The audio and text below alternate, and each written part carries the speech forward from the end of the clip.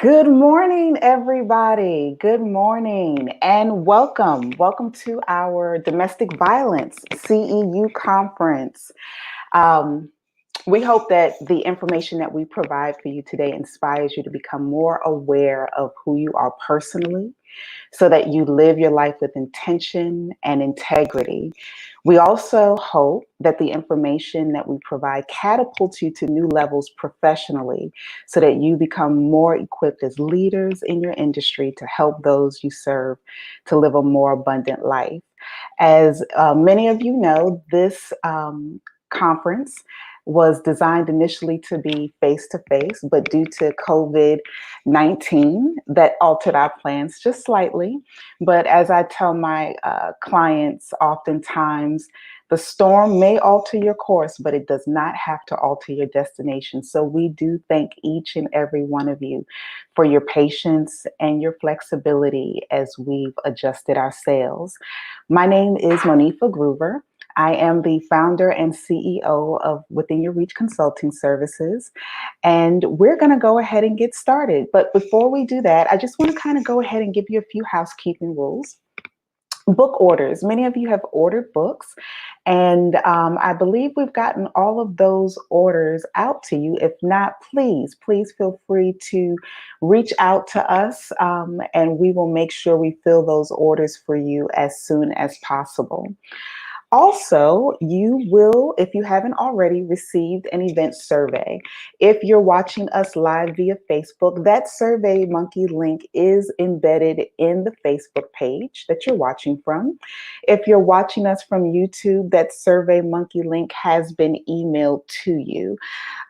Please check your spam folders. It may have gone there as well. And once you complete those CEU certificates, those monkey surveys, those CE certificates will be emailed to you electronically within 24 to 48 hours of completion. Q&A.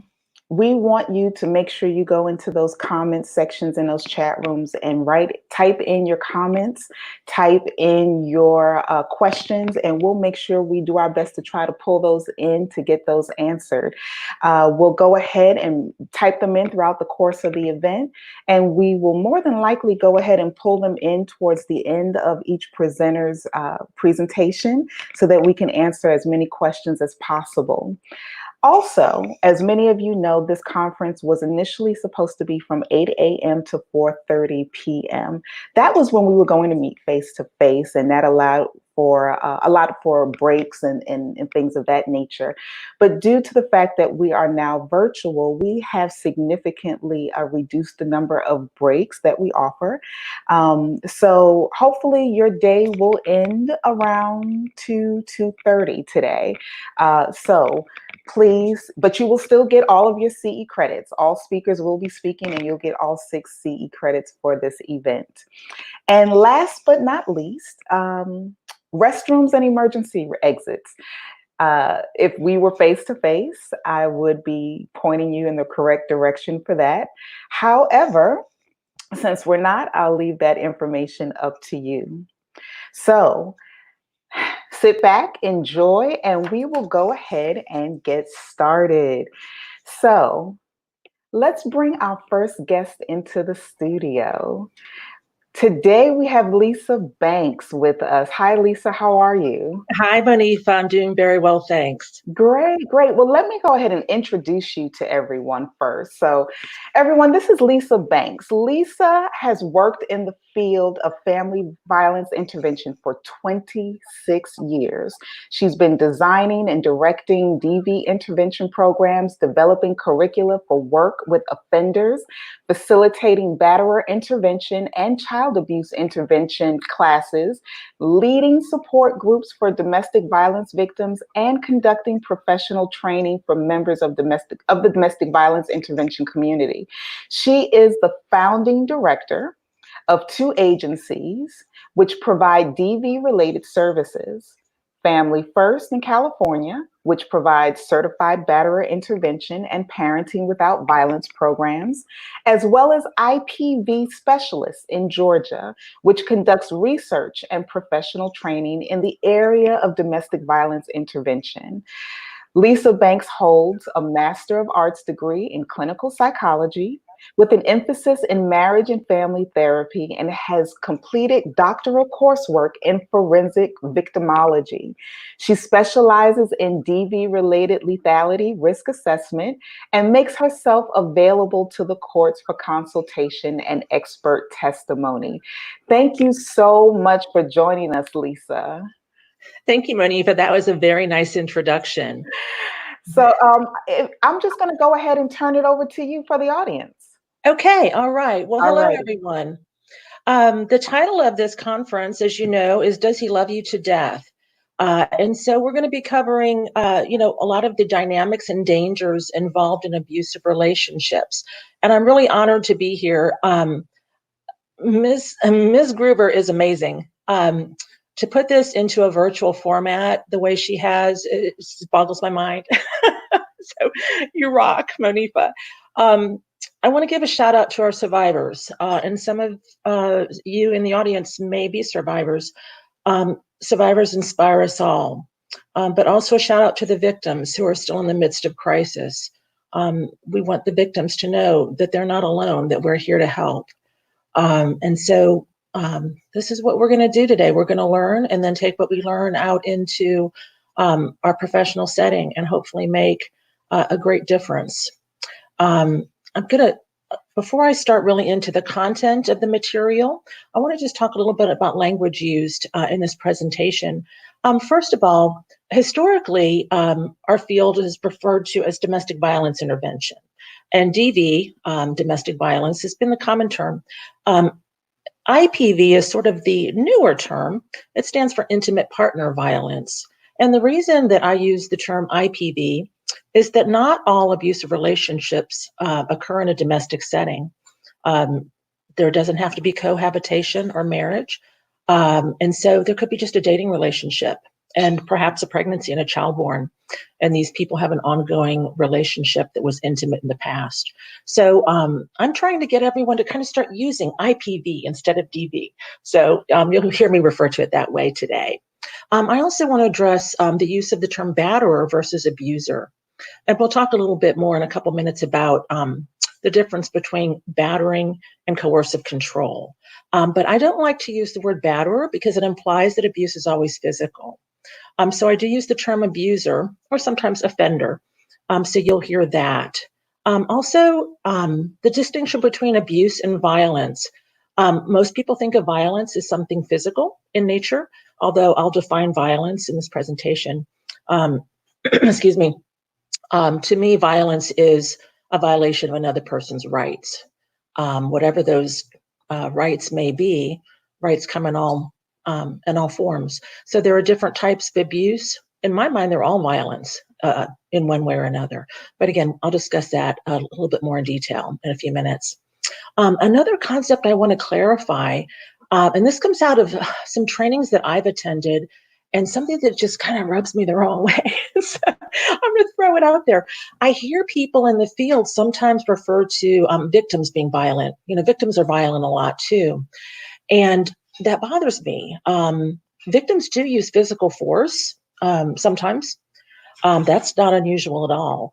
But violence, the definition of violence is the illegal use of physical force. So a person using physical force to defend themselves is not committing violence. And so I think that's an important distinction. We don't want to lump victims into a set of violent people by the use of that language. So again, I prefer physical force when we're talking about victim actions. Now, in terms of our audience today, Monifa told me that most folks viewing are therapists and social workers. I did hear through the grapevine that we might have a couple of victim advocates on the line too. So anyway, I've tried to tailor this to the audience. If I miss you, if you're in a specialized niche that, and I've missed you, please forgive me. It's hard to know who all is in the room, so to speak, when we're doing this virtually. And then my last point about language used, I will be using gendered and heterosexist language. According to the Bureau of Justice, women account for 85% of victims of intimate partner violence, and men account for the remaining 15%. That's based on a study that was conducted in 2015. The majority of DV homicides, or shall I say IPV homicides in Georgia, that were tracked by the Fatality Review Project from 2004 through 2018, the majority involved men killing women in heterosexual relationships. The language used in the training will reflect these realities. Of course, we understand that all victims, it should not be construed rather that all victims are women and all perpetrators are men, or that all relationships involving IPV are heterosexual in nature. So forgive me, I read off that little blurb. Didn't do a great job of it. All right, so moving on to our first major concept, battering versus coercive control. I apologize that you're not looking at a PowerPoint. Um, there's a technological glitch with my computer. This is not Monifa's problem. It seems to be on my end. So I really apologize. But I'm going to do my best to communicate the info clearly so you can follow along. So battering versus coercive control. The underlying issue in intimate partner violence is coercive control. Some abusers never lay a hand on their victim, but they stalk her, or they threaten her, or they abuse pets to terrorize her. Some control all the money, so she has no means to lead the relationship. The message is this, basically: you're mine, you will do what I say, you will go where I say you can go, you will associate only with those I approve of, you will jump when I say jump. And if you don't, very bad things will happen to you and to those you love. That's a scary situation. Again, there could be a complete lack of physical violence, but that's still a very scary and potentially deadly situation. Some victims don't realize that what they're experiencing is abuse because the partners never laid a hand on them. And while many abusers love to use that as a source of confusion to keep their victims stuck, some abusers honestly believe they've not been abusive because there's been no physical violence. So it's important to keep this in mind when assessing whether an offender or victim identifies relationship dynamics as being abusive. We're called to use our professional insight and judgment rather than take the word of the person being interviewed. I think that's very important. So some general stats that kind of show us how big the problem is and who's most at risk. From 2000 to 2010, 14% of all homicides in the US were committed by intimate partners. That's a staggering figure if you ask me, 14%. We always think of homicides, drug dealers and gang violence, but 14% of all homicides committed by intimate partners. In 64% of female homicide cases, the victim was killed by a family member or intimate partner. So more dangerous to be in the home than walking down a dark alley, it seems. In 16% of male homicide cases, the male victim was killed by a family member or intimate partner. So it's while men are at risk for lethal violence in IPV situations, the numbers are not nearly what they are for female victims. 24% of female homicide victims were killed by a spouse or ex-spouse, 2% for the male counterparts. 21% of female homicide victims were killed by a boyfriend or girlfriend, 3% for the male counterparts. So we have, 45% of female homicide victims killed by a spouse, ex-spouse, a girlfriend or boyfriend. 19% of female homicide victims are killed by another family member, whether that be, a parent, a sibling, aunt, uncle, whomever. 11% of male homicide victims killed by another family member. So overall, homicide due to family violence and intimate partner violence is 4 times higher for women than for men. And homicide due just to intimate partner violence, take the family violence out of it, homicide due just to IPV is 9 times higher for women than for men. Again, I'm going to be using he to relate to the offender, the abuser, and she to relate to the victim. And that really is to honor these statistics and this reality, the high level of danger that IPV poses for women in our society. So how dangerous is the situation really? When you're working an IPV case and you're trying to figure out, does he love her to death? Is he going to possibly escalate to lethal violence? It's important to understand the situation, but most Americans, I believe, people around the world, I haven't studied internationally, but it seems that most human beings have a very common psychological phenomenon called normalcy bias. And it comes into play when a person's interpreting the cause of another person's behavior. So we want to attribute a normal cause for abnormal behavior. So the assumption made is the person's motives are normal rather than a cause for alarm. For example, if you might hear someone say, lots of people say mean things when they drink. He isn't dangerous, he's just drunk. We'll talk about substance abuse and the link to lethal violence later in the presentation.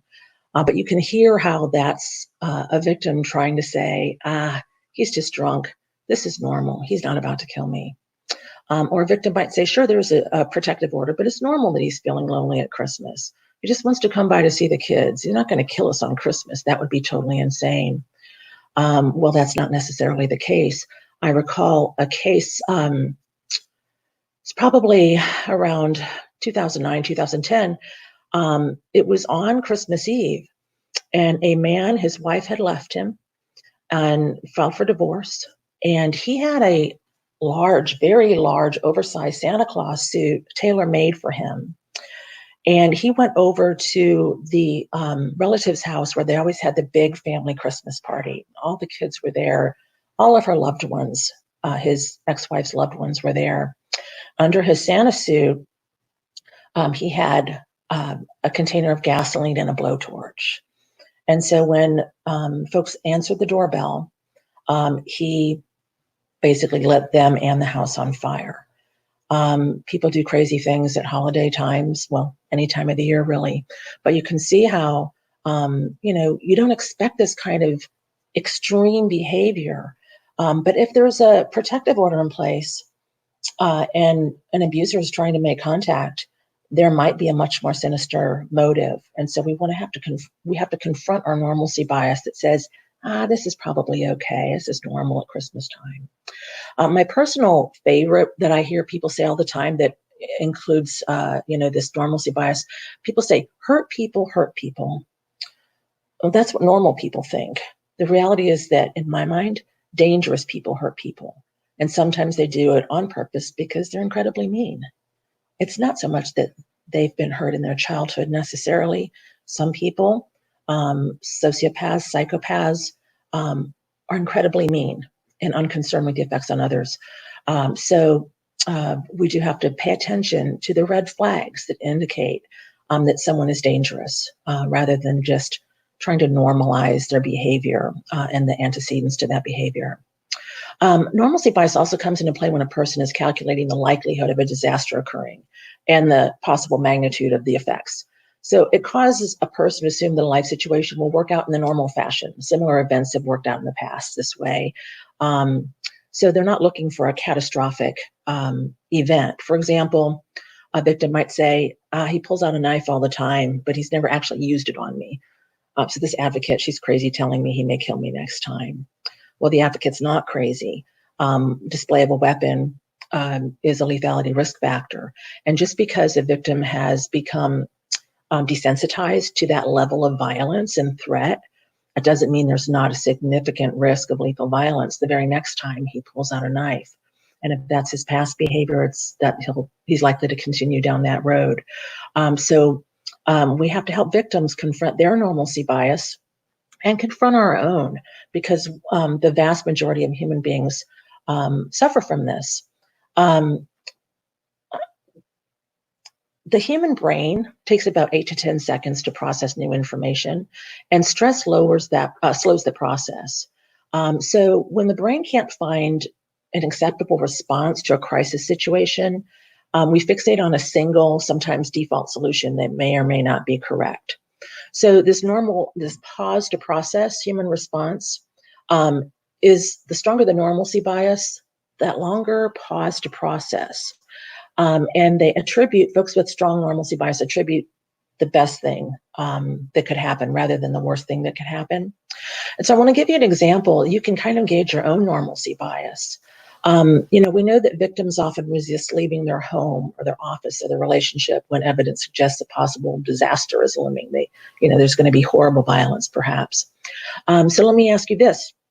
If you're at work and you hear a fire alarm go off, how fast do you evacuate? Maybe you don't hear sirens or smell smoke. How fast do you evacuate? Most people have some degree of normalcy bias and they assume it's just a drill. And so they linger far longer than they should. The same is true of most DV victims. Their brain tells them everything will be fine and not to overreact, but they often lean the other direction and underreact, given the dangerousness of their situation. So I think it's important for us to recognize what normalcy bias is. If you want a movie that really depicts what normalcy bias is, I highly recommend a movie called Robert Blecker Wants Me Dead. And it's available on Prime Video and FilmRise, which is another one of the movie channels. I have a little Roku box. So Robert Blecker Wants Me Dead. Robert Blecker is a criminal law professor at a well-recognized university. And he interviews a man on death row who was there for killing his 4 children. And to me, it is very obviously a domestic violence situation. Robert Blecker doesn't know a lot about domestic violence, evidently, because never in the hour and 30 minutes of the program did he refer to this man's wife, the mother of the children, as a victim. He just looked at the children as the victims. But this man on death row he definitely killed the children to punish his wife for leaving him. And his last words when they ask before they're executed, do you have any last words? He said, I do. Meaning, yes, I do have last words, and they are, I do. She committed to me. She should have never left me, and this wouldn't have happened. So Robert Blecker, though, he just keeps attributing normal emotional processes to this man who is very obviously a psychopath. Excuse me. So really highly recommend that. It's very interesting. It's sort of framed as a death penalty kind of analysis, but it's very much about domestic violence, psychopathy, and the normalcy bias that Robert Blecker has. So highly recommend it. Again, Robert Blecker Wants Me Dead. So the opposite of normalcy bias is doomsday thinking, overreacting to everything. Both of these are cognitive distortions, but victims rarely die as a result of overreacting to signs of danger. Police rarely do. They typically enter a DV situation fully prepared to draw their weapon at a moment's notice. Their training, their experience tells them that things can escalate very quickly. And so they plan their actions accordingly. Well, think about that in terms of safety planning for a victim. If the police are trained about how quickly a situation can escalate and how to judge imminent risk and react accordingly, we can train victims. I say train, but train victims, educate them, coach them so that they can see danger, see the signs of rapid escalation, and hopefully make wise decisions to escape. But who's training our DV victims? The victims, they experience some cognitive dissonance. I've been through this before. I'm not even scared. Why should I act like I'm scared and run? But we can help them say, yeah, you might not be scared. You might not feel that way because you are kind of used to this. But these are really dangerous warning signs. And you may very well need to disappear to save your life and that of your children. So everybody participating in this conference today really needs to learn the signs of danger. We call those lethality risk factors. I'll talk about them later today. We have to remind ourselves that something terrible may happen, even if the victim we're helping doesn't think so. And we have to try to be objective to find that balance between overreacting and underacting, and then take appropriate measures to intervene. So that is my little clip on normalcy bias. I want to talk next. I want to present some case studies that had some lethality risk factors involved. And they're pretty intense, or at least to me. The first 4 cases I'm going to present were all clients of mine. And these cases made me wake up, sit up, and realize I wasn't doing a good enough job. And I still have great regret. I was doing the best job I knew how to do at the time, but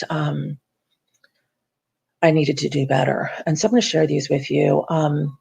Most of you, I'm sure, have been working in the field for a good long time. So you may have had cases similar to these, but these are mine. So years ago, I had a client, I'll call him the accountant. He was a very thin, seemingly timid man, He had a little pocket protector. He came in his slacks and his business shirt and his little pocket protector.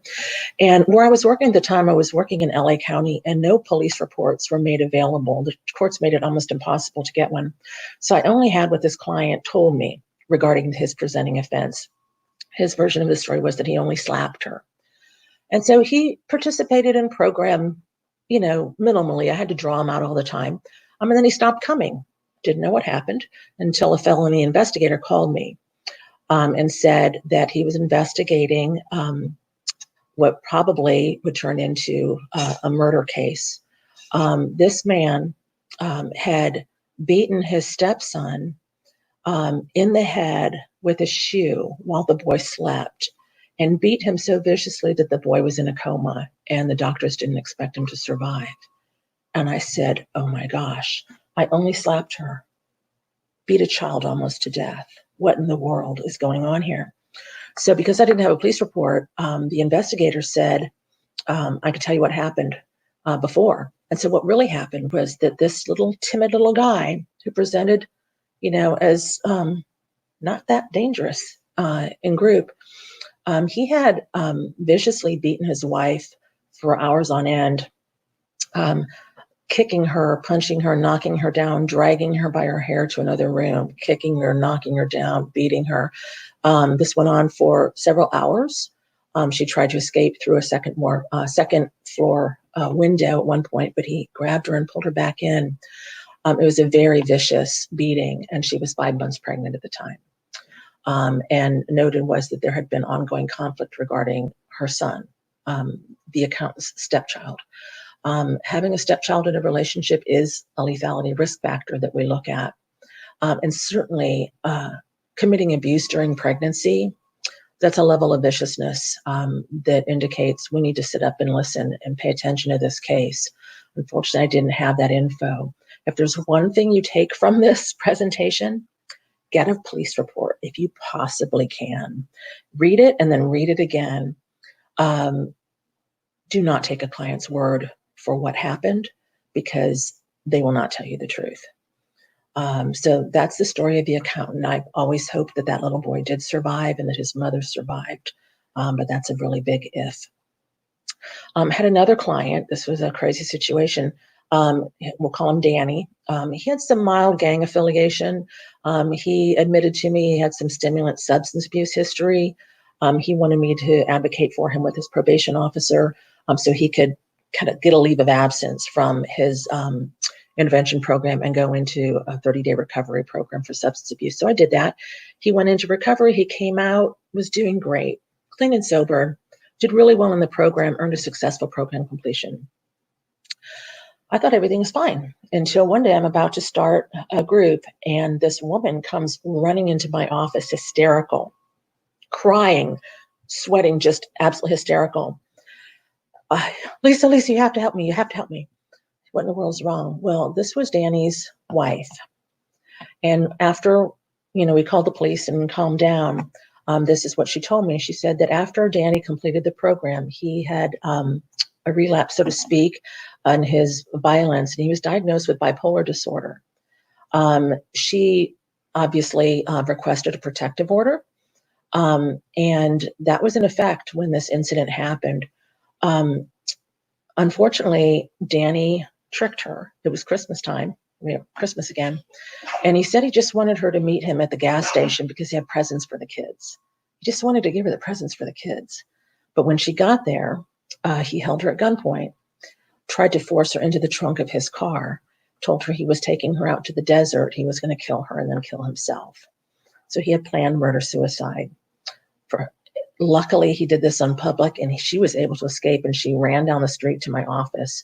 But she narrowly escaped with her life. Of course, I called the police, and then we alerted her family where the children were and her parents were so they could get to safety. But serious violence, potential murder-suicide, what we do is so important. And I didn't see the red flags because Danny was doing great. And she didn't know how important it was to not meet him. The protective order was really necessary. And I wish that someone along the way had been able to educate her about how dangerous co-occurring mental health issues are when there's been prior violence, as well as substance abuse history and gang affiliation. All of these things primed him for violence. So that was Danny. Luckily, no one died in that situation, to the best of my knowledge. The next case, not a pretty ending. This client, we'll call him Juan. This happened about 10 years ago at my agency out in California. This was not my client directly, but I was supervising his class facilitators. And so he had come in 6 times, quiet again in group, was cooperative, but wasn't really motivated to contribute much. And it's a 52-week program out there in California. We let them kind of ramp up, and in the first few weeks, a lot of people kind of present like him. But then he stopped coming. Well, that's not unusual either. They bail out, they get excessive absences, they have to be terminated from program. So he stopped coming, we terminated him, we figured he'll be back. That's not what happened. What happened was that, the background, before he came to our program, the victim had separated from him because of his violence. And after she tried to end the relationship, which, again, separation is the riskiest time for a victim. After she tried to break up, he let himself into her home through a window and held a knife to her throat. He was arrested, and a peaceful contact order was issued. So not a no contact order, stay away order. This was just don't annoy, harass. So even the judge underreacted to the fact that this man broke into her home after separation and held a knife to her throat. Anyway, he violated this peaceful contact order by harassing her. He called and texted her 500 to 600 times within 4 days, and then 100 times in 1 hour. So there was rapid escalation of his stalking behavior. He accused her of seeing someone new, and all these text messages were in the police report. And she finally, she just wants him to leave her alone. And so she lies. She says, yes, I've started seeing somebody else. And he says, well, I'm going to get my knife and I'm going to come kill both of you right now. And an hour later, he stabbed her 12 times in the parking lot in front of her apartment complex. She was on her way to college. She was 27 years old. And her child, luckily, was already in daycare and didn't witness the murder.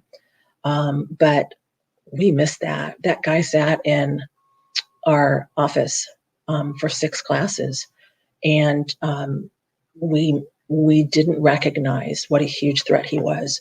So at that point in my career, I really became focused on lethality risk assessment. And I do a presentation. I was telling Monifa I have one scheduled in March up in Atlanta. It's a 2-day just covering lethality risk assessment. It had to be canceled because of COVID-19. But there's a lot to learn in the realm of lethality risk assessment. But I believe it's really necessary to save lives. And so we'll touch on a couple of those issues, lethality risk factors today. Another case, this is a case of sexual violence. And I think even though I had a client that killed a victim and another client that beat a child possibly to death, and another one who tried to take his wife hostage to commit murder-suicide, those are all really extreme. But this case has disturbed me, I think, more than any other. We're going to call this client Charles Manson because he bore a striking resemblance to Charles Manson. It's as uncanny as probation officer said the same thing. Did you notice? Yeah, I did. So he came in the first time he came in for his intake appointment in the intervention program. He looked like kind of a scruffy drug user kind of presentation, long stringy hair, kind of dirty clothes. He went through the intake, and the next time he showed up for a group, he was transformed. He had this nice haircut. He had these little spectacles, Harry Potter spectacles. He looked so studious.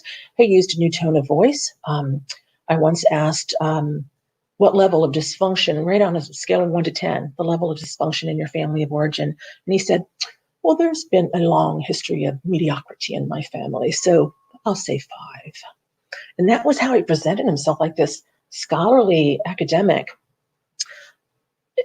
again, took on a completely false persona within the program. And I noted it, but at that time I didn't know enough about psychopathy to realize that I was looking at a psychopath. Anyway, no police report available on this guy. No call no return call when I called his probation officer. Charles Manson admitted to some mild physical violence in the relationship, but what really happened, and I found this out later when DFACS called me to testify at a family reunification hearing. What had happened was that Charles Manson had been prostituting out his wife, and she did not like that. She did not want to continue that. He said, we need it, he's doing drugs. And so he wants money to do drugs. She starts making jewelry, trying to make some money some other way.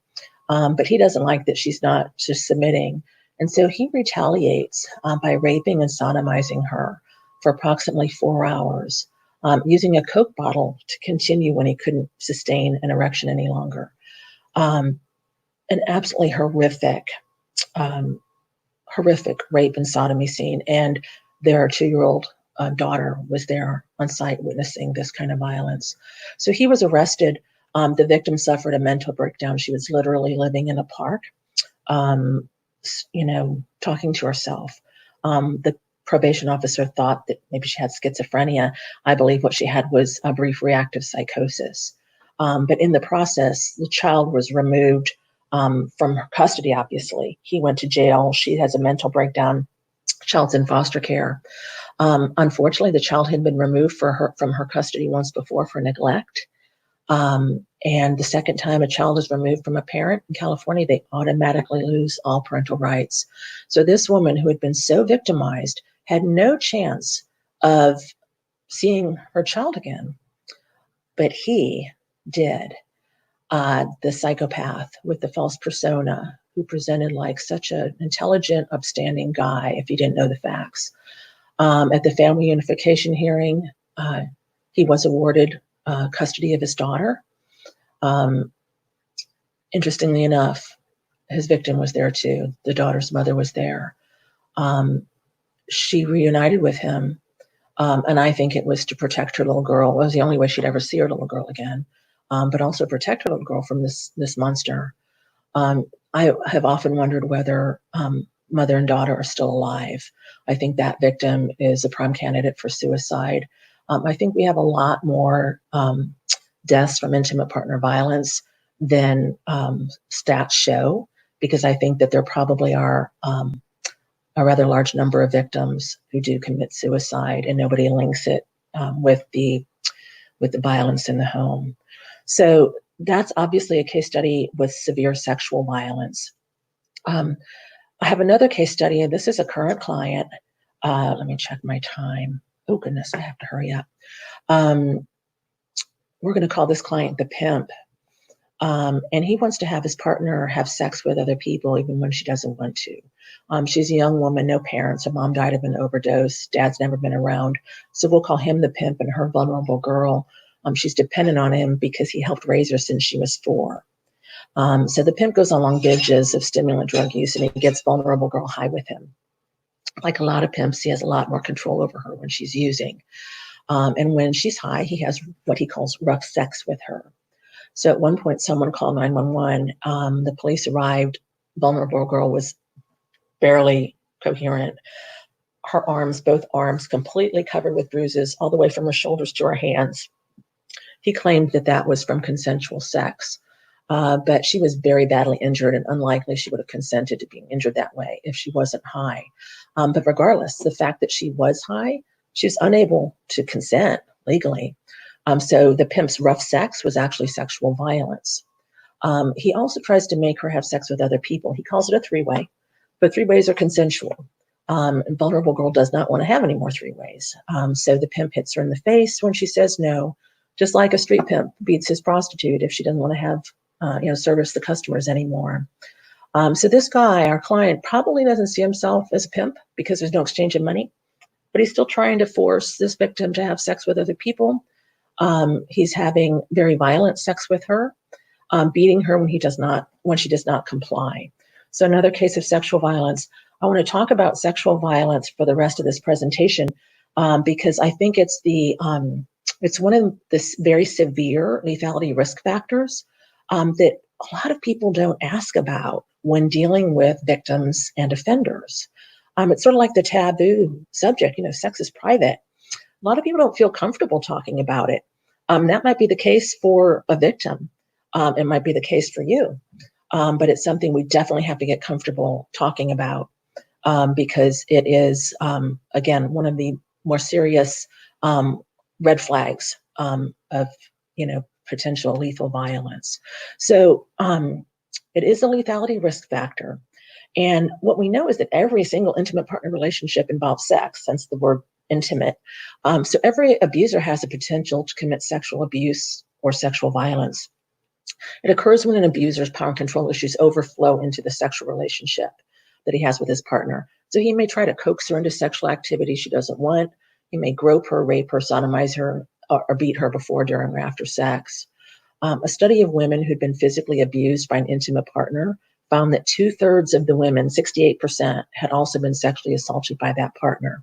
So when you are dealing with a victim who has been physically battered, 2/3 of those victims have been sexually assaulted. We have to be asking the questions about that. So sexual activity that is not abusive is based on consent. And consent means both people have equal enthusiasm for the sexual act. Everyone should know that phrase, equal enthusiasm. It means if one partner initiates some form of sexual interaction, the other partner says, cool, sounds like fun, let's get started. And if there's not equal enthusiasm, then there's some form of sexual coercion or outright force that's taking place. Consent is the key word.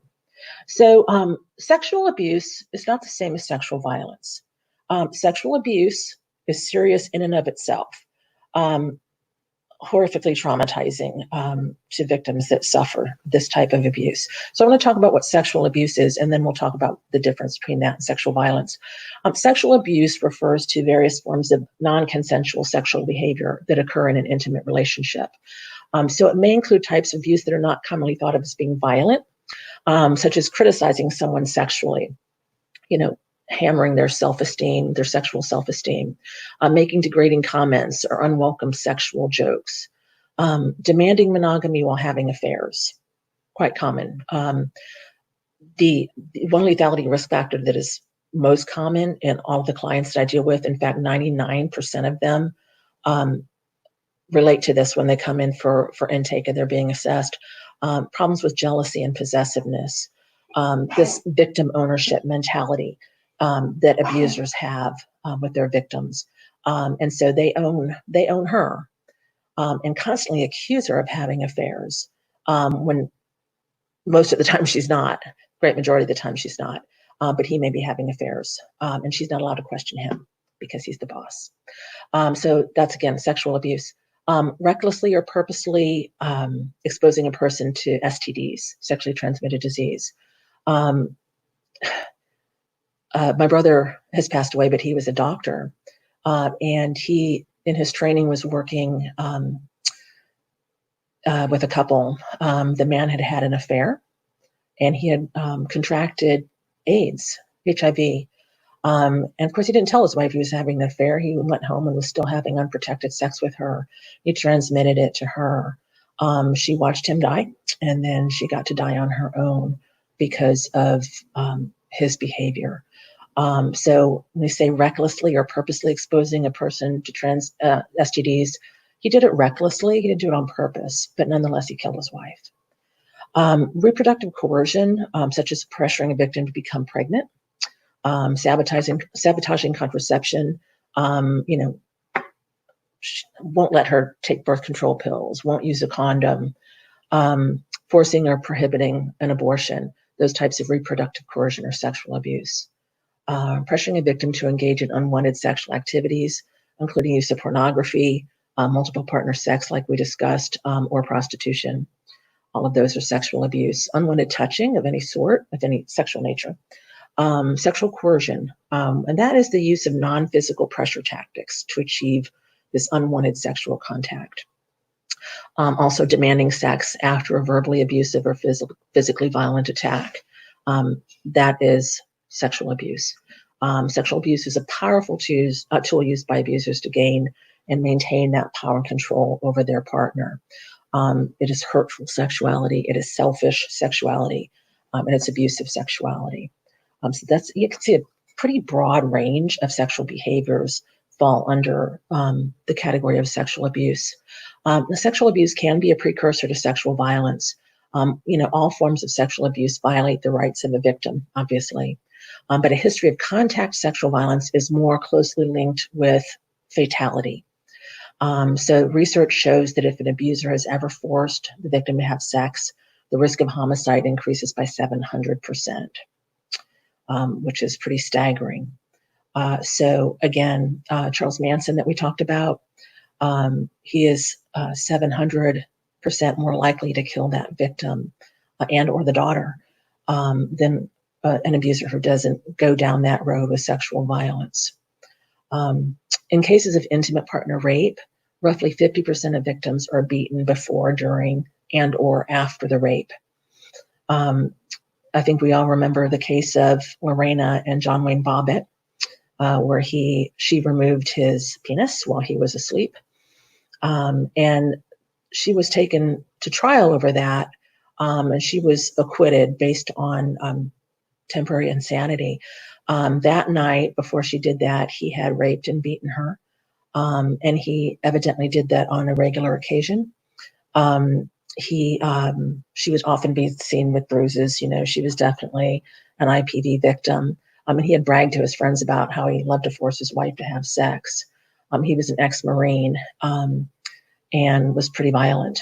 So anyway, he was beating her before, during, and maybe after he would rape her. Just a horrendous situation. But all America remembers is that she attacked him and removed his penis. Nobody thinks about how he attacked her and possibly injured her vagina, and a lot of other parts of her psyche and her body. So anyway, that's the Bobbitt case. So going back to marital rape, in 1993, marital rape was made illegal. It was made a crime in all 50 states.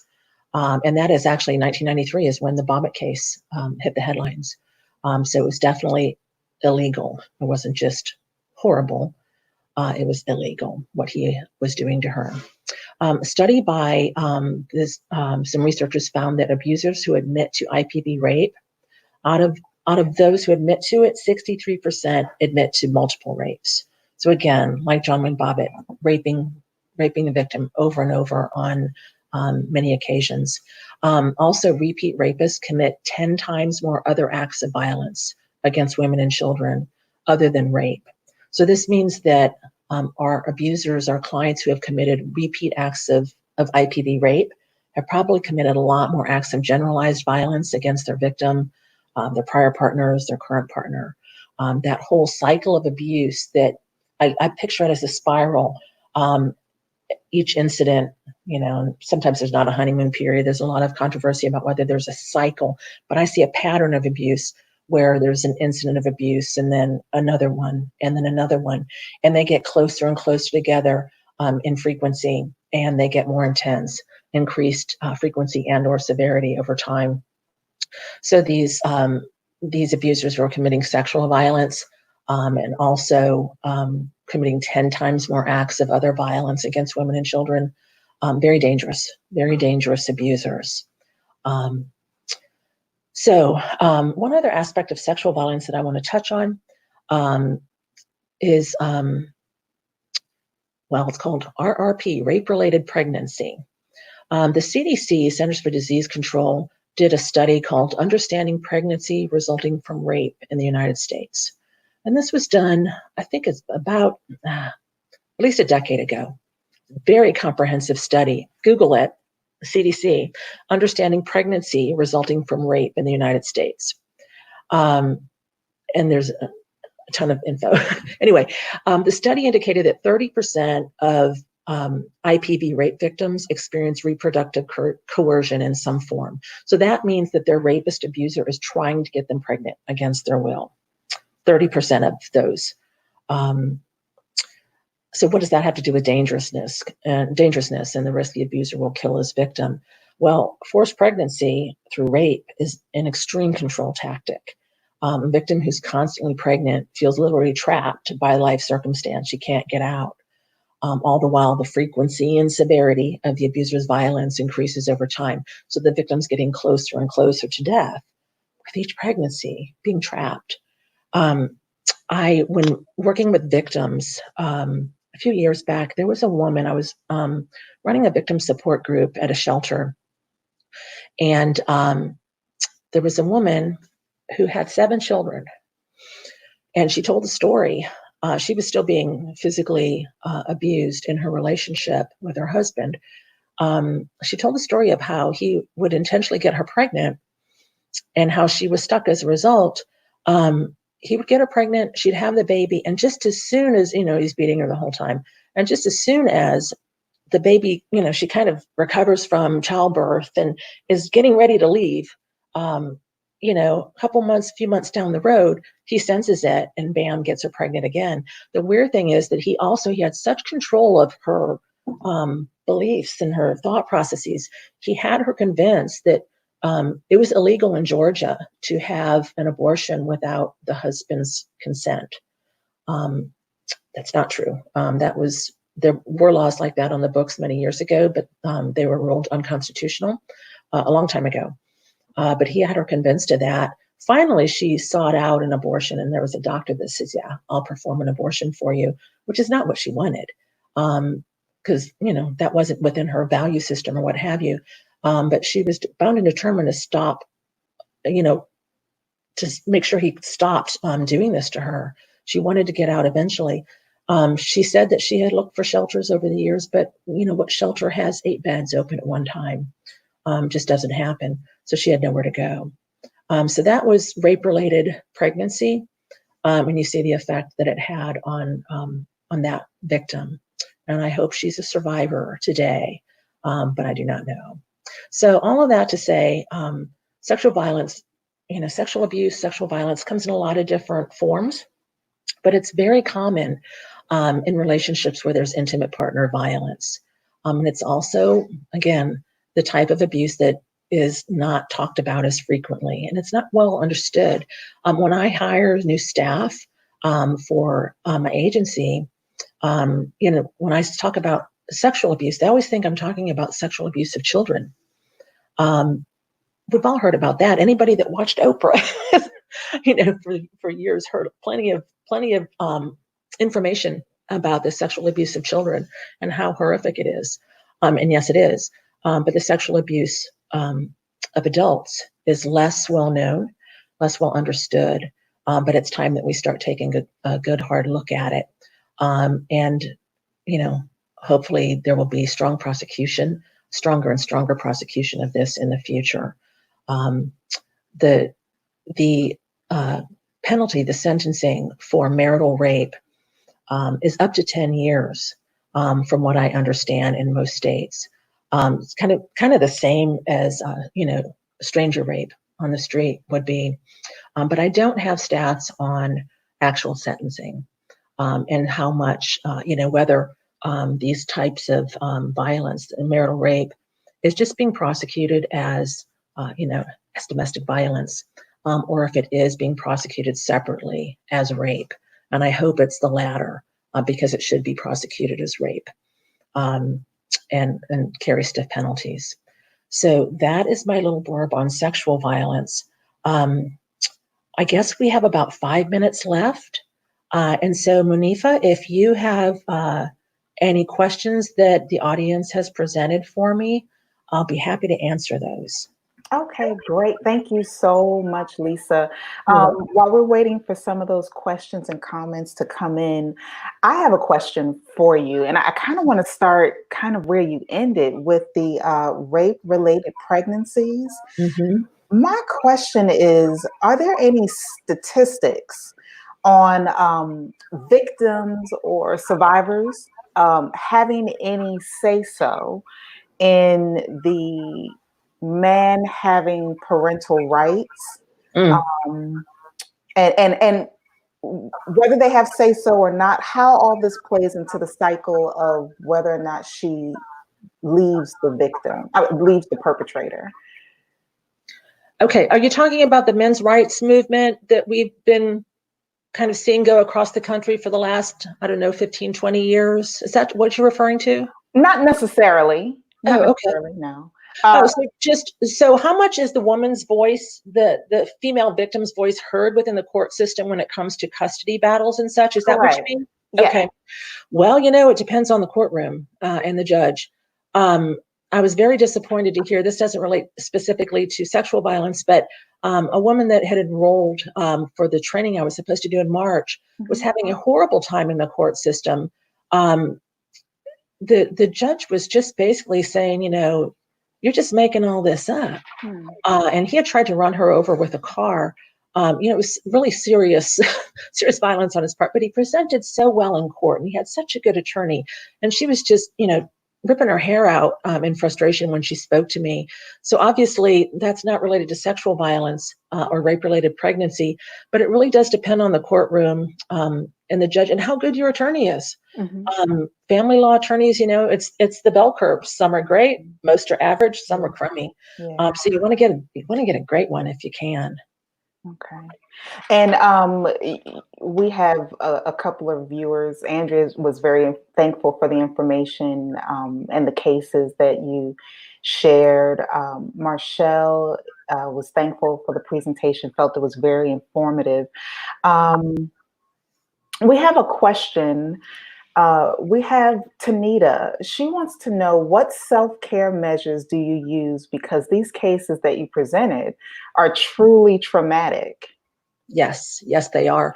I was going to end with just that. I'm hoping that everyone during break kind of takes a couple minutes for their own mind and heart to kind of, get rid of as much of that as possible, but also in upcoming days.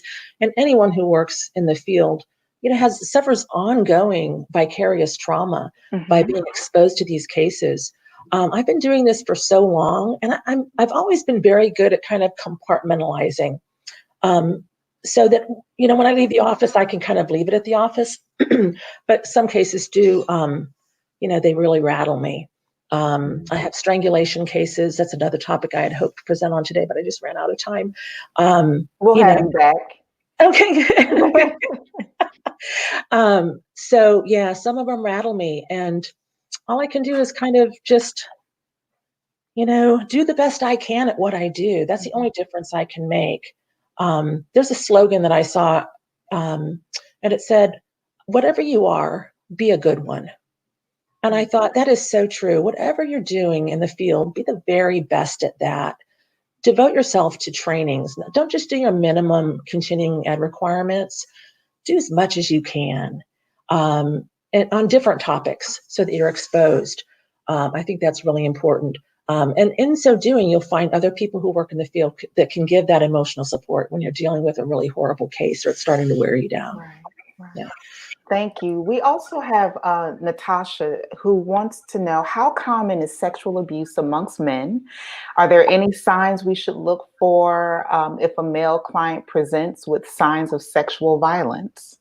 Having been the victim or the perpetrator? That is a good question. Let's see. Can you briefly speak to I will. both?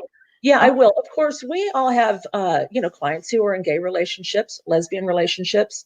So I'll just talk about a man who's been a victim.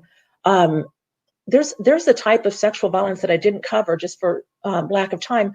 MTP is how it's been dubbed, made to penetrate. And so besides a man possibly being victimized by having his body penetrated against his will, a person, an abuser who has that, power and control dynamic going on, can make the victim penetrate him. So kind of an relatively unfamiliar form of sexual violence that some men endure. And she did clarify she meant the victim. If a man is the victim of Yes. sexual violence, yeah, Yes. it happens. And of course, it goes against every stigma we have in our society, oh, men are hypersexual. They want it anytime they can get it, and all of this. nobody wants it unless they want it. And that's where Mhm. consent comes in. Right. And so a man who's been sexually violated has all of the same trauma responses as a woman, but it's on some level even worse because there isn't a support system for the male Yeah. victims in our society. They feel very alone. They feel very ashamed. Female victims feel very ashamed often as well, but male victims just, they're very isolated. And so, yeah, that's a problem we have in our intervention community. How do we make sure that those victims are acknowledged and Right. that they realize what's happening to them is sexual violence? Yeah. Yeah. And I know we're past time, but I do want to see if we can get at least one or two more questions here. Amanda recently moved to South Florida and hasn't had much experience with IPV courts there. Okay. What have you experienced? Is there anything different in rural, suburban, or metropolitan areas in support of victims? Well, okay. I'll tell you this. I don't know much about Florida, other than I just went to a conference, the Association of Threat Assessment Professionals. It's a really great professional organization. Their annual conference, they have one in Orlando each year and one out in California. I went to the one in Orlando, and there was a presentation done by the crisis threat assessment team Mhm. at the university there. The university that has 70,000 students enrolled, so it's like a small city. Mhm. And their whole law enforcement focus down there, um, it was really great. I was really impressed. They had certain things in place to protect victims that I haven't heard of in Georgia or in California, which of course are the two states that I have the most experience in. Mhm. In California, I haven't worked in rural areas, although I did hear, on a couple of different occasions that in California, there's supposed to be a mandatory arrest policy, so that when the police go out on an IPV case, they're required to determine who the primary aggressor is in the relationship, not who committed the most severe form of physical harm, not who laid hands on first, but who sits in the power seat in that relationship and is the primary aggressor. And I did hear that in some of the rural areas, the police were not abiding by that Okay. mandate. Now in Georgia, I will say we have three different those kind of like social makeup. We have the big metropolitan city in Atlanta, which is extremely different than rural Georgia. And Right. then we have the middle. We have the smaller towns. We have Macon and Savannah and Columbus and Augusta and Athens. So we have like the big metropolitan area, the smaller towns, and then vastly different rural Georgia. And things are handled very differently depending on where you are. So, yeah, all you can do is make a difference where you are. And I think it's important that at some point, people who have expertise in this field Mhm. come together to also help educate the judiciary in jurisdictions where this isn't being um, really handled as well as it should be, taken as seriously in Right. the court system. But that's a project for another day. So, and we're going to have you back, Lisa. You're going to join us again for another segment and getting more detailed in how we can work with the offender.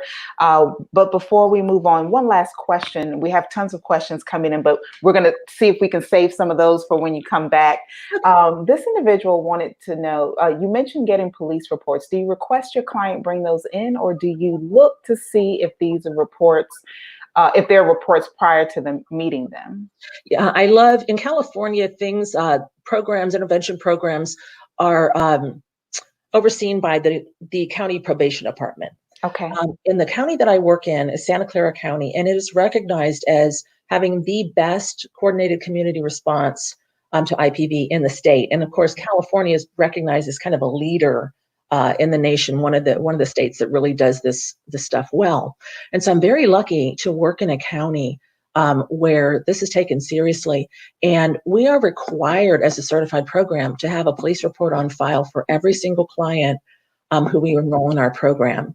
And some programs, they're like, bring it in sometime. I won't enroll them unless I have a police report. Okay. partly because then we'll bring it in later. They don't want us to know. Yeah. And some make their enrollment contingent upon providing that. We are not allowed to take folks who are not mandated by the court. And there's a whole host of reasons that is. I know that's different here in Georgia. FIPs are allowed to take self-referred clients. And some of those won't have a police report. But, get one if you possibly can. Mm-hmm. Yeah. Thank you so much, Lisa. Sure.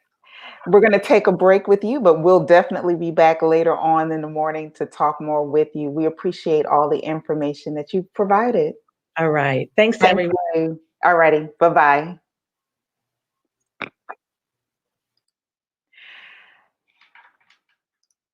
So, everyone, thank you so much for tuning in so far. We're going to go ahead and keep things moving, and we are going to talk next to Miss Tanika Miles, who is an LCSW.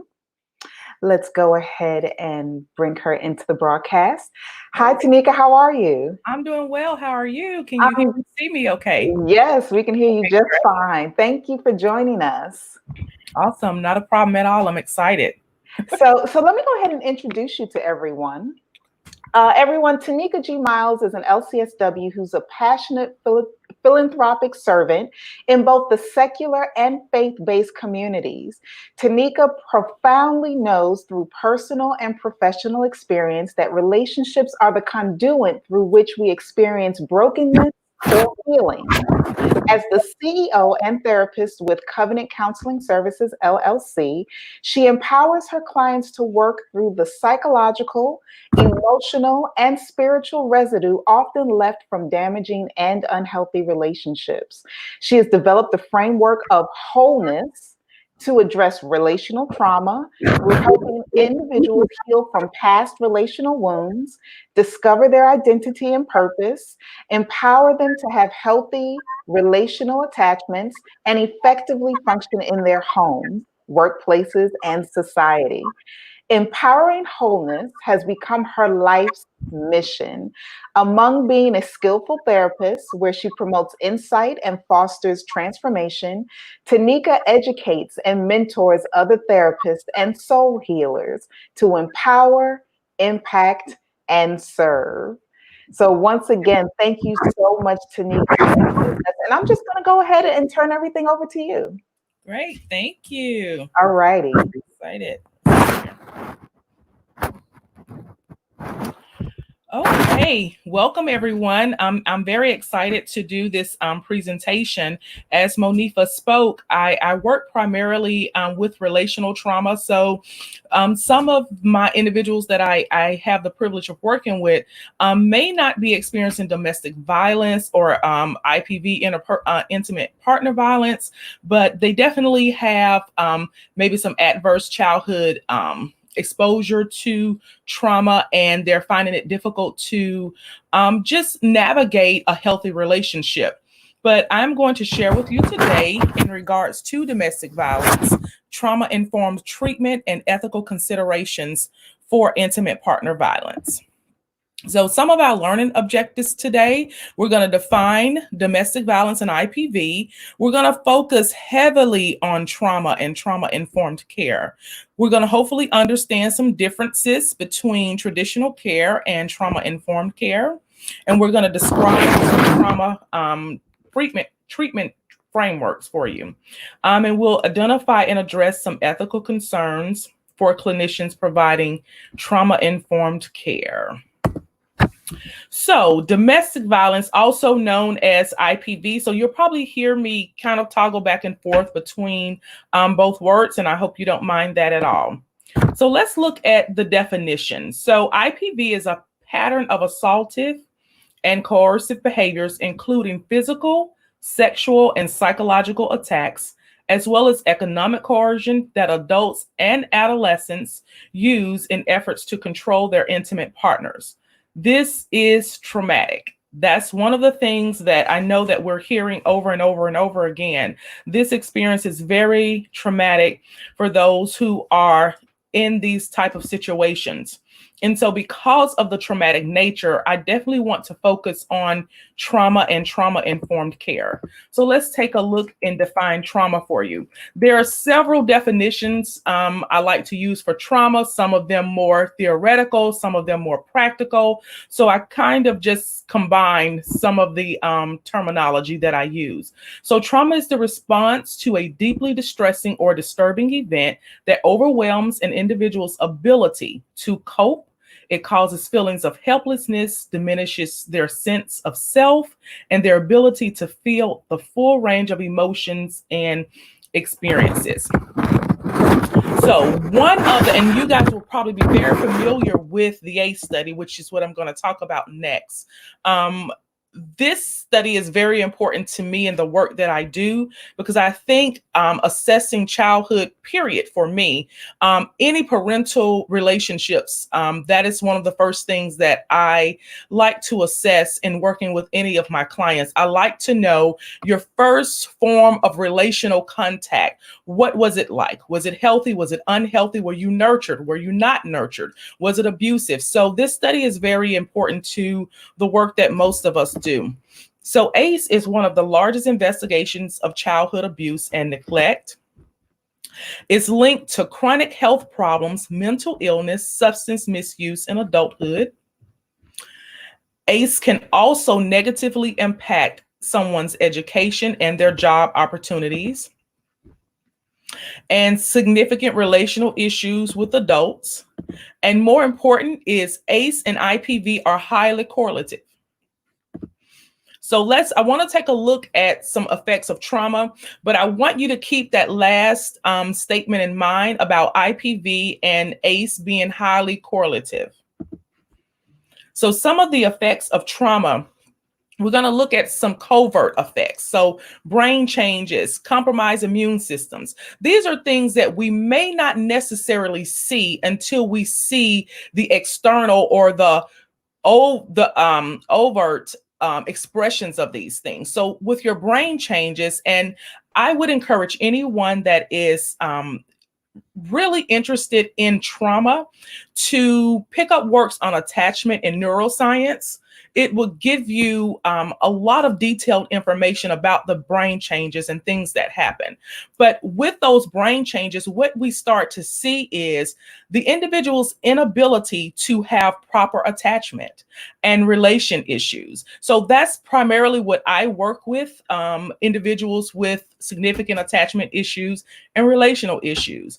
But with the effects of trauma, you do have increased stress, the hyperarousal, the hypervigilant, which is when you go back to having difficulty working, having difficulty in education systems.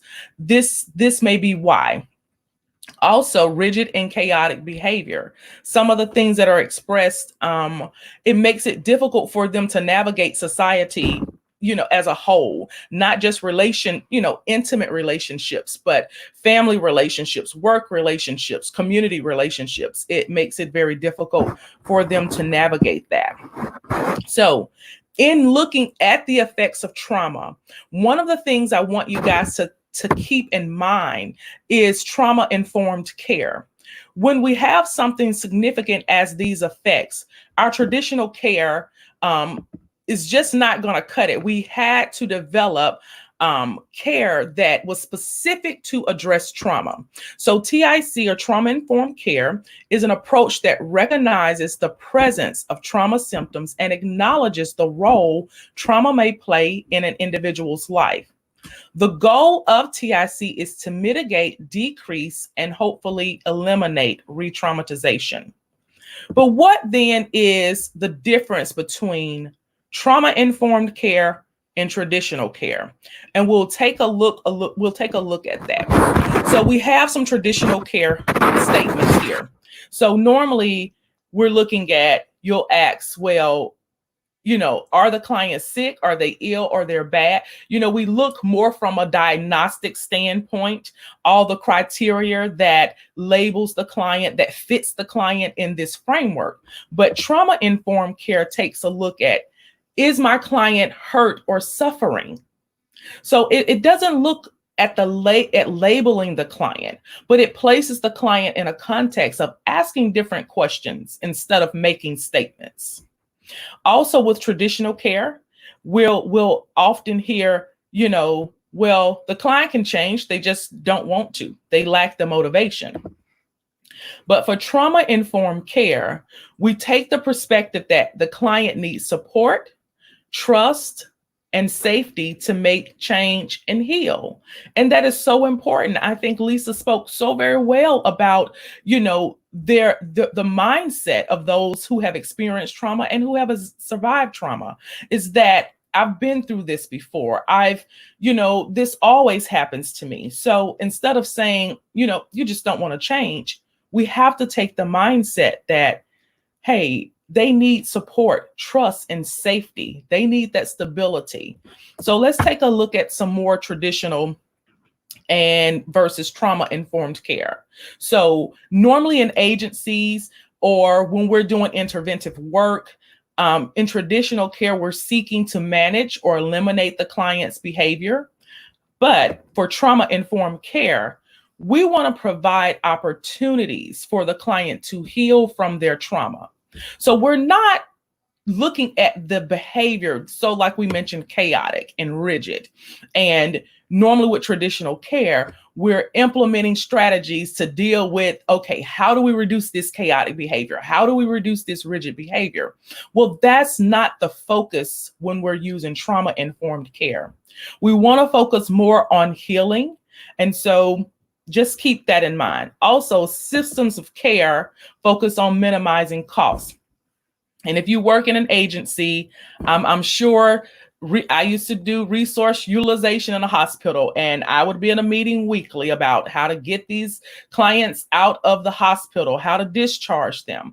Well, with trauma-informed care, we're looking at systems of care that invest in healing trauma, improving outcomes long term. And in that, we definitely will save money moving forward. So in looking at traditional versus trauma-informed care, we have to make a paradigm shift in how we see individuals coming in for treatment.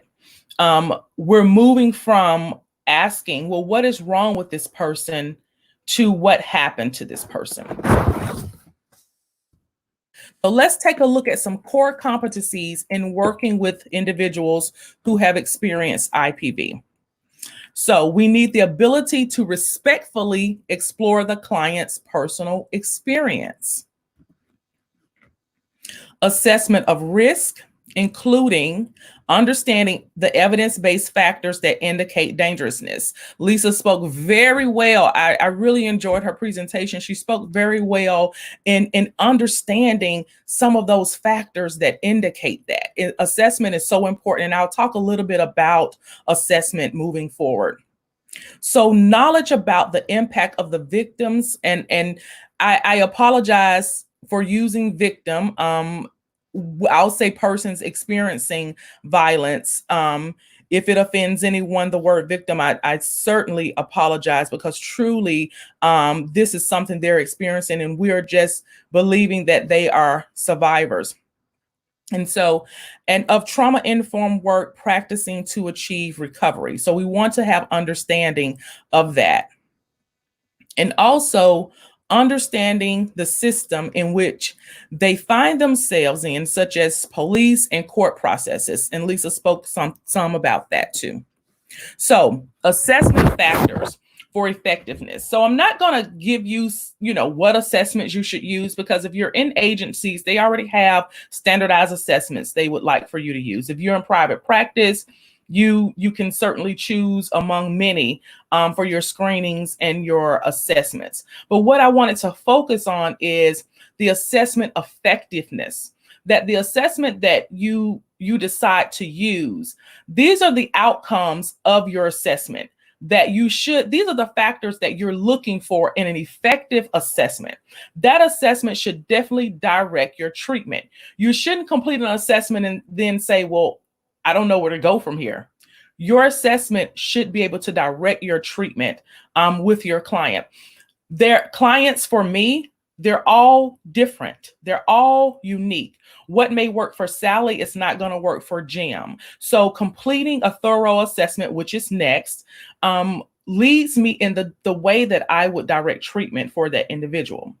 One of the significant things for me, and I spend a lot of time doing this, is assessing their history thoroughly.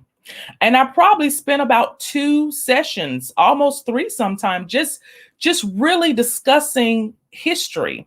And the reason why I do that is the next point. I want to draw connections to what is currently happening with the client, because one of my frameworks and tenets of my practice is to promote insight. I like to teach clients that, so that when they're out of my presence, they know how to gain insight. They know how to make connections. I give them understanding of, certain behaviors, certain feelings, certain thought patterns, and actually take them back to looking at those patterns over time. And so it is so important to do a thorough history, understand what that history, the significance of their history, and draw connections currently, based on what they're experiencing.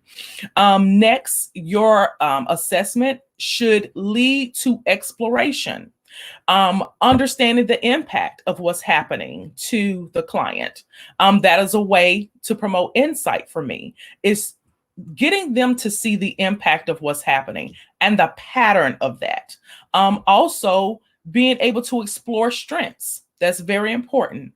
And their adaptations. So some clients, some things that we may, those of us who may not have experienced abuse, for us may be unhealthy coping mechanisms, but it has become an adaptation for the client.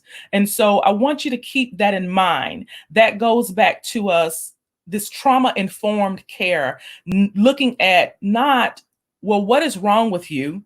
Because I wouldn't do that, to what happened.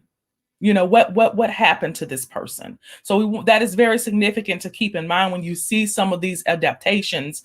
And for you may think, well, that's very unhealthy. But for them, they've adapted to that coping mechanism over time. So that's the purpose of trauma-informed care, is not to look at, well, why are you doing this? So moving on to next, your assessment should also make a connection about these unhealthy associations. So whether it's substance abuse, crime, deviant behavior, you want to be able to make an impact. Be able to get them to understand those associations, and your assessment should be able to indicate that for you. So we're going to take a look at some treatment considerations. So I'm not going to speak in detail about specific treatments just yet, but this is a framework in which you view working with your client. This is your framework. It is the thing that you're saying, I'm going to put the client in the midst of this. So we want to put our client in the midst of safety. We want to make sure that we're taking a non-judgmental stance with our clients when they come in for treatment. We also want to make sure that we empower their voice and their choice. The goal here is shifting from pathology to resilience, and that is so important. So we want to really consider our choice of words that we use with our clients. Moving on next to collaboration and mutuality, that goes back to empowerment. One of the things that I do is I allow the client to just express if they're able to, and I also will let them know, well, this is what I'm hearing. Is this correct? So I constantly mirror to let them know that I'm listening, that I am with you. I want to make sure that I'm hearing you correctly. So all of that is so important, that you're collaborating with the client, that you're not saying, well, this is what this is. Well, no, I think you're doing this. Well, I think you should leave. Well, no, this is a collaboration effort between you and the client. And what that builds, when a client begins to know that you're working with them and not against them, what happens is that trust is formed. One of the things that trust lead to is your client being able to be transparent. This is on both ends. So you want to create trust, but you also want to have a level of transparency. But that aids in your client being able to be transparent as well. So for instance, I'll have clients that tell me they may be mandated by court or something of that nature, and they'll say, "Well, if I tell you this, you have to promise you can't tell." Again, here goes transparency. I have to be honest with my client. That builds our trust, and then they know whether or not. And of course, you've already went over this in your first meeting as far as informed consent. But you are constantly doing that throughout working with your clients, because they will build an attachment to you and feel, well, there's something I want to share, but I can't. So I'm constantly addressing transparency and informed consent as we're working through this process. One of the other things that you want to make sure that you connect your clients with is peer support. So whether that's groups, whether any type of groups that will encourage your client to feel safe, to continue to feel empowered, to use their choice, to use their voice. We want to make sure that we also create that element for them as well.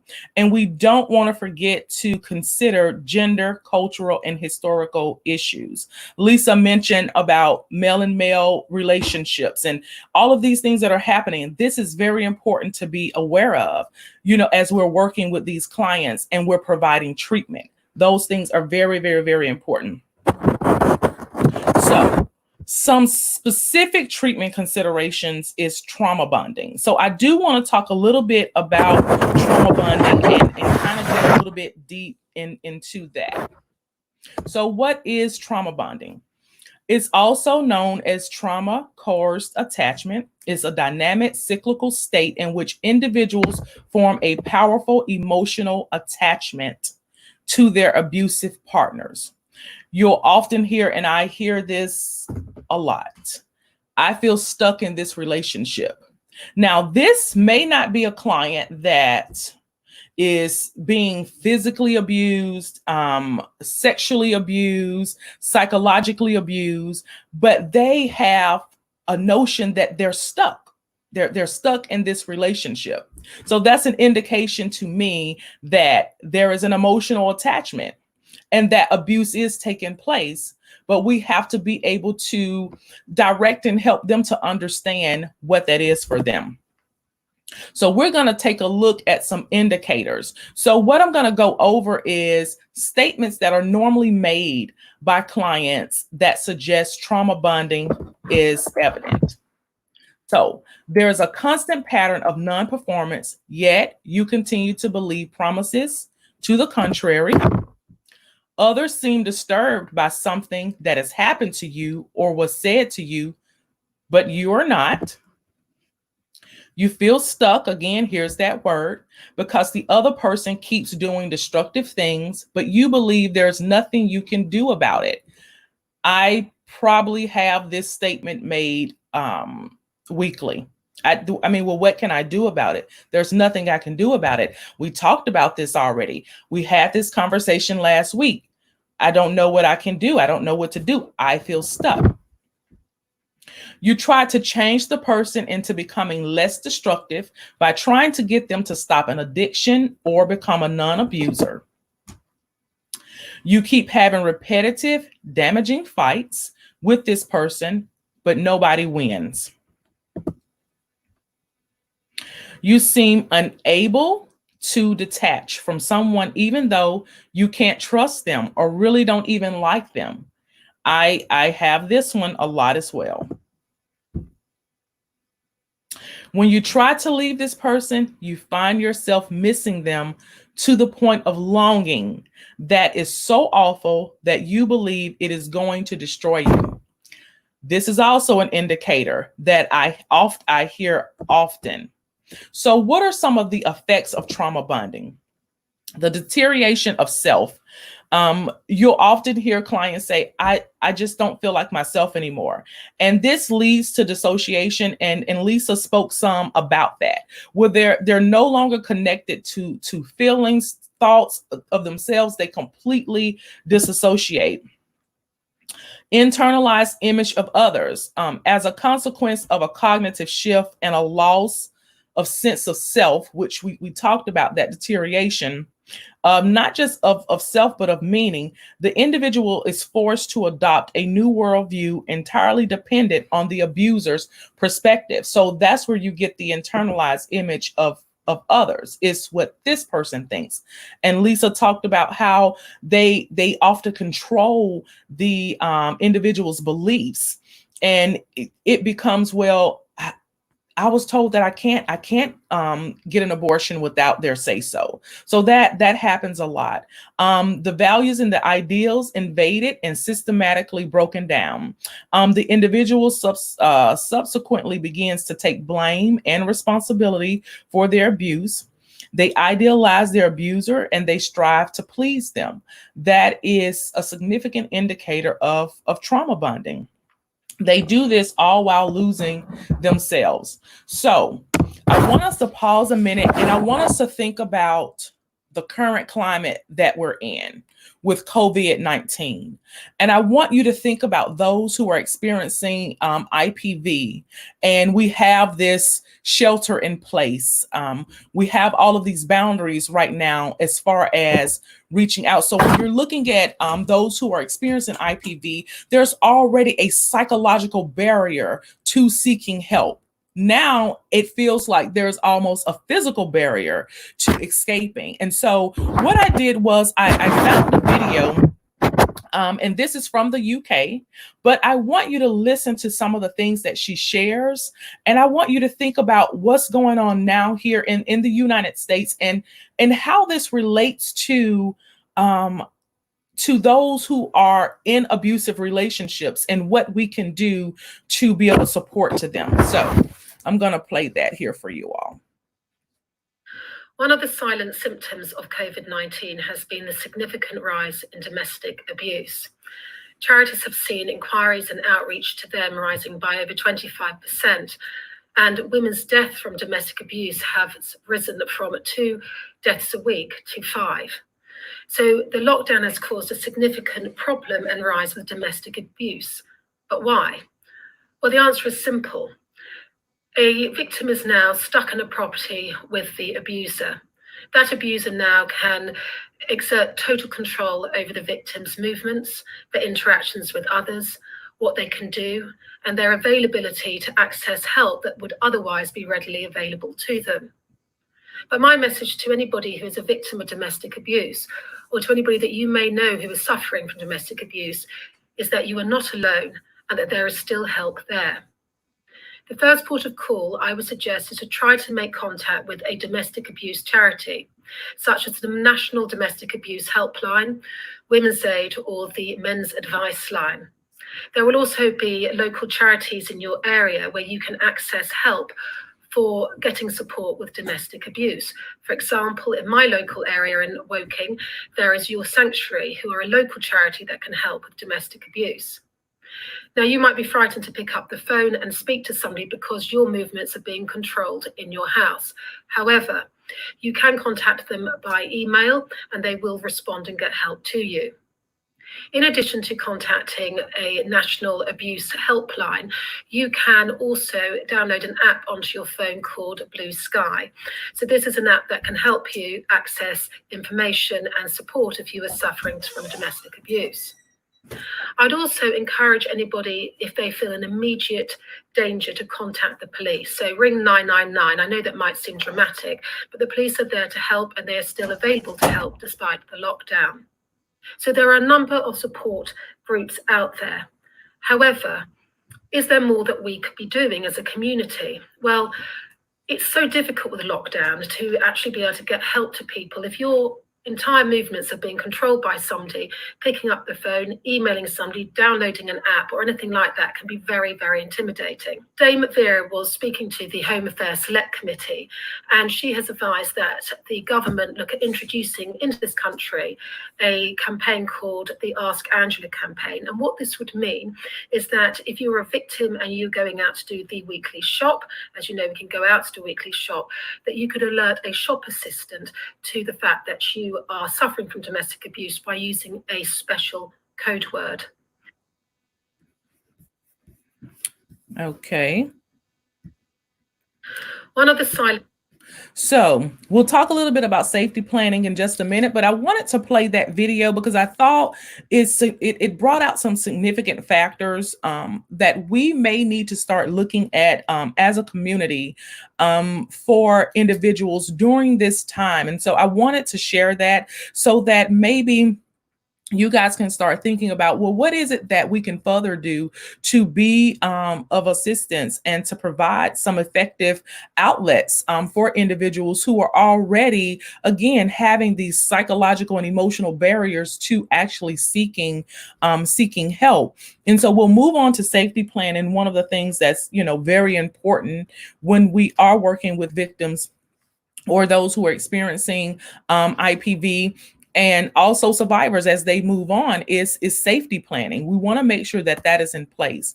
And so I want to just talk about a few strategies when we're looking at safety planning. We want to teach clients how and when to use grounding when they feel unsafe or overwhelmed. So this is a technique that I use often in session when we talk about grounding, because what happens is if my client has been triggered, if they've had an and again, these are individuals that may not be in such relationships where they can't go out, they can't do. These are individuals that they're in relationships, but they're unhealthy, they are abusive, but they have an amount of freedom where they can come and seek treatment.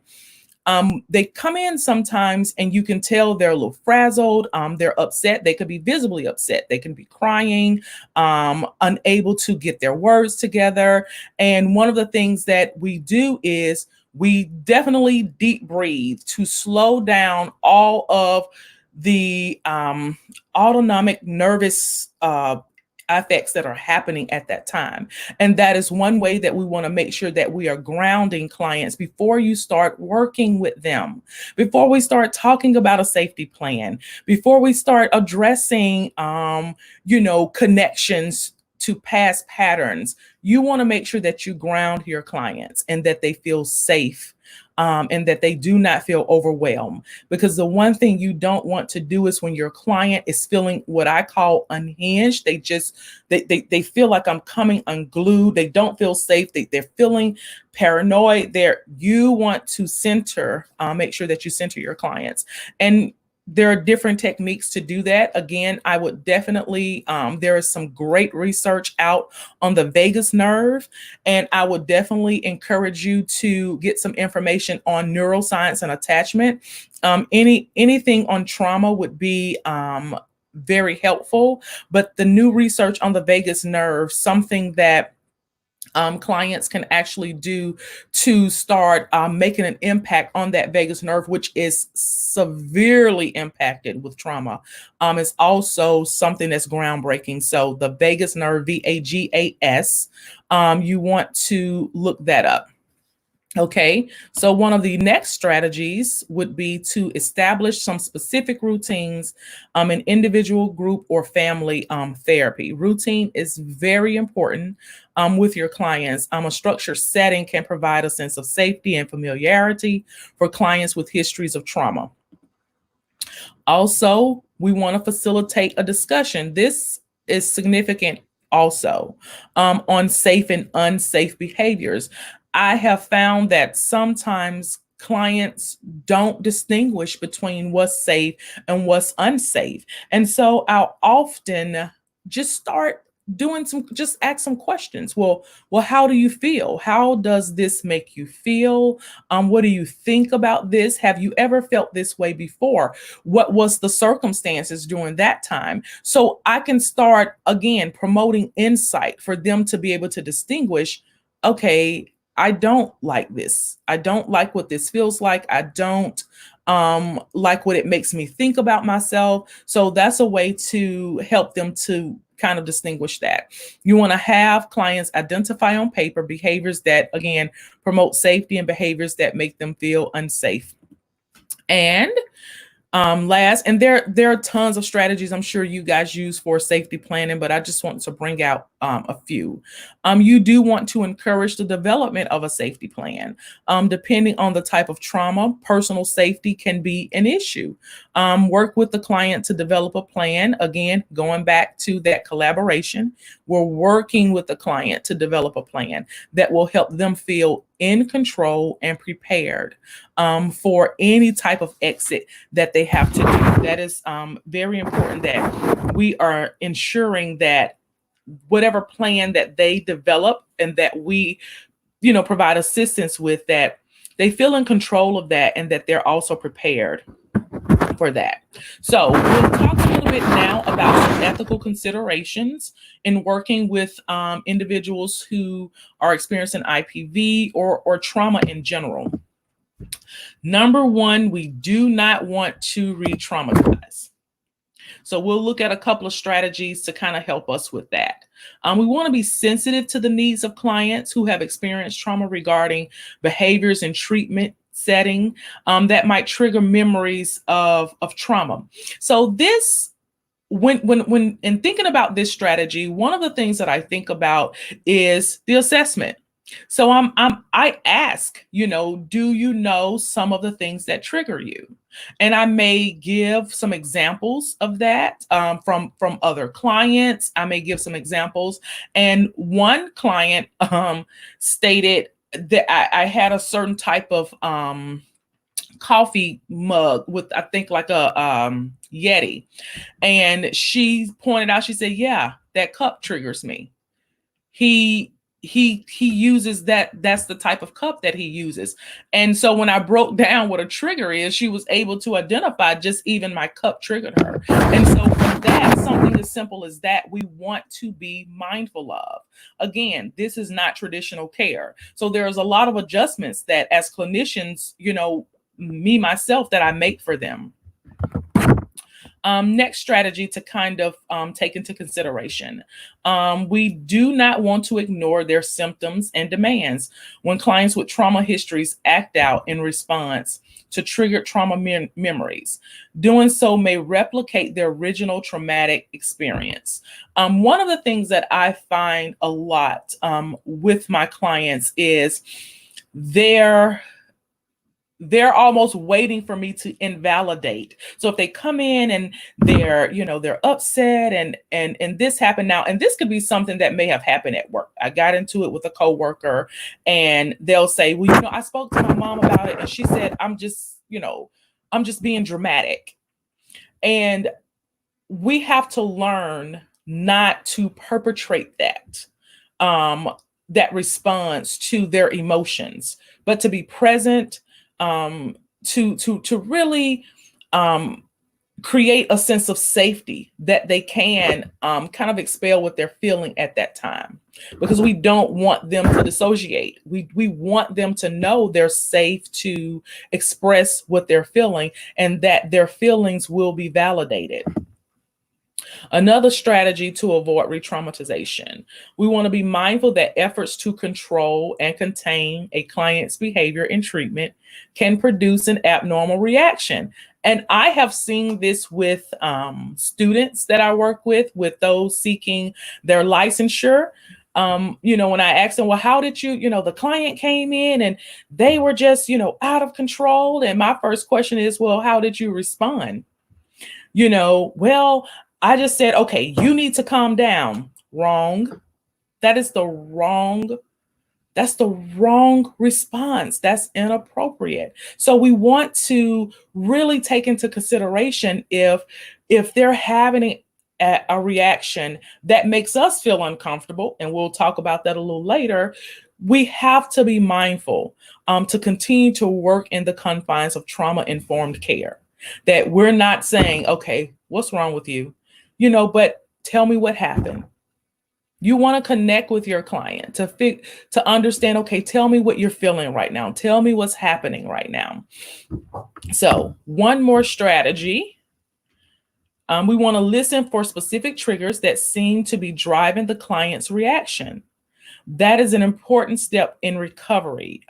It's helping them to identify those cues, and I talked about that before, so that they can reach insight, a better understanding of reactions to their behavior. So we're going to talk a little bit about, we're talking about ethics. So we're going to talk a little bit about boundary issues. I have witnessed more boundary issues over my course of working with, I actually teach at a few universities, few online and one here locally. And in working with students, I have witnessed a lot of boundary issues.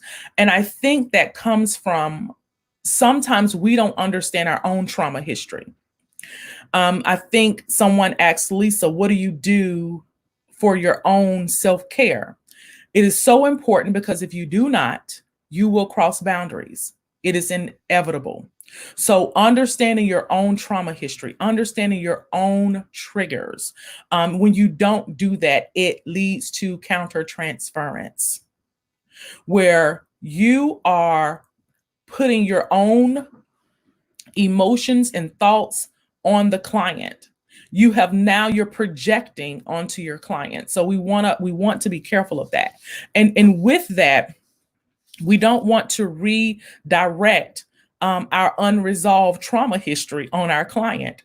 When we do that, of course, we're going to re-traumatize our clients. When we redirect what we haven't dealt with onto our clients. I'm working with a therapist now in supervision. We do peer supervision. And so I'm working with her now, and she is experiencing troubles in her marriage.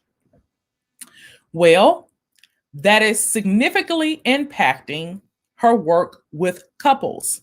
And she came to me and she said, I notice that I am redirecting the way that I am seeing the situations. I can tell that I'm seeing things differently. And so we want to be aware of how we can countertransfer onto our clients. And countertransference leads to vicarious trauma. So vicarious trauma is a type of countertransference. What will happen is that we will then now, not because the client is asking us to, but we will take on the client's trauma because we haven't dealt with our own history. We will be redirecting unresolved issues, whether it's trying to save the client, whatever the chance may be. We have to be careful of those things, that we are not taking on the client's heaviness because we've not dealt with our own, or we have unresolved issues of our own. So, professionals' well-being. So this is probably one of my favorite topics, and I can probably talk about this all day, but I am going to keep with the time so that you guys can ask questions. Self-awareness, self-awareness, self-awareness. I have a therapist. I keep her on speed dial. I love being able to regurgitate what I feel, what I am thinking. She helps me process. Self-awareness, you have to know what you need. You have to know what you're lacking. That is your responsibility as a professional, to be self-aware, to be aware of yourself, your capacities and your lack thereof. That is so important. You cannot and you will not be able to do effective care if you lack self-awareness. And so education, Lisa mentioned about CEUs, educate, educate, educate, go beyond. If there's a particular, area that you're, really passionate about, educate yourself, purchase books, purchase materials, go to different conferences and workshops so that you can learn, about your area of expertise. That is important as well, leading to your well-being. Peer supervision. So, including a therapist, and there may not be anything significantly happening with me emotionally, psychologically, any of that, but I still have a therapist because I believe in the power of processing, which is why I have a counselor. We process. But in addition to that, my therapist, she's not there to help me process what I may be enduring in session. So I have a peer supervisor as well. So peer supervision is extremely important. Someone that can really identify with barriers, things that may take place in, within a session. So peer supervision is also beneficial. And last, but absolutely not least, your social, emotional, and spiritual support. Support is everything. So having those that they're not your therapist, they're not your peer supervisor, but they're your friend, is your spouse, is your family that or is your minister, whomever that can support other areas of who you are, because you're not just a therapist. And so I want you to keep that in mind, that you, what I say, pad yourself all the way around with every support aid that you can think of. That is how you will do effective treatment. So I wanted you guys to keep that in mind. And with that, that is my information. And that's all that I have for you all. I'm sure you all probably have questions, and I'm happy to be of assistance and try to answer them the best that I can. So, Monifa? Hello. Thank you so much, Tanika. Oh, that was so You informative. are I really welcome. I'm sorry if I was appreciate speaking so fast, you all. it. You were great. You were great. We do have some questions coming in, but before we get to those, and please continue to bring those questions in as you're viewing this to our audience members. But you talked about, in your ethics portion, one of the things I want to hone in on, which was so, so very important, is you spoke about the importance of understanding our own trauma history as clinicians, Yeah. and I think back to when I first started counseling, and I'm over 20 years in now, but when I first started counseling, how I even had reservation about going to a counselor myself. Like, Yes, oh no, I'm going to promote counseling, but I'm you not do going to. that. No, I Yeah. don't do that. I'm okay. I can handle my own affairs. But Mhm. realizing over time, and thankfully early in to the my career, realizing over time the importance of um, having that counselor on speed dial, even if you're not dealing with a traumatic situation, just being Mhm. able to process, and the power of processing, and Yes, how that really, really enhances the treatment process for the client. yes, yes. So thank you for bringing that up. But we do have a couple of questions. Um, Hillary wanted to know, does the type of trauma affect recovery when it comes to trauma informed care? The type of trauma, no, because what trauma informed care is, it's a framework.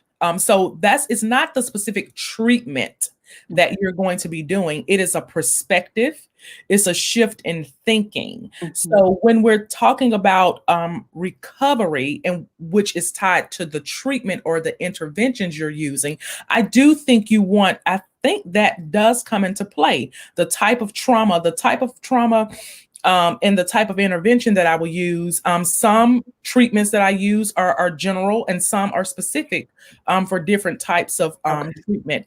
And for me, I go back to that assessment and try Mm. to define, because there's some treatments that I actually do that are somatic. So it may involve touching the hand. Mm. I may have to demonstrate tapping to my client. And so with that, if a client does not want to be touched, these are things that I'm asking in assessments. That's not going to happen. So just things like that you want to keep in mind. Okay. Okay. Thank you. So Natasha wanted to know, how do you help a client who may be experiencing trauma bonding? One of the first things that I do with trauma bonding before there is any type of you know treatment per se is, and this is a type of treatment is bringing awareness, because sometimes they don't know that they are attached unhealthy to someone. They don't know. So I do a lot of educating. Like, we underestimate educating our clients. Yeah. We're looking for these elaborate treatments, and oh, I did this and I'm doing DBT, and that's wonderful, which I don't suggest DBT with trauma clients, but you have to start with the basics. Educate your client. You have to bring them into their level to actually be able to perform treatment. They have to have that foundation of education to understand, once I understand a client can distinguish between, oh, this wasn't healthy. I found myself fearing his response. So I even start with education as simple as codependence. I may talk about codependence for 2 sessions to bring awareness. Once you give someone education, they can manipulate that knowledge to safety. They can manipulate that knowledge to understand, oh, this is what that is. Oh, well, I need to respond this way. So once you provide them education, a lot of times that's their platform for their own personal change. So there for me with trauma bonding.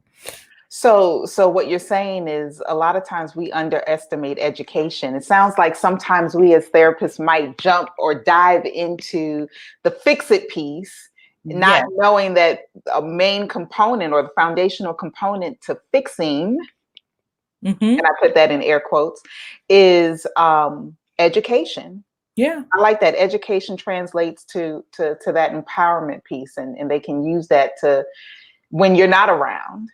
Because you want to assess their level of understanding.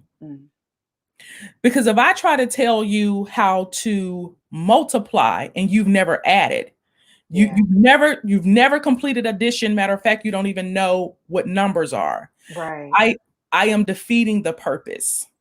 Gotcha. So I start with assessing their understanding, and providing information and seeing how they can disseminate that in their environment. That's good. That's good.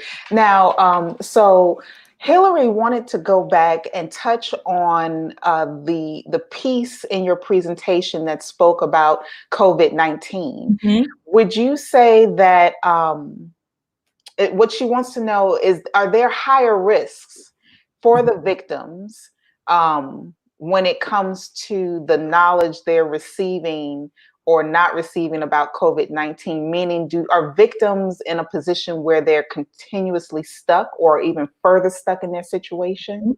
And again, like, that was pulled from the UK. I've not done any research as far as what's going on, nationally in our own, in the US, as far as, or even in the state of Georgia.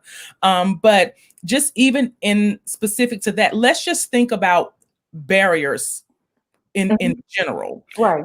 So will I say that COVID-19 adds another layer? Yeah, I do believe so. Do I think that then it's leading to more significantly high incidents?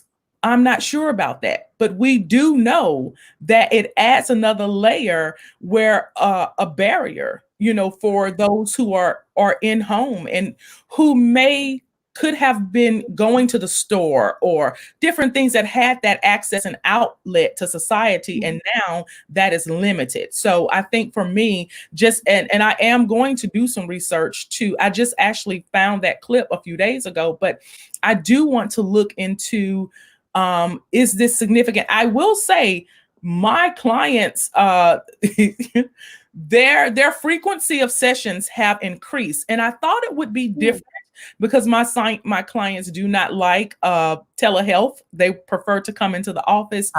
So, but sessions have started being weekly for some of my clients that are in relational trauma. And not all of them are living with a partner.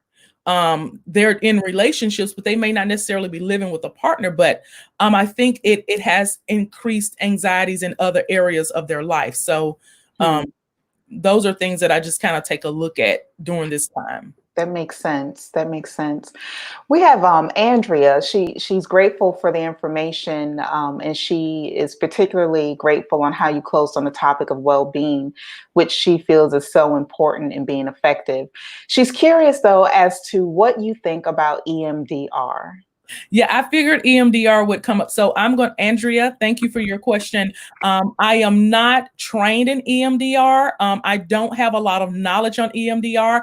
And I think because I am more relational and really like to do things that are very practical with clients. I'm not one of those. I mean, not that EMDR is fancy, so don't take it for that. But we're developing these new treatments, all the time. And for me, I guess I stick with what works, and it's really connecting with my client relationally and being focused. And EMDR has great significance. So I'm not disparaging that at all, but I just don't use it, and I don't know enough about it to actually speak to it one way or the other. So I don't want to disparage it for those who love it and who use it. So sorry. That's okay. Thank you. Thank you.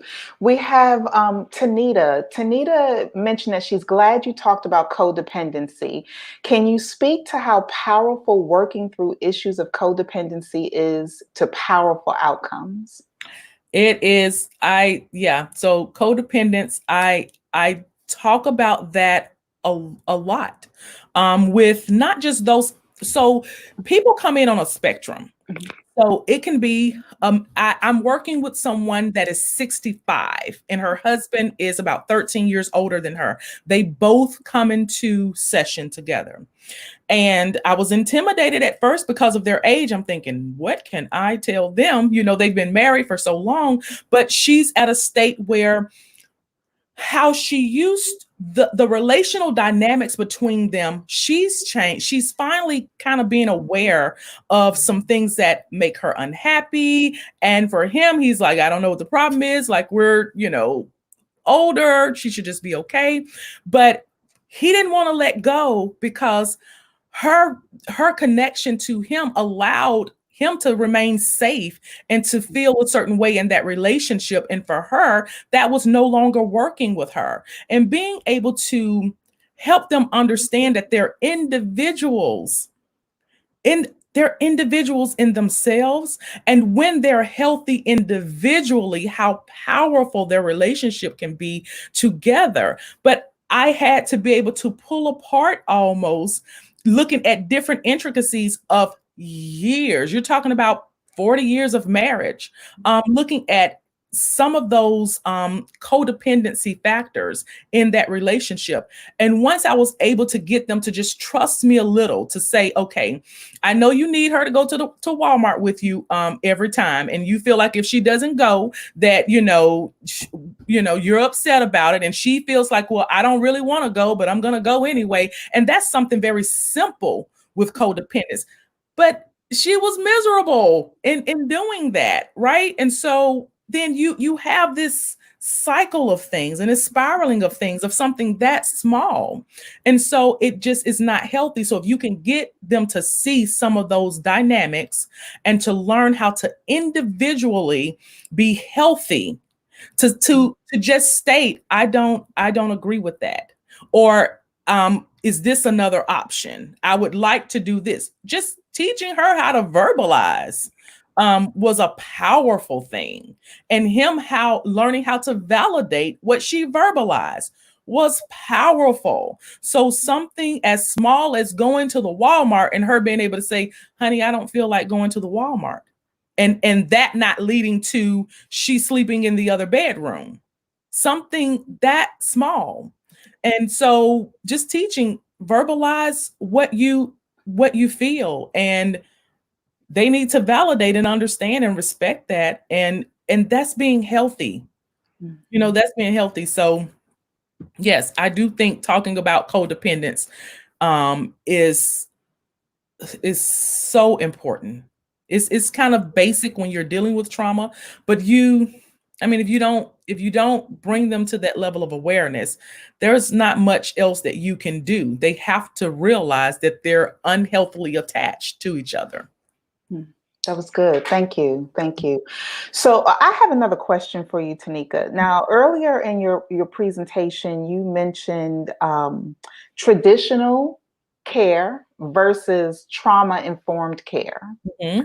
and the difference in treatment. And you said one of the things that we want to do, no, one of the things that happens in traditional care is that the therapist has the mindset of how do we reduce this behavior? Okay. Now, versus in trauma informed care, the focus is more on healing. Can you give us an example of what that question or interaction Mhm. looks like when someone is providing traditional care versus trauma informed care when we're talking about reducing behavior versus promoting healing? What's the language that we're using? Mhm. So I'll just use some of the things that I may do.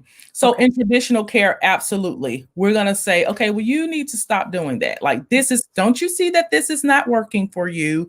You should not, be doing this. So for me, instead of focusing on the external, I like to focus on internally, that person getting to understand, who are you? So I'll simply ask my clients, what is your perception of yourself? If I was to ask you to tell me who you are, who are you? So I start at a basic level of them, because if I'm trying to get you, Monifa, to fly an airplane, but you don't believe you're a pilot, we're not getting anywhere, right? So Right. I want to know, with who do you think you are? Let's just, before I talk about you committed a crime, you're doing substance abuse, I want to talk about basic beliefs of self first. I want to talk about that first, because oftentimes in trauma, that cognitive shift has been made. I don't believe I'm worth anything. So yes, I am going to produce what I believe. So bringing my clients back to getting them to understand how that belief was formed, and how we can, and I don't want to get into that because that is literally a 2 hour thing, but talking about our experiences creating a level of deception of who we are. That's not true. Mm, So getting them to connect to, who are you, so you can produce your reality, because you're going to produce what you believe. We often think it's thoughts. We produce our thoughts. We do, but undergirding your thoughts is that's how you can have a thought, because you have mhm. a belief for it to fall on, Right. that Right. foundation.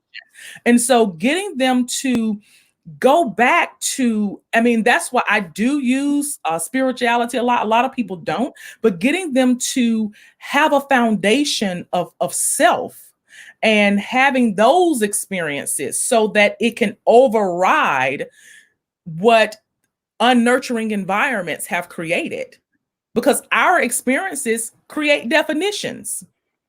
Oh, well, they rejected me, it must mean I'm not wanted. Mm, But that's not true, right.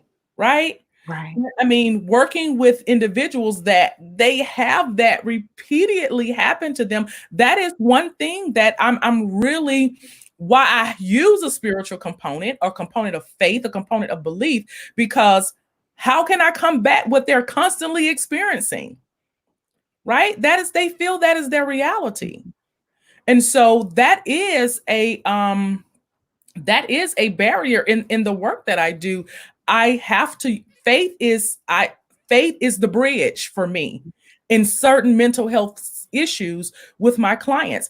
That some of them, that's the only way that they're able to process and go towards healing. That I can't keep them in the framework of what's happening to them. Mhm. That they'll never transition onto the path of healing. So, and I don't want to get into that, because that this may not be the audience for that, but that for me, that is, I bridge faith and mental health.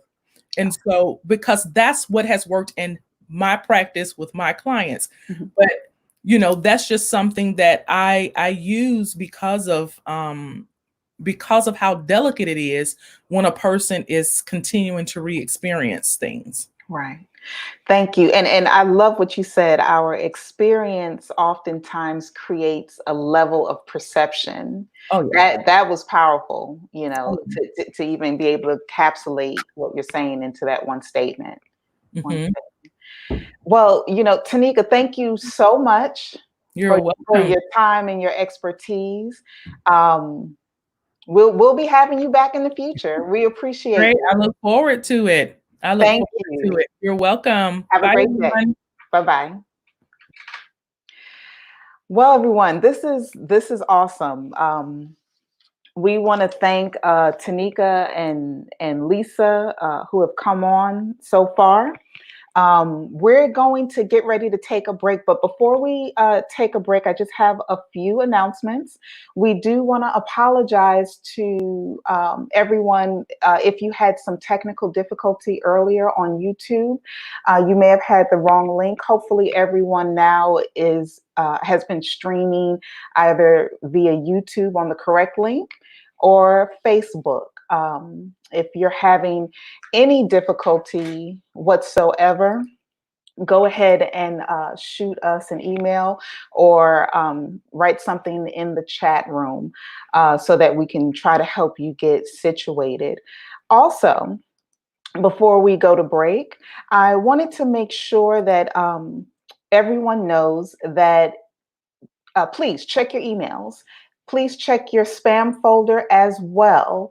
In your emails, you should have received a conference evaluation. If you did not receive it, check your spam folder. You will also receive it again at 12 o'clock in case you didn't get it at 8 o'clock this morning. That conference evaluation, once you complete it at the end of the conference, it will come to us, and we will then be able to send out your continuing education certificates to you within 24 to 48 hours after receiving that. Also, check your emails, because if you are interested in reaching out to any of our speakers today, we have indicated and sent you their contact information. That contact information for our speakers is also located in the Facebook page if you're watching via Facebook. You'll find email addresses if you're interested in receiving PowerPoints or just reaching out to these speakers for various questions, thoughts, concerns, or issues. We also wanted to make sure that you were aware of our products and services. So many of you have ordered books. If you've ordered a book, you will be able to, you should have received it in the mail by now. If you have not received it, you should be receiving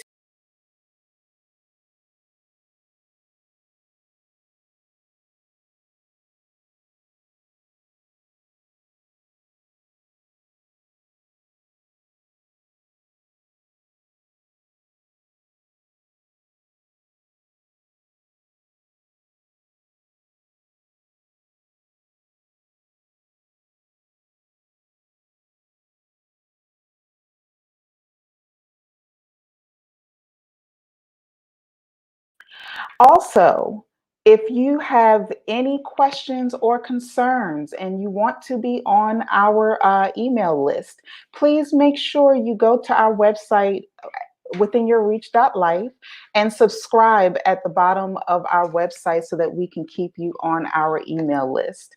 If you have any questions or concerns, please make sure you connect with us and we'll get right back to you. We're going to go ahead and take a 5-minute break. We should be back at about 10:20. So I guess that's 7 minutes. So stretch your legs if you're not doing so already, and we'll see you soon.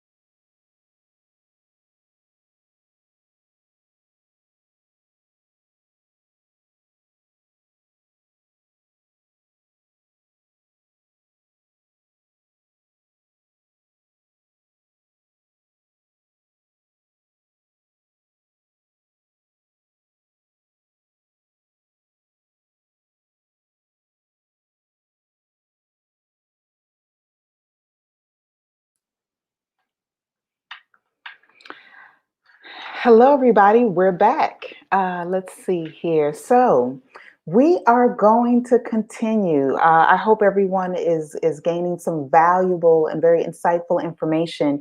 We're going to go ahead and continue, and we are bringing back Lisa Banks. Oh my goodness.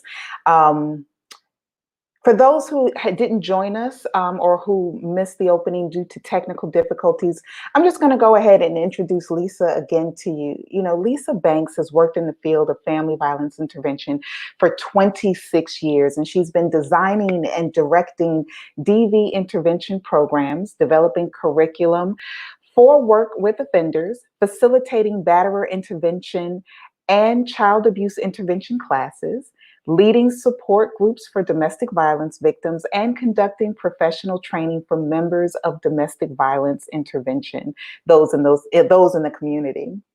She is the founding director of two agencies, which provides DV related services.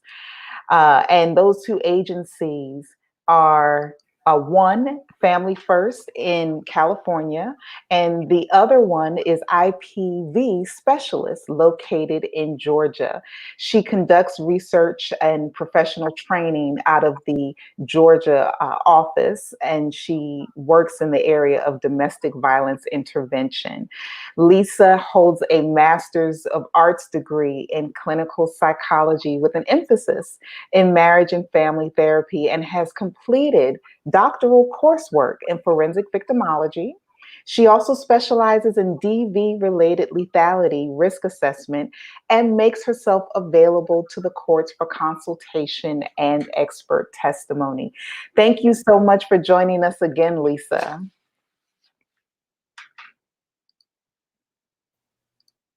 Aoife? Yes, we can hear you. Oh, okay, good. I was getting a note that I was muted, but I'm glad you can hear me. Alrighty, I did try again to get that PowerPoint up so folks could see it, but unsuccessfully. So as you said, though, anyone's welcome to contact me after this is over, and I'll be happy to send the PowerPoints for the earlier presentation and this one. So just let me know if you want that, folks. Alrighty. So Monifa's asked me to talk about working with offenders, assessment, treatment issues, and ethical considerations. So I'm going to jump right in because there's a lot to talk about, and I have an hour and 15 minutes. So starting with ethical considerations, baseline HIPAA, Health Information Privacy Protection Act issues. Doctors' offices and counseling agencies that make medical diagnoses are bound very strictly by the HIPAA guidelines. Some intervention programs are educational organizations. That's mine is one of those out in California. So we're not bound by HIPAA, although we really do have some very strong ethical guidelines that we follow about protecting client confidentiality. Particularly relevant right now where everyone's doing things virtually. Questions come up regarding doing classes or groups via like Zoom video conference versus teleconference. I strongly recommend the teleconference approach. Having a group of people, having their faces displayed in someone else's living room during a meeting, and maybe that would be a victim support group. Just a total breach of confidentiality, if you ask me. Teleconference, there is a voice, and a first name, but I think that is a much safer way to go about this virtual delivery of services, protecting confidentiality as much as possible. So there it is. Another thing I want to mention, again, kind of a basic ethical principle in the counseling and the therapeutic realm, refrain from dual relationships. I was really distressed. I had the opportunity to sit in a group, an FVIP group up in Decatur. And in the group, there was a young college-age guy. It was his last class. And he disclosed that the agency had him doing free market research, not paying him for his work. That would have been a dual relationship too. But having him do it for free, and that he hadn't felt comfortable saying no because, well, they report to the court on him. And so I was really shocked that a program that is supposed to be, tuned in on abuse of power issues that are, relevant in IPV situations, also kind of fell into that, not realizing that they had this position of power in that client's life. And he felt taken advantage of, but couldn't speak up. So be really careful about dual relationships, whether, whomever you're working with. I think that is, some basic stuff. Now, more specific to ethical considerations when working with offenders, the Tarasoff ruling, every therapist has been trained, Tarasoff versus Regents in the University of California. Basically, that says, if a client discloses that someone else is, they're going to harm someone else is in imminent danger, you have the not only the right, but the responsibility to warn that person. Working with offenders, I think it's important to go way beyond Tarasoff. Refuse to work with an abuser unless he gives you written permission to communicate with the victim about his level of progress and program, and listen to her ongoing concerns. Any obvious or veiled threats that he may make when you're providing services to him, any stalking behavior that may come to light as you're working with him. Imminent threat of death should not be the standard for disclosure when you're working with abusers. So get a very detailed waiver of confidentiality form signed before you start working with that person. And I do believe that treatment should be contingent upon him signing that form, that waiver. In IPV cases, couples counseling is contraindicated. Working with a couple as a unit can actually do more harm than good. The abuser will bring his tactics of denial, minimization, blaming, and coercive control into the session. And a victim who speaks her truth in a counseling session with the abuser present will very likely suffer retribution afterwards. So very important not to work on treating abuse as a relationship problem in conjoint counseling. Doing it kind of implies that the victim is to blame as well as the abuser, if it's a relationship problem. So be sure not to collude with the abuser in casting blame onto the victim, even if she thinks she's partly to blame for what's been happening in the relationship. Abusers are so good at convincing victims that they're to blame. A lot of victims, fall prey to that, and they really believe that. So in relationship counseling, if a couple does come in to see you, as soon as the abusive dynamics in the relationship come to light, then your next step as a clinician is to identify the primary aggressor.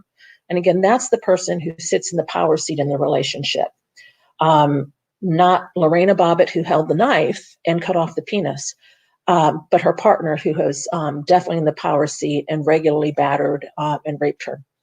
So if there's abuse dynamics, identify who the primary aggressor is, and then split the couple, move them to individual sessions. IPV victims shouldn't be, they should be referred for trauma recovery therapy with a therapist who can also provide effective reality testing and the associated safety planning that comes with that.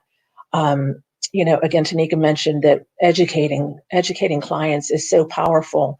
That is where change starts, I believe. Knowledge is power. And so we can, when we give a client, a victim, a new perspective of what's going on in her life and kind of tell her what that means in terms of dangerousness, then that can really make a big impact. Unfortunately, most therapists are not well trained in intimate partner violence issues.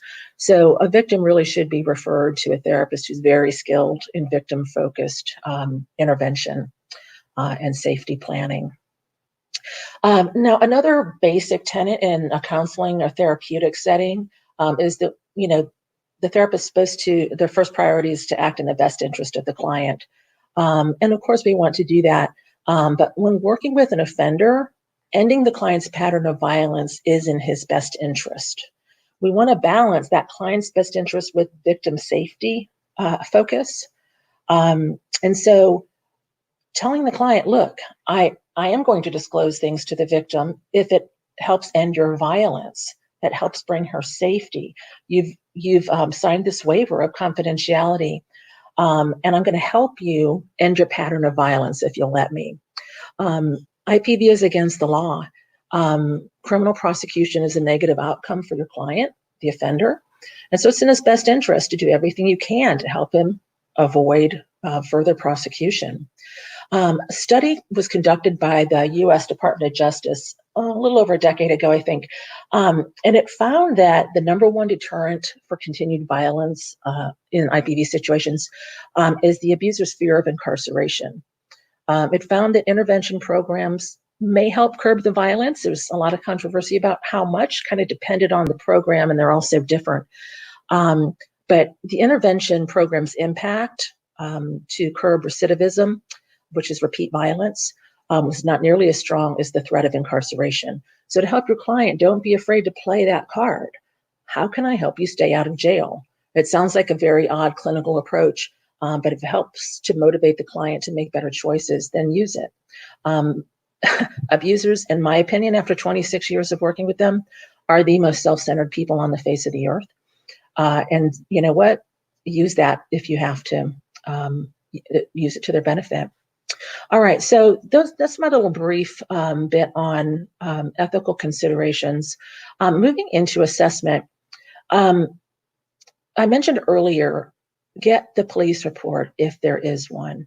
If the police have ever been called in response to the abuser's IPV, go to great effort to get a copy of that. Abusers, as I said, they're masters of denial, minimization, and blame. They will twist the facts.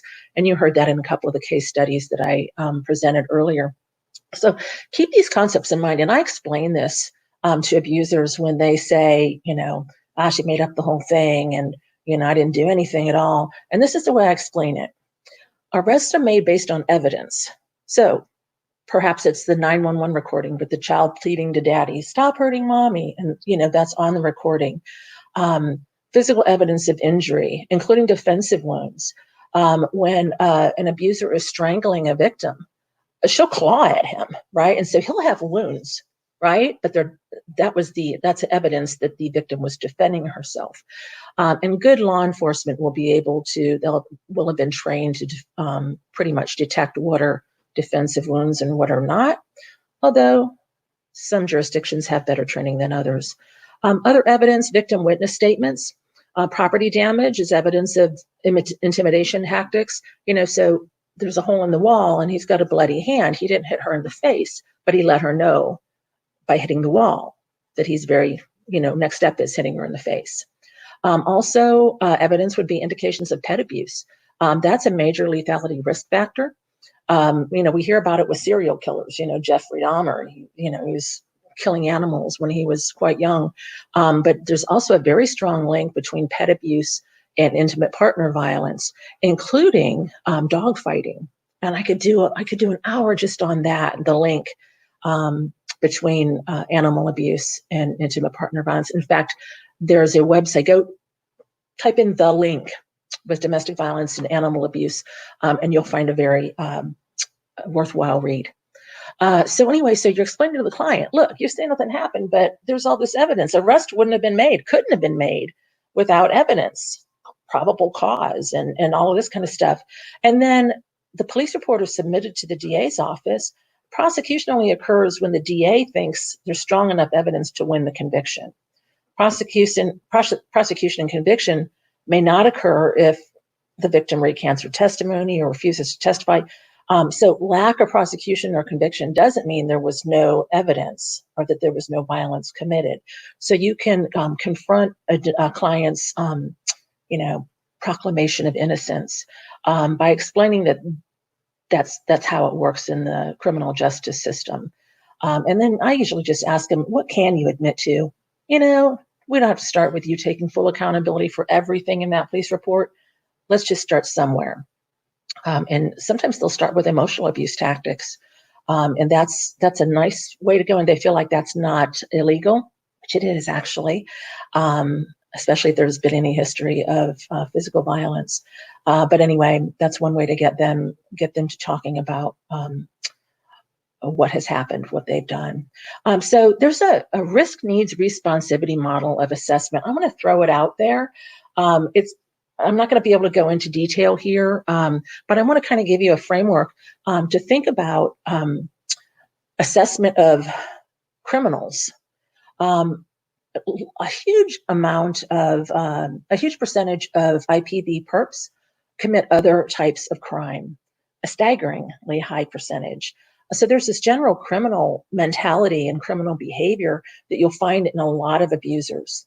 And you should ask about that. What's their prior history of violence? And ask the victim about it. Does he steal? What does he do? But anyway, this risk needs responsivity model comes out of Canada. It was developed in the 1980s. It's used in correction settings and probation settings across North America, Europe, and Australia. So it's really widely embraced. Risk, they're looking at high-risk offenders, judging the level of risk with an offender. High-risk offenders have significant mental health issues, significant substance abuse issues, and or, not both necessarily, significant lethality risk factors in their case, or deeply ingrained criminal attitudes, such as believing violence is acceptable. It's no big deal. This is normal. This is how it is. Or this deeply ingrained attitude where lack of empathy, lack of concern when others are hurt physically or emotionally. That's one of the criminal attitudes that we see in criminal offenders in general, not just IPV abusers. High-risk offenders require more intensive intervention strategies with more frequent supervision. So when you're doing an assessment of an offender, look at those issues: the mental health, the substance abuse, lethality risk factors, their criminal attitudes, and judge then how high risk they are. The need principle out of risk needs responsivity. The need principle, you want to assess and treat, if you will, criminogenic needs. And criminogenic needs are those needs that, if they're left unmet, will lead to continued criminal offending. So intervention is much more successful if the criminogenic needs have been addressed. For example, stable housing. An offender's not going to keep showing up for treatment if there's no stable housing, if he's using substances, having mental health issues that are untreated, having employment issues. So the needs principle, to the best of your ability, give referrals and draw in a network of support to provide stable housing, substance abuse intervention, mental health treatment, whether that's with medication or not, employment opportunities, and to help develop a stable social support network. So that's the need principle. We have risk, need, and now responsivity. Motivational interviewing can be useful in assessing an offender's responsivity to various modes of intervention. Generally, offenders are responsive to cognitive behavioral intervention, but some have learning disabilities or a more significant trauma history themselves, and those may require a more tailored approach in order to promote success. So again, that's the risk needs responsivity model in general, for what it's worth.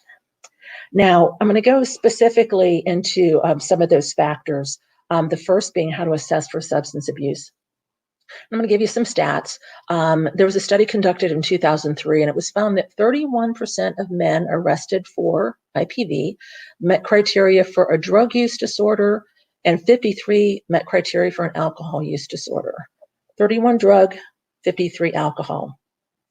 Another study published in the Journal on Family Violence in 2012 said 21.5% of perps met criteria for drug use disorder, and 39.1% met criteria for an alcohol use disorder.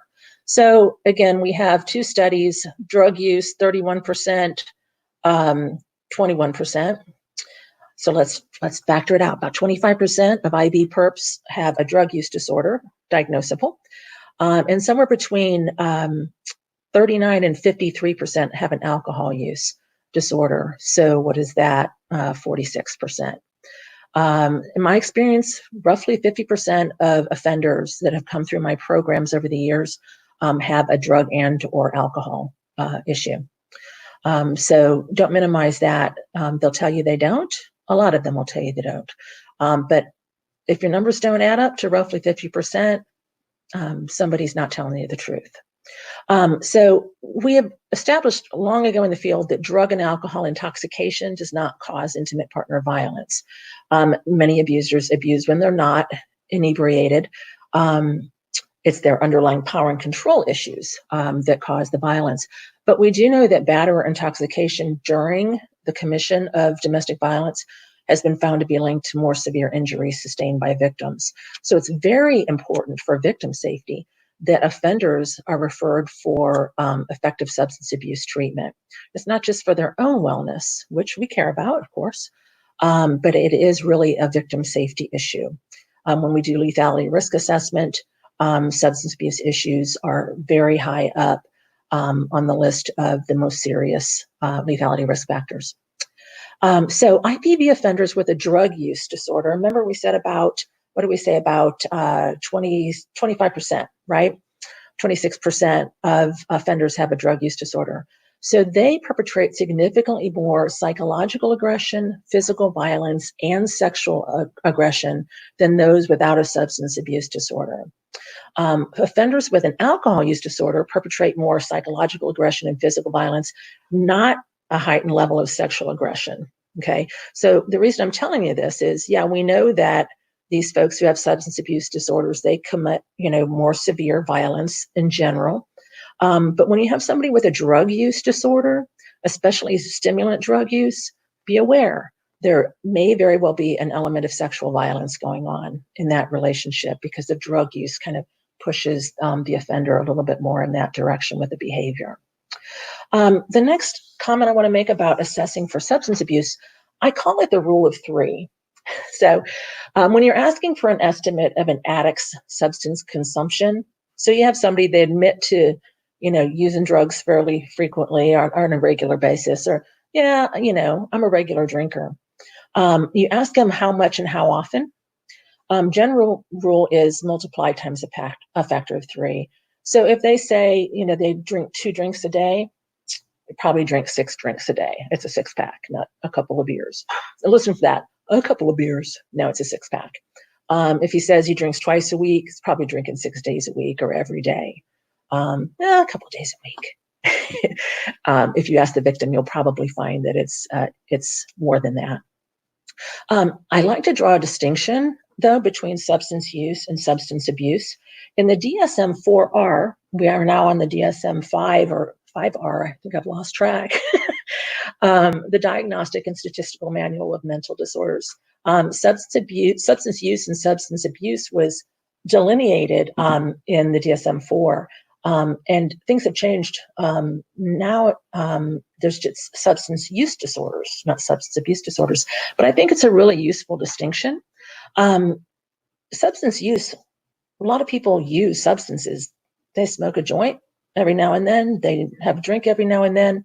But people who continue using the substance despite negative consequences, whether that be DUI, family violence associated with it, health conditions that are associated, and they continue using, those people move from substance use to substance abuse.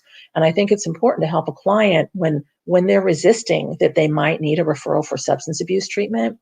If they have had any of these negative effects in their life and they're still using, that's how you can kind of help them understand that this isn't just use, this is substance abuse. So be careful not to collude with denial and minimization that the clients bring. When in doubt, make a treatment referral for substance abuse treatment. You can't make them participate, obviously, unless it's a court order. But sometimes just having somebody really talk turkey will help them recognize that they have a problem they didn't realize they have. So another assessment issue is for depression. Again, abusers suffering from depression pose heightened risk for lethal violence. It's, again, one of the big ones, depression and suicidality. So you want to be able to really look at this issue. Excuse me, folks. I have a person interrupting me. I will be done in an hour. Thank you. No, not another word. I'm doing a conference. Yes. I'm so sorry, folks. I have a 12-year-old who's home from school, as I'm sure some of you do. So hopefully you will forgive that interruption. Anyway, so depression, assessment for depression.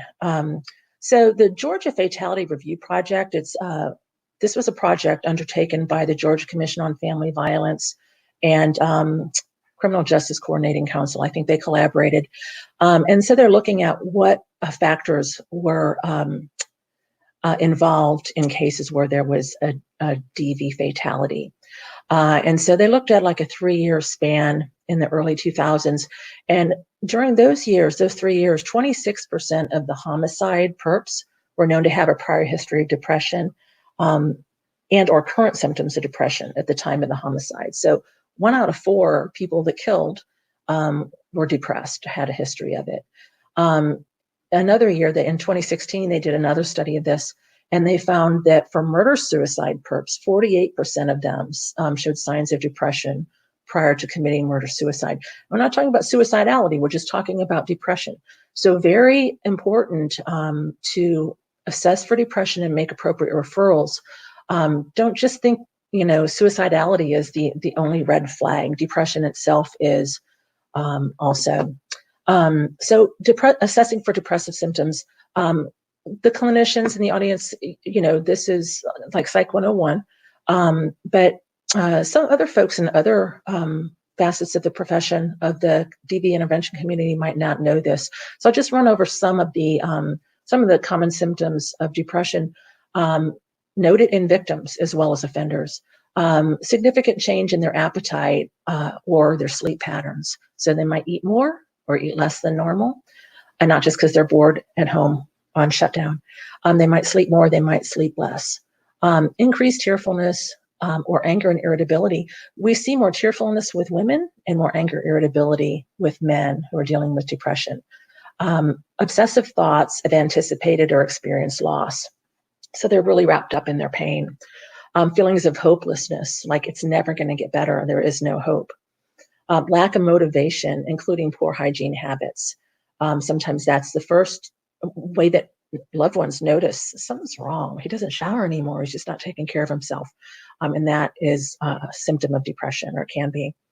Feelings of self-loathing, reckless and escapist behavior, which would include increased substance abuse, increased gambling behavior, reckless sexual behavior, those kind of things. Like I want to escape from this pain. I'm looking to ignite my pleasure centers somehow in my brain. So that can be a symptom of depression. And then, of course, suicidal thoughts, ideation, plans, or attempts.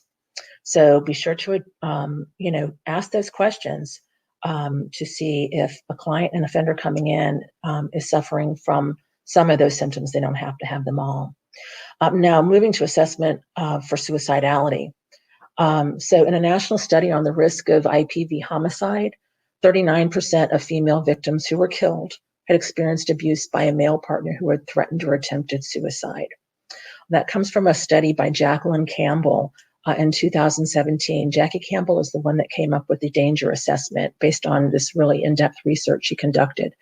So if you want, some other good insight about IPV, look up Jacqueline Campbell. And you'll see her study with the danger assessment that came out of it. So we see, okay, women are killed. 39% of these victims of homicide are killed by a guy who had threatened or attempted suicide in the past. And so there are people in the chain that could have been helping, and maybe he got treatment and maybe he didn't. Probably not, because he ended up killing her. Really significant issue that shouldn't kind of be brushed over. Nationwide, I found this in a course I took on suicidal behavior in America. And the highest suicide rate, the age group, is 18 to 24-year-olds. So major loss life events have been found to be the most closely associated with the increased risk of suicidal thoughts, behaviors.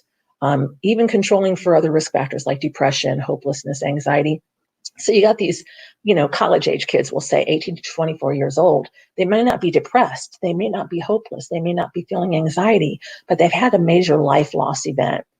And that was found in 2017 by the Global Institute of Forensic Research.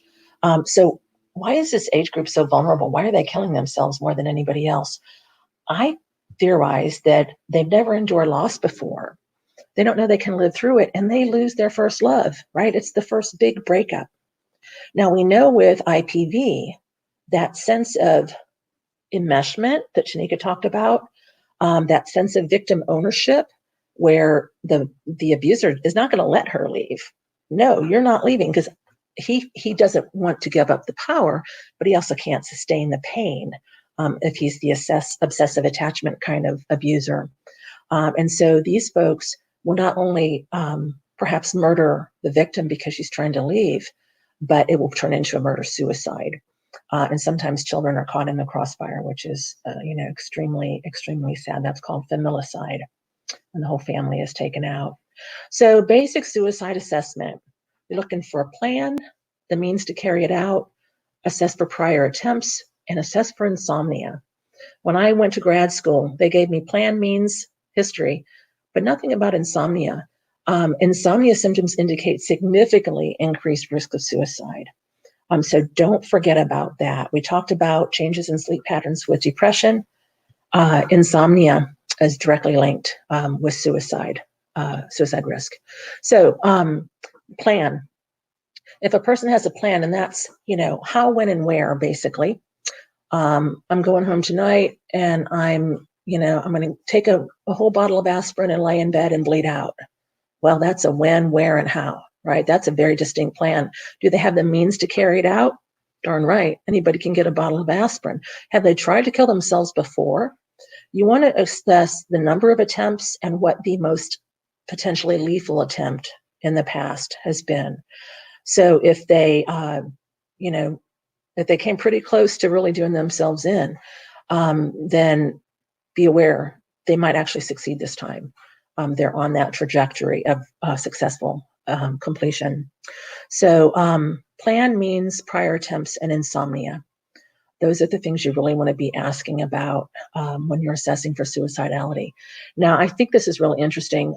Studies have shown that suicide is not an impulsive, unpredictable act. People don't just get sad and want to off themselves and all of a sudden do it. On average, suicidal thoughts begin 5 years prior to the attempt. 5 years. And this is suicide in general, but a lot of this applies also in IPV situations that end in suicide. So on average, suicidal thoughts begin 5 years prior to the attempt. Thoughts regarding the method to be used begin 1 to 5 years prior to the attempt. So first it's, I think I'm just going to off myself one of these days. And then it's going to be, and I know how I'm going to do it. Sometime in the 1 to 5 years before the attempt. So it's plenty of time for intervention if somebody figures out this person's having this kind of suicidal ideation. Continuous suicidal thoughts begin 2 weeks prior to the attempt. It's all they can think about. Thoughts about the location begin 1 week prior to the attempt. And certainty about the method to be used occurs 2 hours before the attempt.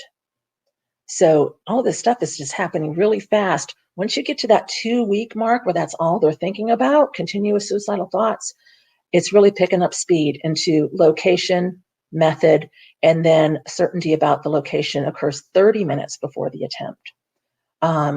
So they think about the location, but they're not really certain until right before it happens.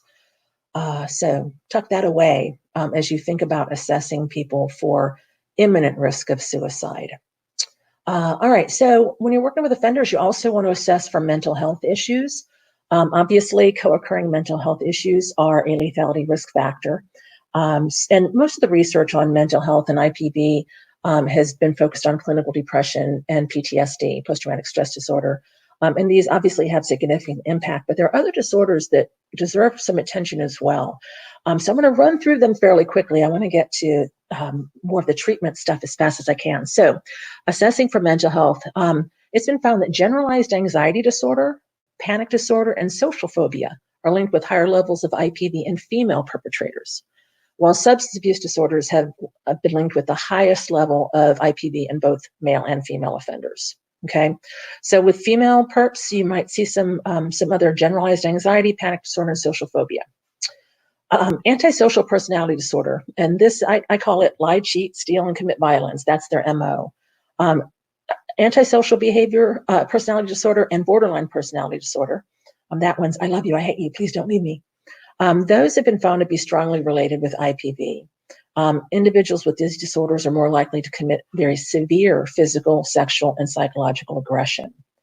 Also, these disorders are often predictive of who recidivates after participating in an intervention program.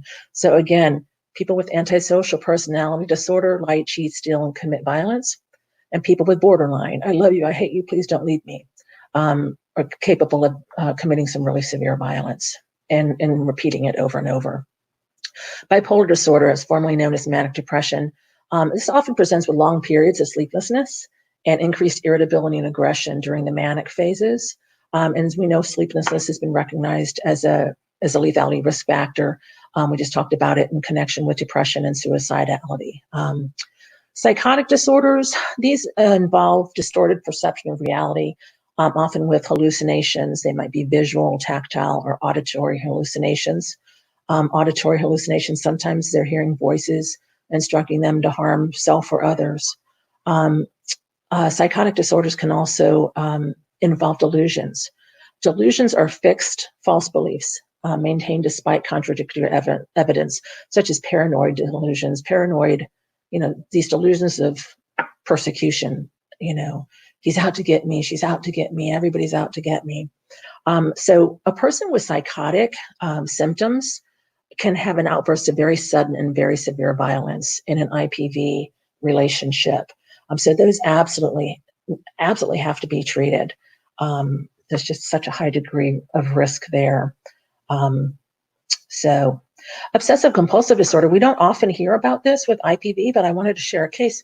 I had a very intelligent, successful man. He was very high up in the leadership of the corporation he worked for. And he had come to my program. He had been vacuuming at midnight, and he liked the rows to look just right on the carpet because he had OCD. His wife came down to say, "Why are you vacuuming at midnight? I can't sleep." And she walked across the rows. And this so ignited him that he held a gun to her head and threatened to kill her. And of course, he came to my program. Now, luckily, he was really highly motivated to resolve the violence issues. He went and he got treated. He had a very good medication regimen that he started. So he had a good prognosis, not just for the OCD, but for the violence issue, as long as he stayed on his meds. So, if you see OCD, I have had other clients with OCD, and things have to be just like this. And when you got power and control issues and you've got just like this, then that could be a problem. One that I find very intriguing, and I've done a lot of research on myself, is psychopathy. Most people have heard of sociopaths. I think there's a couple movies out. There was a book called The Sociopath Next Door. Great read for lay people. It's very easy to understand the research behind that. I have studied on psychopathy. Some people use the words interchangeably, but I think they're two very distinct psychological phenomena. But Gondolf is somebody that did really the first big research on domestic violence in 1988. And he found that the sociopathic or a psychopathic batterer inflicts the most severe abuse and is most likely to use a weapon. There's more recent research building on that, saying that these are predatory abusers. They're not emotionally aroused at the time of the offense. They're not worked up. They're not mad. They're cool, calm, and collected. They're focused. They're calculating in their attacks, and they're emotionally disconnected from the victims. We'll talk about this a little bit more in treatment in terms of cobras and pit bulls. But those are some of the characteristics of psychopaths. They're very, very dangerous abusers. Their abusive behavior, it happens often. They can cause really, really severe injury and have no remorse. So it's almost like a sadistic satisfaction they derive from the suffering of other human beings and sometimes pets. So the problem with mental health mental health issues being diagnosed in an IPV situation is that prosecutors and judges often see a mental health issue as a mitigating factor. So like we shouldn't be too hard on this person who held a gun to her head and threatened to kill her because, well, he's got a mental health problem. The fact that he does, gosh, that's really a shame, but we're here to promote victim safety. And so the fact that the batterer, the abuser, has a mental health issue is there should be extra supervision. There should be more intensive programming involved, so that the victim has a chance to survive, and the abuser is held accountable. So recognize the danger. Don't collude with folks that say, "Oh, poor guy, he's just suffering from a mental health issue." That's not what we're here to do. We're here to promote victim safety. Last piece of assessment I want to go over is assessment, lethality risk assessment. So again, Georgia has this fatality review board that reviewed fatal IPV cases from 2004 through 2018. And so they wanted to find out what factors were present in these homicide and murder-suicide cases. And so, all DV cases, IPV cases have some risk of serious or fatal injury, but these lethality risk factors, the ones that they keep popping up. There's a death. Oh, this was the history. There's a death. Oh, this was the history. And so we want to study what these lethality risk factors are. And we want to educate ourselves. We want to educate victims. And we want to educate offenders, because ultimately the offenders is the only ones that can stop themselves from killing. Nobody else can do it. So a lethality risk factor, it's a characteristic of an abuser or of an abuser-victim relationship, which has been found to be present in a significant percentage of fatal IPV crimes. So let's see, I give you, you don't have my PowerPoint, doggone it. Ask for my PowerPoint.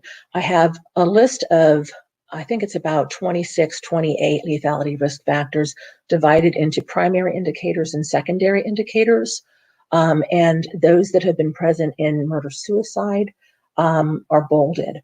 And so, again, I do a 2-day training just on this lethality risk assessment.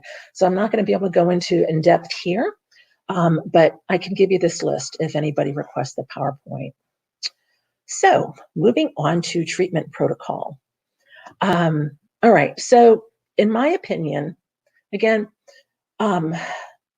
abusers very rarely self-refer for psychological treatment. They don't think they're the problem. They blame everybody else. They blame the victim, the system, everybody but themselves, their mama, everybody's the problem but them.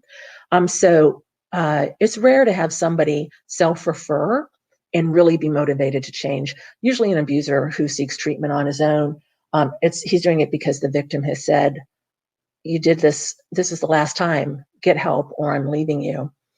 And so as part of the honeymoon period, oh baby, I'll fix it because I love you so much, that abuser will seek treatment. But in my experience, it's very short-lived. As soon as the victim kind of calms down, he dumps treatment and goes back to doing what he knows how to do best, which is abuse.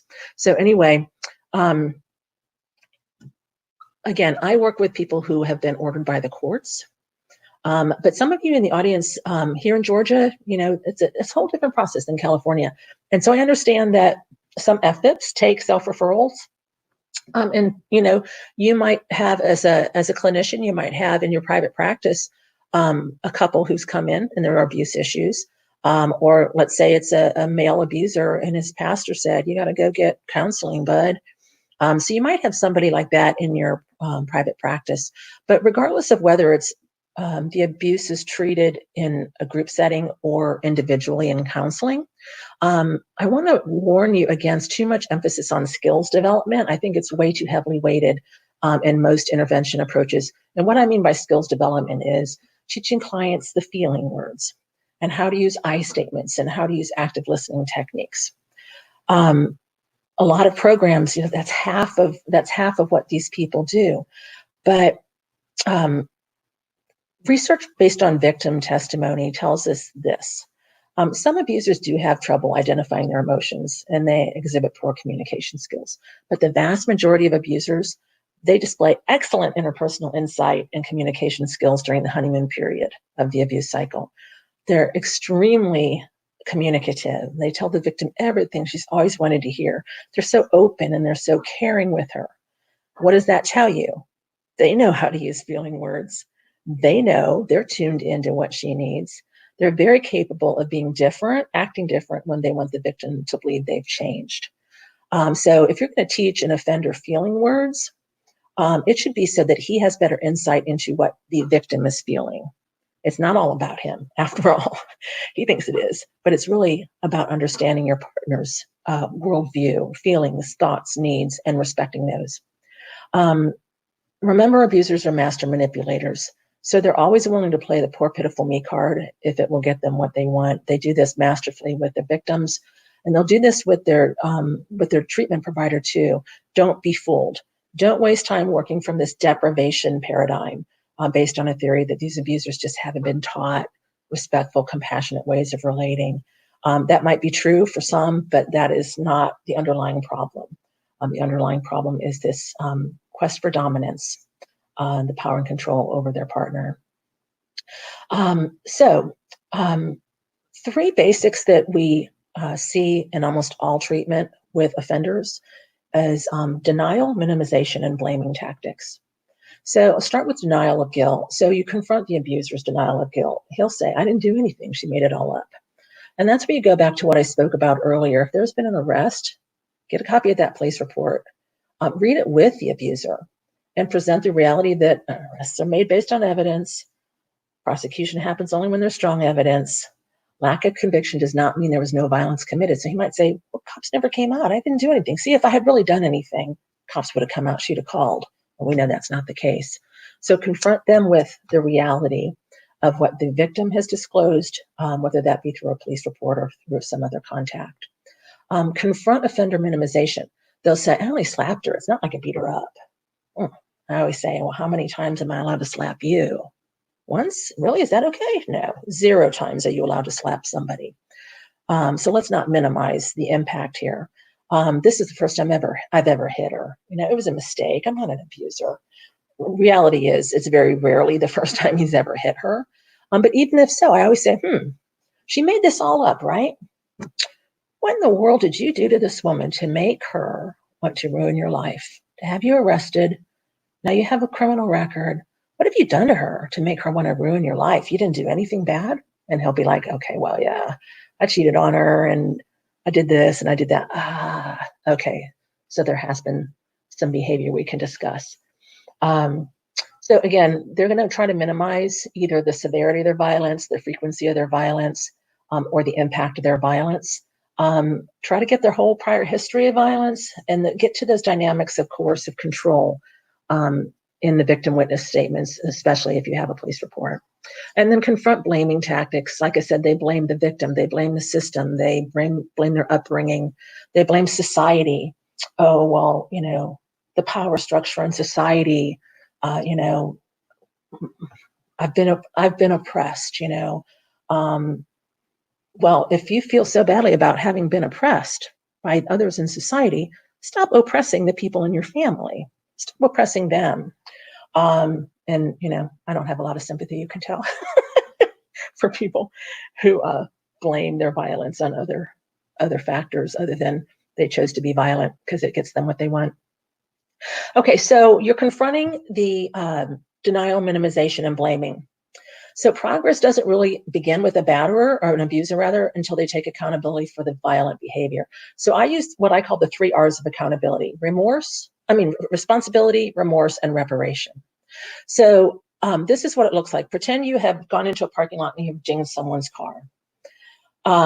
You can't just get out and walk away. That's not taking accountability. But if you just put a note on the door that says, I did this, I dinged your car. Okay, so you've taken responsibility. I dinged your car. Is that going to satisfy that person? No. So an abuser coming in, yeah, okay, I hit her. Is that accountability? No, not adequate. Remorse is where you say, I'm truly sorry. I deeply regret that I've harmed you. But if you ding someone's car and you leave a note that says, I dinged your car, I'm really sorry. Is that enough? No. Reparations are due. Reparations mean you say something like, I'm going to fix this. I'm going to pay you for you to be made whole. I'm going to take measures to ensure I don't do the same thing to you or anybody else in the future. So if you ding a car and you say, hey, my name's Lisa Banks, I dinged your car, I'm truly sorry, I'm going to pay to fix it. I really regret that I'm causing you this trouble. That's taking full accountability. And that's what we want to hear from abusers, to show that they're making some progress. I did it, I'm truly sorry, and I'm going to fix this if I can. If I can't fix it, I'll prevent it from happening in the future. A lot of abusers only make it to, I did it, and they don't have any remorse. They pretend like they do during the honeymoon period. Oh, baby, I'm so sorry. I'm so sorry. But they don't really have any remorse. And so if they lack motivation to change, there's not much we can do other than, keep working at it and hope we have a breakthrough someday. Other treatment protocol. So we're trying to confront the dynamics of coercive control inherent in IPV. So if the abuser is motivated to change, they need help with two things. One is examining his underlying belief system regarding roles, rights, and responsibilities within an intimate partner relationship. So it's about belief system. And then the second thing, they need help developing violence prevention strategies to use while he's hopefully resolving his underlying power and control issues. Okay, so a cognitive behavioral approach is found to be somewhat effective when working with abusers. And this involves helping a client make the link between cognition and their behavioral choices. Cognitive restructuring is the most basic element of a cognitive behavioral approach.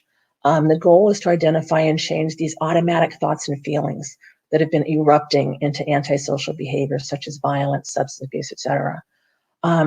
With cognitive behavioral intervention, deep change takes time. So in the meantime, they've still got their power and control stuff going on. They still think if she didn't cook dinner, I have a right to teach her a lesson, right? So he's going to get mad when she's not submitting, when she's not doing what he says, when she's challenging his power in some way.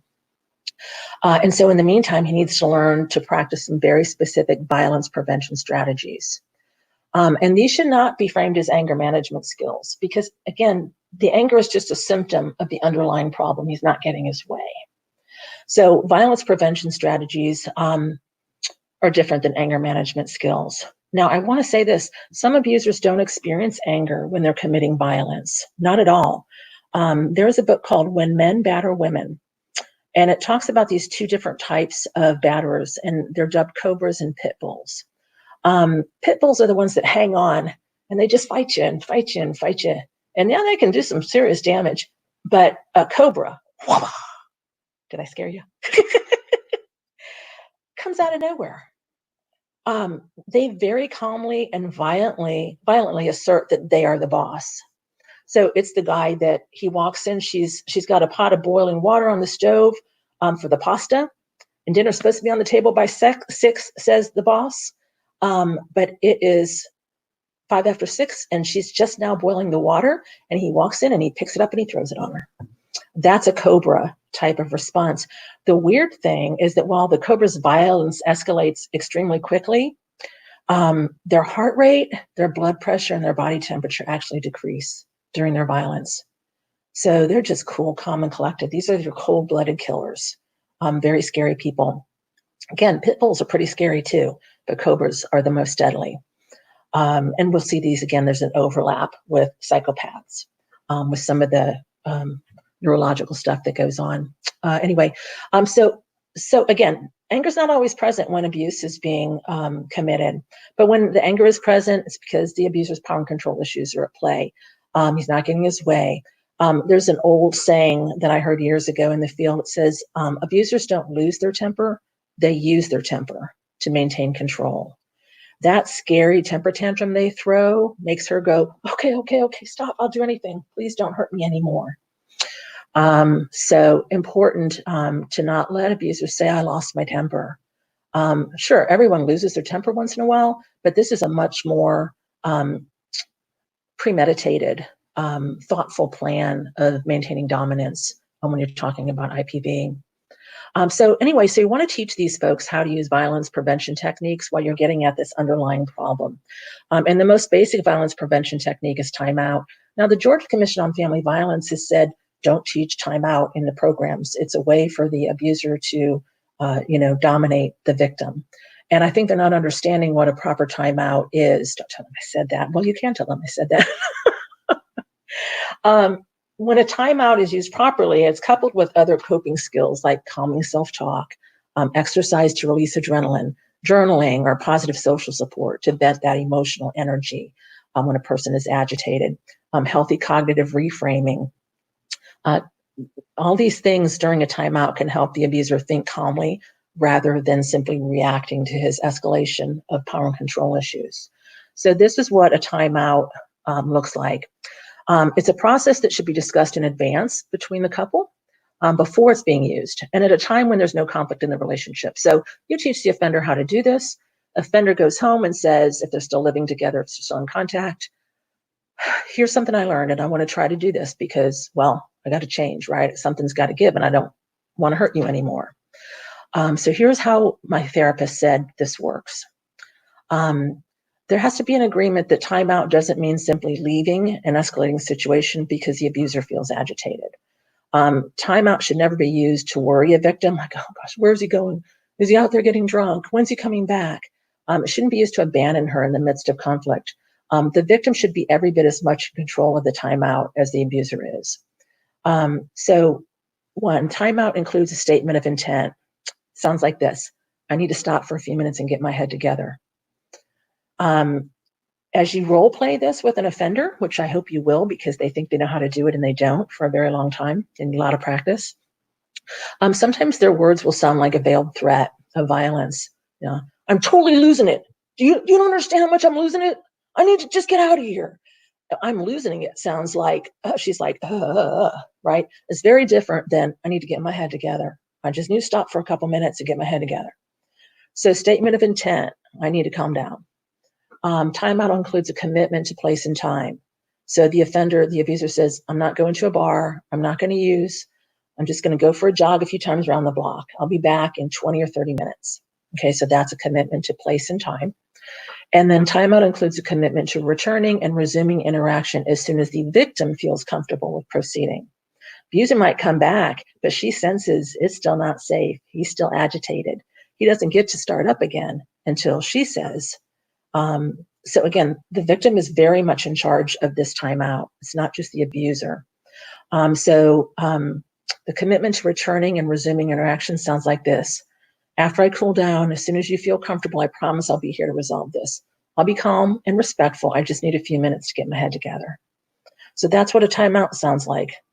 I need to stop this for a couple minutes. I need to get my head together. I'm not going to go out and use. I'm just going to go jog around the block a few times. I'll be back in 20 or 30 minutes. Promise. When I come back, if you feel like it, then, we can start talking again. But I just need to get my head together. That's what a cool, calm, and collected timeout sounds like. Now, after, that's again the most basic violence prevention skill. Separate them. And then the abuser can use exercise to release the adrenaline. He can have a good long talk with himself, positive, calming self-talk, some cognitive reframes that help him see the situation differently based on things that he's learned during the intervention program, whatever form that is. Journaling, venting to a strong nonviolent friend, somebody that supports nonviolence. Those kind of things can be done during the timeout. It doesn't have to be just 20, 30-minute jog around the block. A timeout, there's the separation with all of the, statement of intent, time and place, and commitment to return, but with all this other stuff going on during the separated period. So that's the basics of violence prevention techniques. Now, treatment protocol, the other half, remember, we're talking about getting at the abuser's belief system regarding roles, rights, and responsibilities within an intimate partner relationship. So we have this general cultural mandate we're all brought up to believe is correct, and that somebody has to be in charge. And the reality is that positioning somebody in power is not harmful in and of itself. So electing somebody to be president of a nation, it's not a bad thing. Allowing military leaders to give orders to those lower in rank, that helps maintain order, allows these complicated missions to be completed successfully. We as a society bestow a great deal of power upon judges and police with the understanding that they are to protect us and promote good, not evil. And social order maintained through this hierarchy and rightful authority, it can work very well, but only when no one's rights are violated in the process. There's a difference between benevolent authority and malevolent abuse of power. Very distinct difference. So there's this social contract that has to be honored when somebody is granted authority over others. Tyrants and dictators, they take power and use it for their own selfish purposes. Abusers take power and use it for their own selfish purposes. The first step in correcting an abuser's belief system is to get him to understand that he has no inherent right to take power and use it for his own selfish purposes. Other people have rights and he is not allowed to violate them. So that's the first piece at getting at the belief system. Abusers quite often hold very rigid beliefs about gender roles and personal privilege. So a high percentage of male abusers have the sense of what we call male privilege. And those of you who are familiar with the power and control wheel from the Duluth model, male privilege is one of the 8 power tactics used to maintain dominance over the victim. So this male privilege is the belief that a man should have certain rights just because he's a man. So when you're working with an offender, you want to help him identify the origins of this belief. And then challenge that belief. Why is that so? Positive cognitive reframes are very helpful to clients in my experience. So instead of like, well, she's a woman, I make the money. Yeah, she's supposed to take care of me. I take care of her, right? That's not a very evolved thought process, right? A positive cognitive reframe that addresses this belief in male privilege would sound like this. A man doesn't have an inherent right to have a hot meal put down in front of him every night just because he's the man of the house. I mean, it's nice if that happens, but it's not a God-given right. That's what the offender needs to be telling himself. It's nice if that happens, but it's not a God-given right just because I'm the man. He can also tell himself, a man doesn't have an inherent right to have sex with his wife whenever he wants it. He only has that right when she wants sex too and is equally enthusiastic about the nature of the interaction. He's going to put it in his own words. You're going to help him put it in his own words, but it'll sound something like, yeah, I don't have the right to make her have sex. That's sexual violence. I don't have that right. Maybe if I'm nice to her, she'll actually want to be intimate with me. And so he needs to tell himself that and form a new way of thinking. And saying it out loud. I once heard a speaker, and I can't for the life of me remember who it was, but he said, your brain has one answer to everything your mouth says. And the answer is yes. So if you say, I'm such a loser, your brain goes, yes.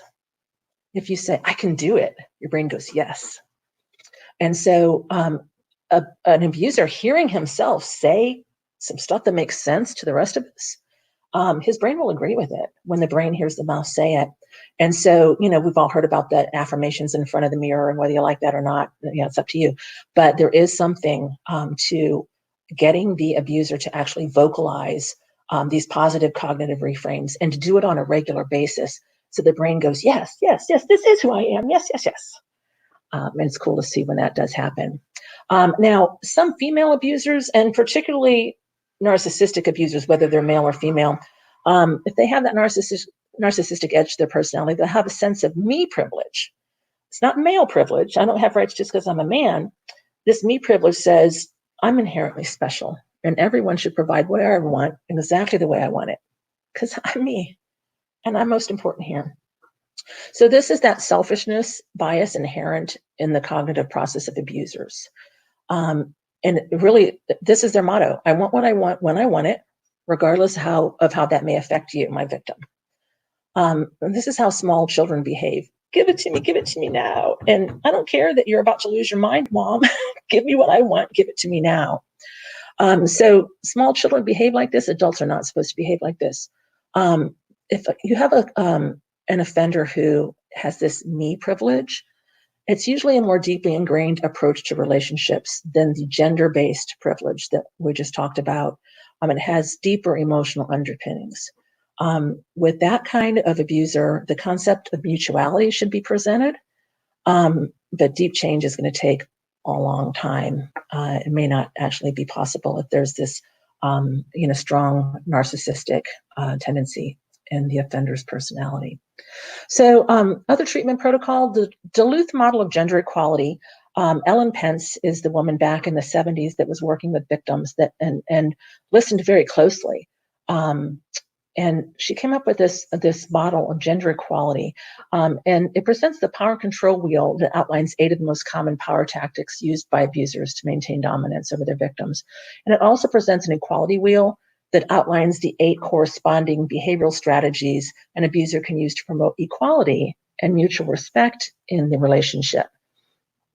So if you want to read up on the Duluth model, the book I recommend, it's a treasure trove of insight into the dynamics of abuse and the thought processes of abusers and so on. Education Groups for Men Who Batter, the Duluth model.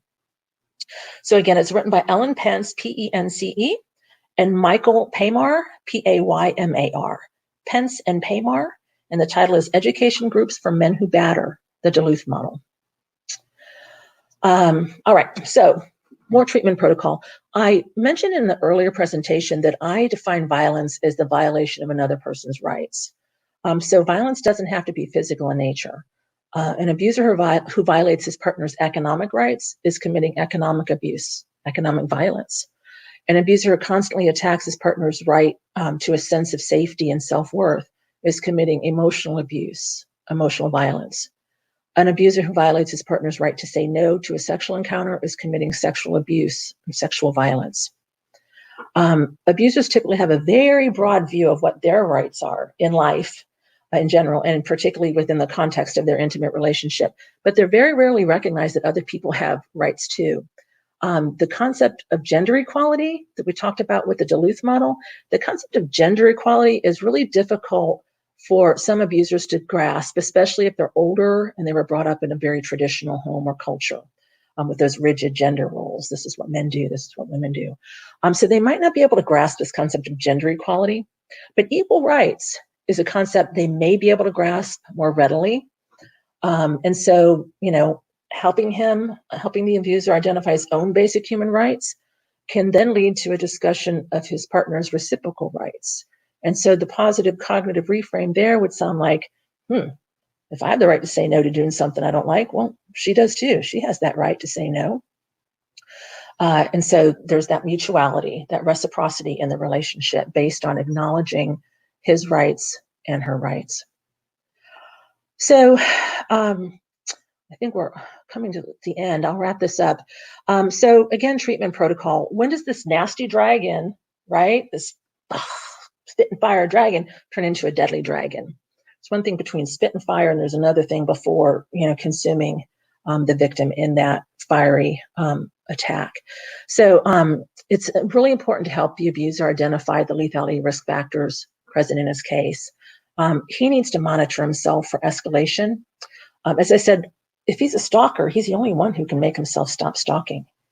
If he's thinking about obtaining a weapon, he's the only one that can make the choice to, resist the urge and seek some support instead. When he's just lost his job and his house, and the thought occurs to him, I just want to wipe out everybody. I'm going to off myself and the whole family. That abuser needs to recognize that he's escalating toward murder-suicide by even fancying that thought for a moment, right? Loss of job, these economic losses and loss of loved ones are lethality risk factors. And so, gosh, just the fact that he loses his job, an abuser who loses his job is suddenly at a higher risk for fatal violence, lethal violence. So they need to know that. Lose job, seek immediate support. Mom dies, seek immediate support. Pet dies, seek immediate support. All right, so effective lethality risk assessment is necessary, not only at the start of the intervention program when you're doing that intake and initial assessment, but throughout the entire process. So check in every time. Here's your list of lethality risk factors. Anything escalate this week? Is there anything new that's happening in your life? Anything you're struggling with, some old temptations? You want to drive by our house, anything like that? Let's talk about it before you do it. And then, put some alternatives in place so that abuser has some other things to do, some other coping skills when he feels at risk. So I think we have about 5 minutes left. Monifa, are there any questions for me? Yes, Lisa, we have a few that came in. Let's start with Amanda. She wanted to know, she said this is a little off topic, but she was wondering if you could help identify the top 3 to 5 warning signs of high lethality risk for IPV survivors.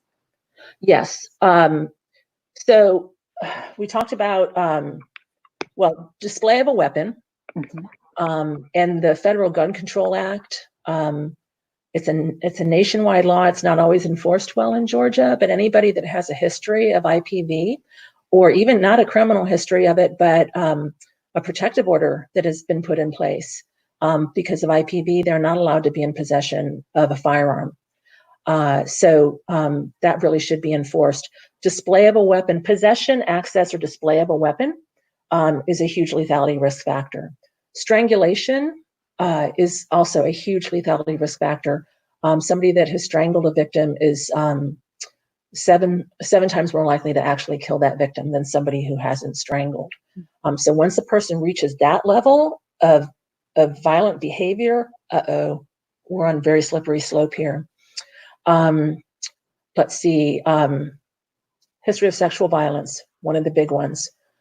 There's that inhumanity that, wow, if a person's willing to be violent in those ways, another person's most vulnerable self, there's a viciousness there that is linked with heightened risk of lethal behavior. The substance abuse is another big one, and then depression and suicidality. There's something called the deadly triad, and it is if there is substance abuse present in the case, a history of display of weapons. It doesn't have to be a gun. Could be a knife. Could be could be a bat, but usually it's a knife or a gun. And suicidality, substance abuse, display of weapons, and suicidality. You put those three lethality risk factors together, and you have an exponential increase in the risk for murder-suicide. And of course, the suicidality goes with the murder-suicide, right? So you say, there's no suicidality. Would substance abuse and firearms put together be sort of like it's a dyad, not a triad, you can think about things that way. Those two are really, really big. Display of weapons and substance abuse. Okay, I'm rambling. Go on, next question. No, that was good. That was good. Natasha wanted to know, are there family of origin factors that are typically involved with offenders? So for example, do offenders usually come from one parent households? I don't have any firm stats on that. My experience is that, let's say that there was a one parent household where there was some deprivation. The child, the single parent just wasn't capable of providing, basic needs. That doesn't necessarily correlate in my mind to acting out violence. If the person was raised in an abusive household, we see victims of child abuse go two different ways. Either I will never do that to somebody because I know how it hurt me, or they bond with the abuser, and they model that behavior in their later life. So there are plenty of abusers that have come through my program over the years that came from perfectly good homes. There's no perfect home, but good enough homes. Some that had no history of child abuse, didn't witness domestic violence in their upbringing, but they have these underlying power and control issues. And this kind of sort of a framework that I use. Back in grad school, I was studying object relations therapy, and there were four sort of like driving forces that a person might use. Each person will use one of these four driving forces. It sort of defines how they get through life, what they're driven by. And one was sex. One was ingratiation. They're always doing for others, right?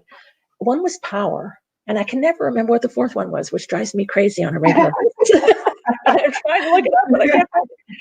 But it seems that about a third of human beings are internally driven by a quest for power. And a lot of them do great things in life, right? They're using their power for good. They're leaders. They're heads of corporations and churches and all kinds of good stuff. But there are those who don't use their quest for power in a positive way. And I think that some abusers, it's almost like they're wired that way. It's not their upbringing. It's not substance abuse. They just seem to be wired to want to be the boss. And if they can't do that in a positive way, they're doing it in a negative way. Okay. Thank you. So moving on to the next question, Hillary wanted to know about perpetrators and personality disorders. Okay. Any correlation or anything? Yeah. So the PC way to present it is that domestic violence, intimate partner violence, is not caused by personality disorders. But we did talk when I talked about assessing for co-occurring mental health stuff. We talked about antisocial personality disorder. These people lie, cheat, steal, and commit violence. It's not always inside the home. They kind of do this everywhere. This is how they get through life. And if they're doing it outside the home, where they have a higher chance of getting caught, they're probably doing it inside the home too. So antisocial personality disorder, borderline personality disorder, that's that I love you, I hate you, don't leave me. I'm losing my mind, I'm acting all crazy because of this abandonment stuff. And this, I need you so desperately, I can't live without you. So borderline can play into it. Again, some paranoid stuff, paranoid personality disorder, maybe there's some of that somewhere. But it seems like narcissistic personality disorder, antisocial personality disorder, and borderline personality disorder are the ones that I see the most in terms of working with offenders. And psychopathy is not listed as a personality disorder in the DSM. It's people with sociopathy, they tend to fall under the umbrella of antisocial personality disorder. It's more behavioral. Psychopathy is more of an emotional construct where they're so detached, they're cold. It's like they have a reptilian brain, that they're cold-blooded. They don't warm up to people. They don't care about people. They don't bond with people. But that's not a personality disorder. That's a psychological problem. Okay. So Natasha had another question. She was wondering, will offenders usually leave a relationship with the victim if they have found another relationship they think is better? Interesting. It depends on what type of abuser it is. If he's the obsessional, attachment-driven abuser, those are the ones that tend to be stalkers. Increased violence at threat of separation or right after separation. You can't pry them off their victim. They're not looking at anybody but her. They're obsessed with her. So no, those is good luck detaching them just by waving some candy in front of them. Those that are more self-serving and detached, the psychopaths, the antisocial folks, the ones that just are driven by what can I get in life? How much can I get? Yeah, if something better is waved in front of them, they might leave the victim, but then they're just going to victimize the next person, which is why I think it's so important to work with offenders, because they just keep finding new victims. We can never help all the victims if the offenders are just finding new ones all the time. I don't know. Did I answer that question sufficiently? Yeah, I think so. Okay. And I know we're running out of time, but I do want to take this one last question. How can a victim take her power back with an offender? That's a tricky one. Most lay people say, well, just leave him. But we know that is an extremely dangerous thing for her to do. It's not so easy to just leave. You might get killed in the process. And so there was a Dr. Phil broadcast. I don't watch it, but my mother was watching it, and he really got onto this woman who is being victimized, and he said, you have to leave him, and I'm going to set it up, and I'm going to make you do this and help you do this. And I'm thinking, Dr. Phil needs a course in DV intervention because he's going to get this woman killed possibly. So how do you help the victim detach? Well, Tanika talked about finding that sense of self, starting to recognize when she feels afraid and that she doesn't like that, and really confronting herself with the magnitude of the situation she's in. Once she's ready, that trauma bond is starting to weaken and she's ready to go, then you need a really good advocate or a really good friend, somebody to help her plan how to go safely. And Monifa, I shared this with you the other day. but I'll share it with these folks. In the county where my agency is out in California, the DA's office has something called the Child Abduction Unit. And I've never heard of this in any other DA's office across the country, although some may have it. Mhm. But this DA's office, if a victim contacts the DA and is in the DA's office, well-trained folks say, you are in imminent danger, this guy's going to kill you. That victim can flee the state with the child without telling the other parent where the child is. And that person won't be charged with child abduction. And so, for folks, the few folks that there's truly imminent risk of death out in that county, and they know about this, a lot of people don't, they can disappear much more effectively than someone else who has this fear of a child abduction charge hanging over their head. And frankly, sometimes if the situation is bad enough, a victim needs to just disappear. Not easy to do in today's world.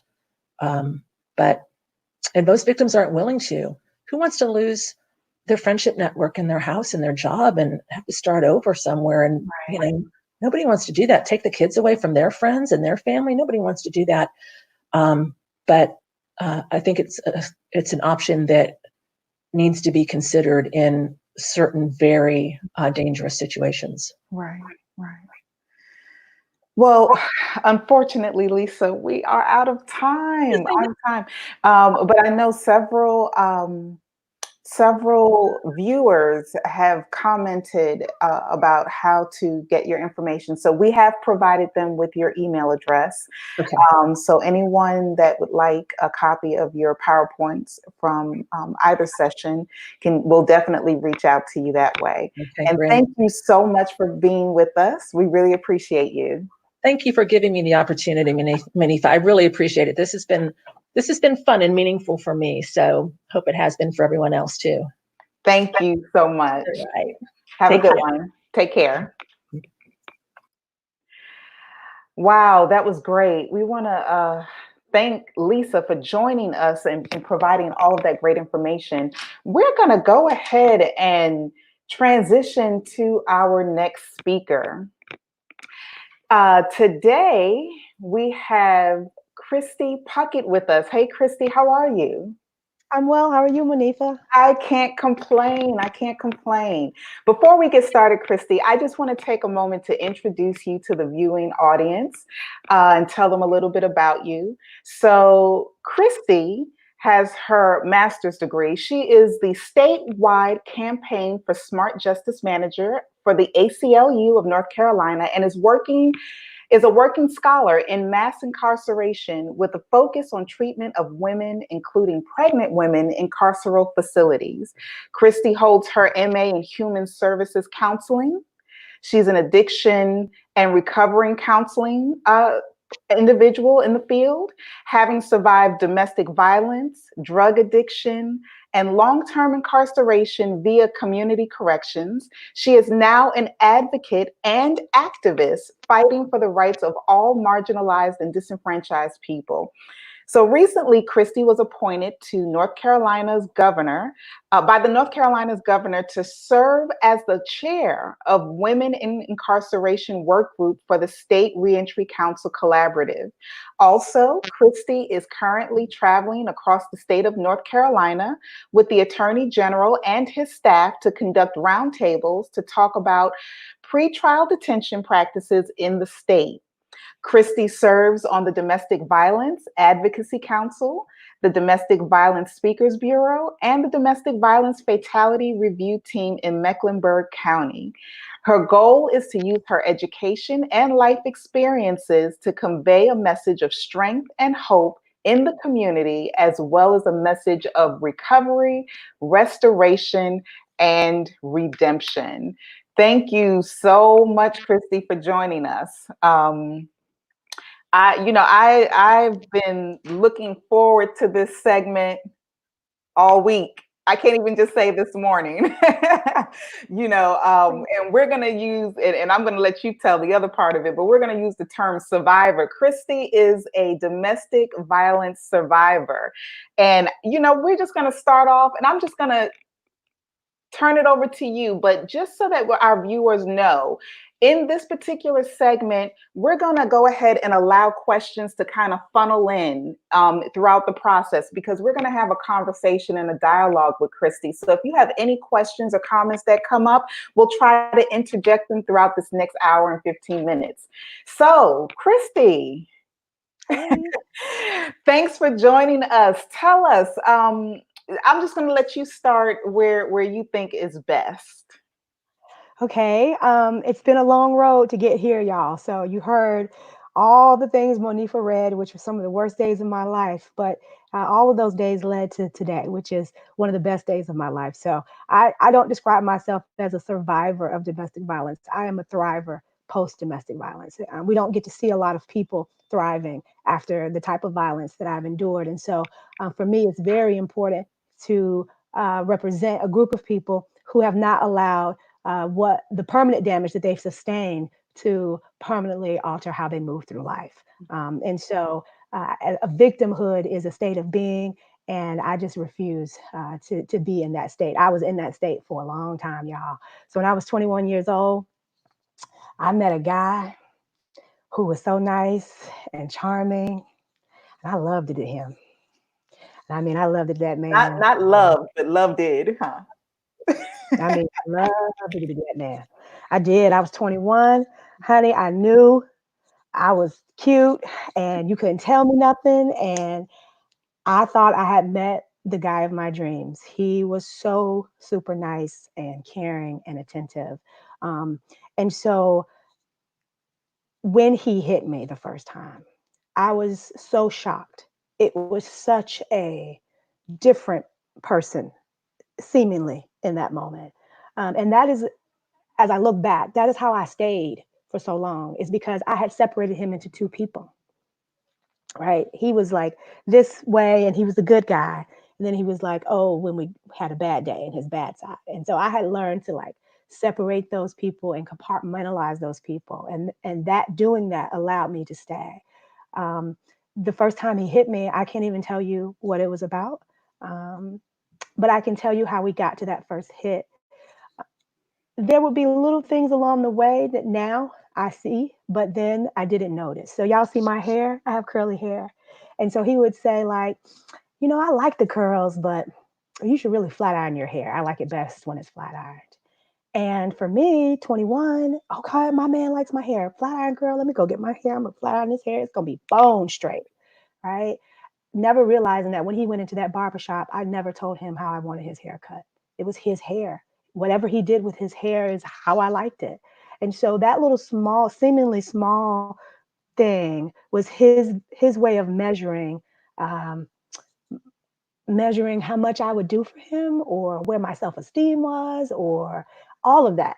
He was very calculating. He was always two, three steps ahead of me, and he had an agenda and I didn't. And his agenda always ended with me doing what he wanted me to do. It didn't matter what that want was. It was I needed to do that. And so, what I like people to take away from my story is not that you know I was this young girl and I was stupid. I have met people who are 50 who are being abused. I've met people who have been together for 30 years and have been abused for the entire time. So it's not so much the age, even though 16 to 24-year-olds are at the most risk for being harmed in a relationship. It really can happen to anybody in any neighborhood, in any income bracket, in any race, creed, nationality. It cuts across all factors. And so the relationship ended after about 8 years, but I cannot even begin to describe to you the torture that I lived in those 8 years. It's like living on eggshells. You never kind of know who you're gonna get. Now I did know on Fridays because he would start drinking on Fridays, and I didn't even associate the alcohol with like his attitude begins to change once he starts drinking. It's Friday, he likes to party. And so part of that partying equals he's going to get upset, he's going to blame me. We're going to go through this whole thing that we go through every Friday, Saturday, and Sunday. And that's pretty much what our lives were. Monday through Thursday, he worked. Friday, Saturday, and Sunday, he raised hell. every Friday, every Saturday, and every Sunday. And I tried to leave on multiple occasions, multiple occasions. In year two, he shot me, and he shot me in my knee. And um, I didn't immediately seek care. I wasn't able to immediately seek care. I had went through an EMT training not too probably about a year and a half before then, and had to use the skills that I learned to stop the bleeding, because he threatened to kill me if we called the police, right? And we couldn't call the police, and we weren't in Mecklenburg County at the time. He lived in a more rural county, where he was from, a more rural county. And so he seized that opportunity when we were away in a county that's very rural, in a place that I didn't know anybody. And eventually, when I did go receive care, I said I didn't know what happened. I didn't know. I didn't know. And they asked me, like, why did it take so long? It was I don't know. And they, of course, knew. Um, at the hospital staff and the police and all that, but I claimed ignorance. I didn't know.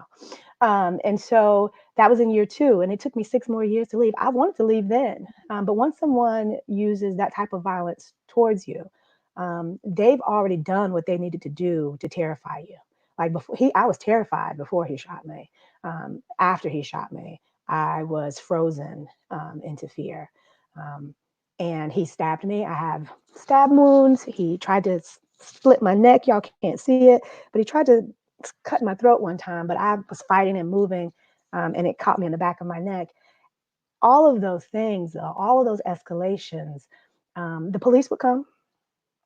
And I remember the first time I was ever arrested, it was for domestic violence, and I was the victim. The police came to my Mm. house and they said, Wait, "We wait, are wait, wait. tired." Let me stop you right there, Christy. Did you just say you were arrested for domestic violence, but you were the victim at that time? Yes, because the police came to our house often. And like I said, now every Friday, they didn't come every Friday, but Mhm. it wasn't all. I learned not to call the police, like, number one, because that was going to piss him off. Not even the police's behavior made me not call. It's just like, there's going to be like an Mhm. extra layer of drama if I call the police. So sometimes my neighbors would. Sometimes I would beg my neighbors not to call, and they wouldn't. But this particular time, the police had came back to back. They came the week before, and they came this week. And when they had came the week before, the officer said, "I came out here 2 months ago. I'm sick of y'all." And it's not funny, but I'm laughing because Mhm. the way he said it, he was like, "I'm sick of y'all." And um, if, I'm just sick of y'all. And if I come back out here again, both of you going to jail. And he came the next week, but he didn't take both of us. He took me because prior to him getting there, I had was bleeding, like my hand was bleeding because I was trying to scratch and get away from him. And he came outside when the police got there. I was already outside hysterical. And one officer arrived. He put me in the back of the car for me to calm down because I was hysterical. I was. And the other officer came and said, "Oh, we back out here again. I told you was going to jail. You going to jail." And so when my boyfriend came out, like, "Yeah, look what she did." He had scratched his own arms up. I didn't scratch him up. I was trying to get away from him, but I didn't have nails. I didn't scratch him up. And so they took me to jail for domestic violence. And that was my first experience of ever being arrested. And I was devastated. And I cried the entire time saying, I'm the victim. Y'all know how many times y'all have come to my house. Why are you arresting me? And the officer's response was basically, y'all need a break from each other. And this is the break. And so that really solidified in my mind that the police were of no help. Hmm. They were no use. They often blamed me because they would say, "Look how you're acting right now." Well, when somebody tries to kill you, of course you're going to be hysterical. Yeah. You're supposed to be terrified. And when you see the police, you can't calm down and your words are everywhere. And so I've had to learn over the years as I work with community how to even tell people to talk to the police when they come. Like, I know you're terrified, but you have got to calm down because they cannot hear through that hysteria. They just rule it as, if you act like that in front of me, I know what you're doing, when I'm not here, with not the acknowledgement that this is how traumatized people act. Like, if someone is Mhm. trying to kill you, I don't know an appropriate response to that. I don't know. I just know how to be terrified. And so the police were not very helpful. This was in the early 2000s. I work with domestic violence fatality team now here in Mecklenburg County. I know that their response is now different. I'm not going to say it's better, but I'm going to say it's a different response, Mhm. because what I will say is that um, what I want all of you to take away from today is that we cannot incarcerate ourselves out of violence. Jails and prisons are full of people, and yet and still violence is still rampant in our society. And we have got to find a different and better solution to the violence that we face in our community. Because violence in the home is what drives the violence in the community. And so we have to address the underlying violence in our homes. So, as a result of that relationship, like I said, I've been, that was my first incarceration.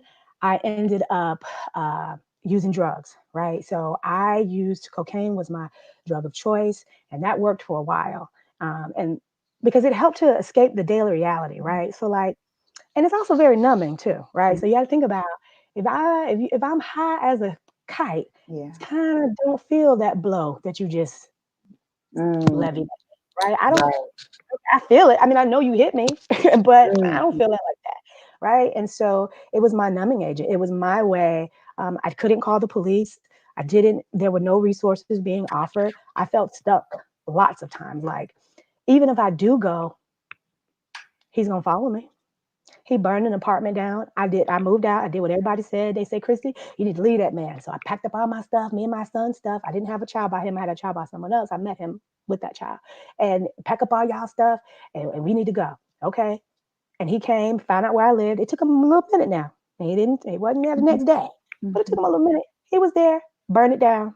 My son and I had to escape a burning apartment building. And he almost killed my neighbors as well, right? Because it's an apartment building. And and he would leave. So what would happen is, like when the police would come, he would already threaten me. You better not tell him. They're not telling nothing. If you tell him, I'm gonna hide and I'm gonna get you, and all that stuff. So I wouldn't be cooperative at all. Don't know nothing. Ain't seen nothing. Nothing. And so he would leave to his family's house in the rural part of the state for many months, and then. He would come back on the weekends or whatever like that. Sometimes he would make me go with him. There were times he has kidnapped me and made me go with him for weeks at a time. I have been strangled on multiple occasions. I have liver function issues as a result of the strangulations that I sustained, that we know is directly related to the lack of oxygen that my body received on so many occasions, right? And so there's so many effects, side effects, long-term effects that a person who has sustained a lots of trauma and violence in a relationship will continue to have way after. And not to mention the inability to sleep, the mood changes, all the symptoms of PTSD, anxiety, um, and through drug use came incarceration because as you begin to go through the degrading process of addiction, you find yourselves in situations and doing things that you would have never imagined. So I became a drug dealer. I call myself being smart, right? Like, so, oh, I can add, I can subtract, and I can, convert things. And so I'm gonna be smart and sell the drugs. Mhm. And not very smart.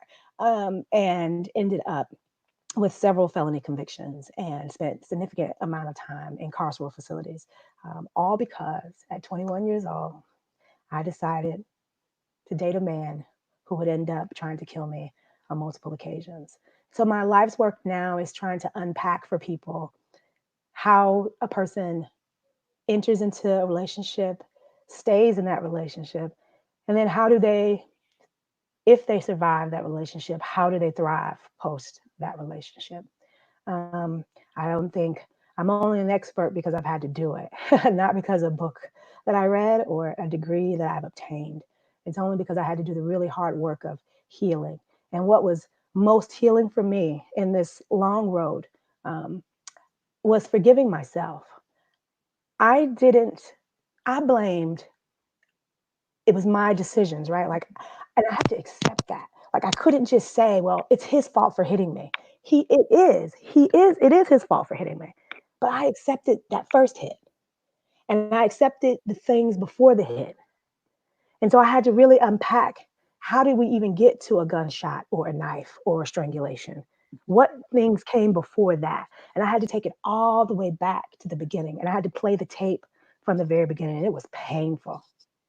And I had to acknowledge that my self esteem, how I viewed myself and how I loved myself, was set up in how he viewed and loved me. And that was my error.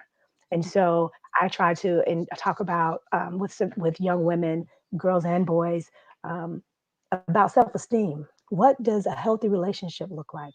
I don't so much talk about violence, but I talk about what does a healthy relationship have? Because I think sometimes we talk about violence and people think that means a punch, but nobody thinks him calling you fat is violent, but it is. Nobody thinks that him telling you you can't work is violent, or how many children you can have, or when do you supposed to have sex, or like all the things that people control, like what you can wear, who you with, where you're from, blowing your phone up. See, we construe that as, oh girl, he love you. Mhm. No girl, he don't. He want to control you, because love is based in trust and respect.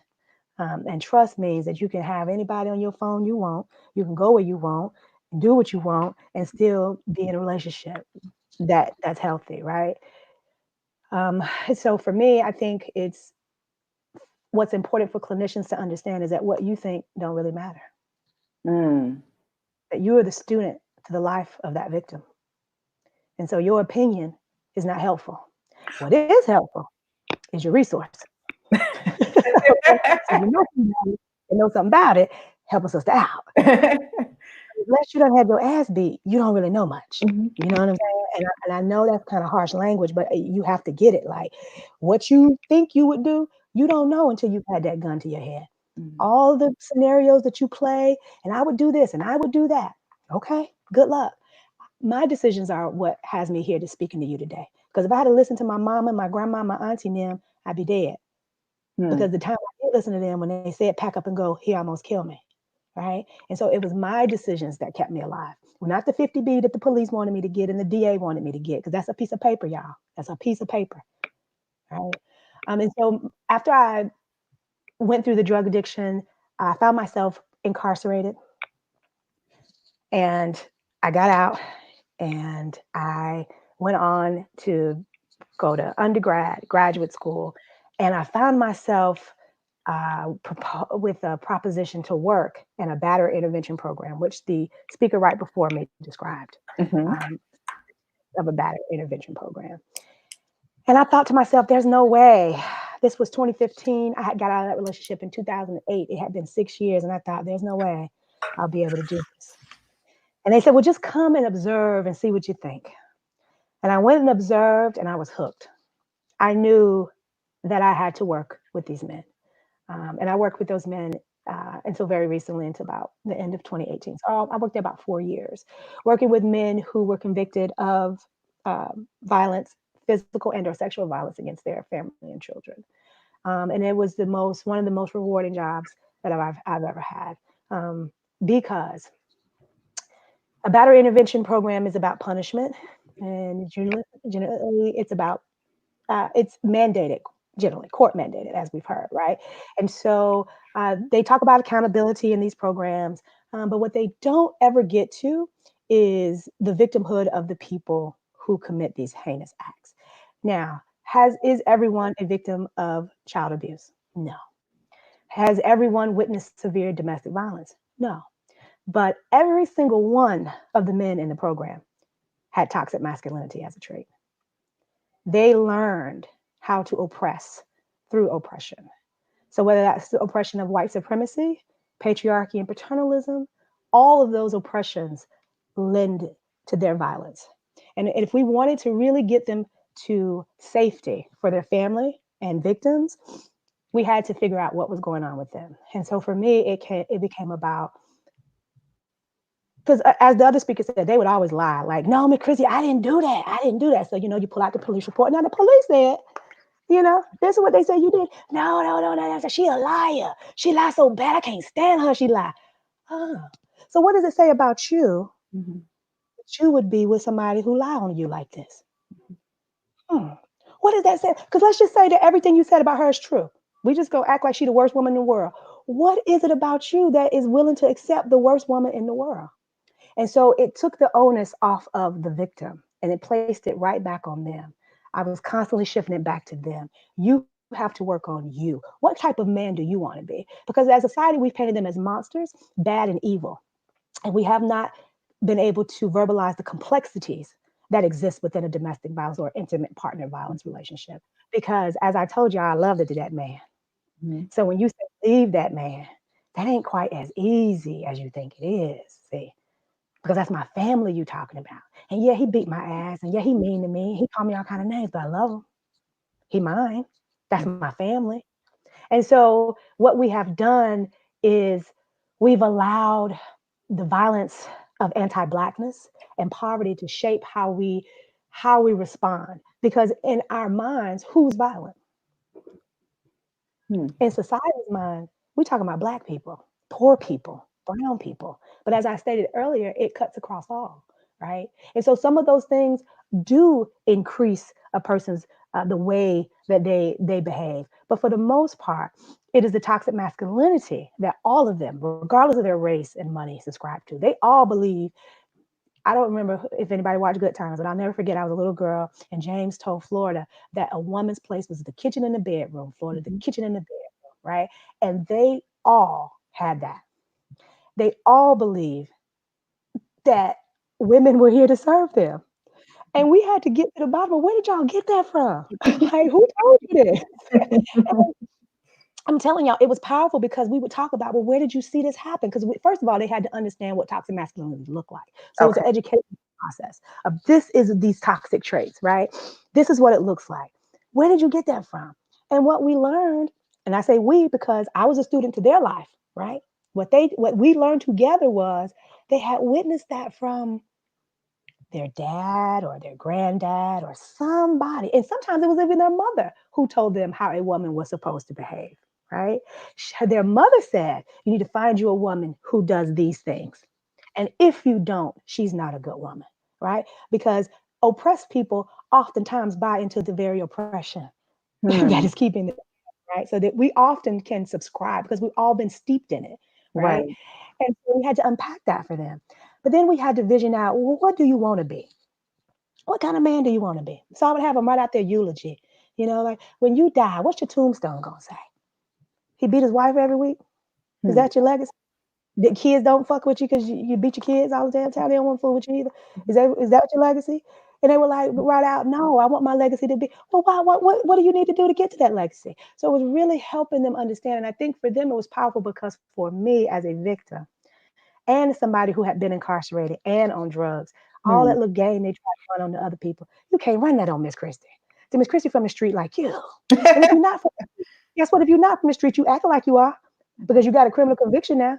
You might as well, right? Like, because even for the people who thought they were better there, I can't tell you in here with us. All the rest of the felons and the convicted folks. So you so good. So it's also challenging that cognitive dissonance. How some people can, oh, I'm not like them. You hear? Mhm. I mean, Mhm. your family life put you out too. Whether it was put you out the box or the shack or the mansion, you still put out and you're not with your family.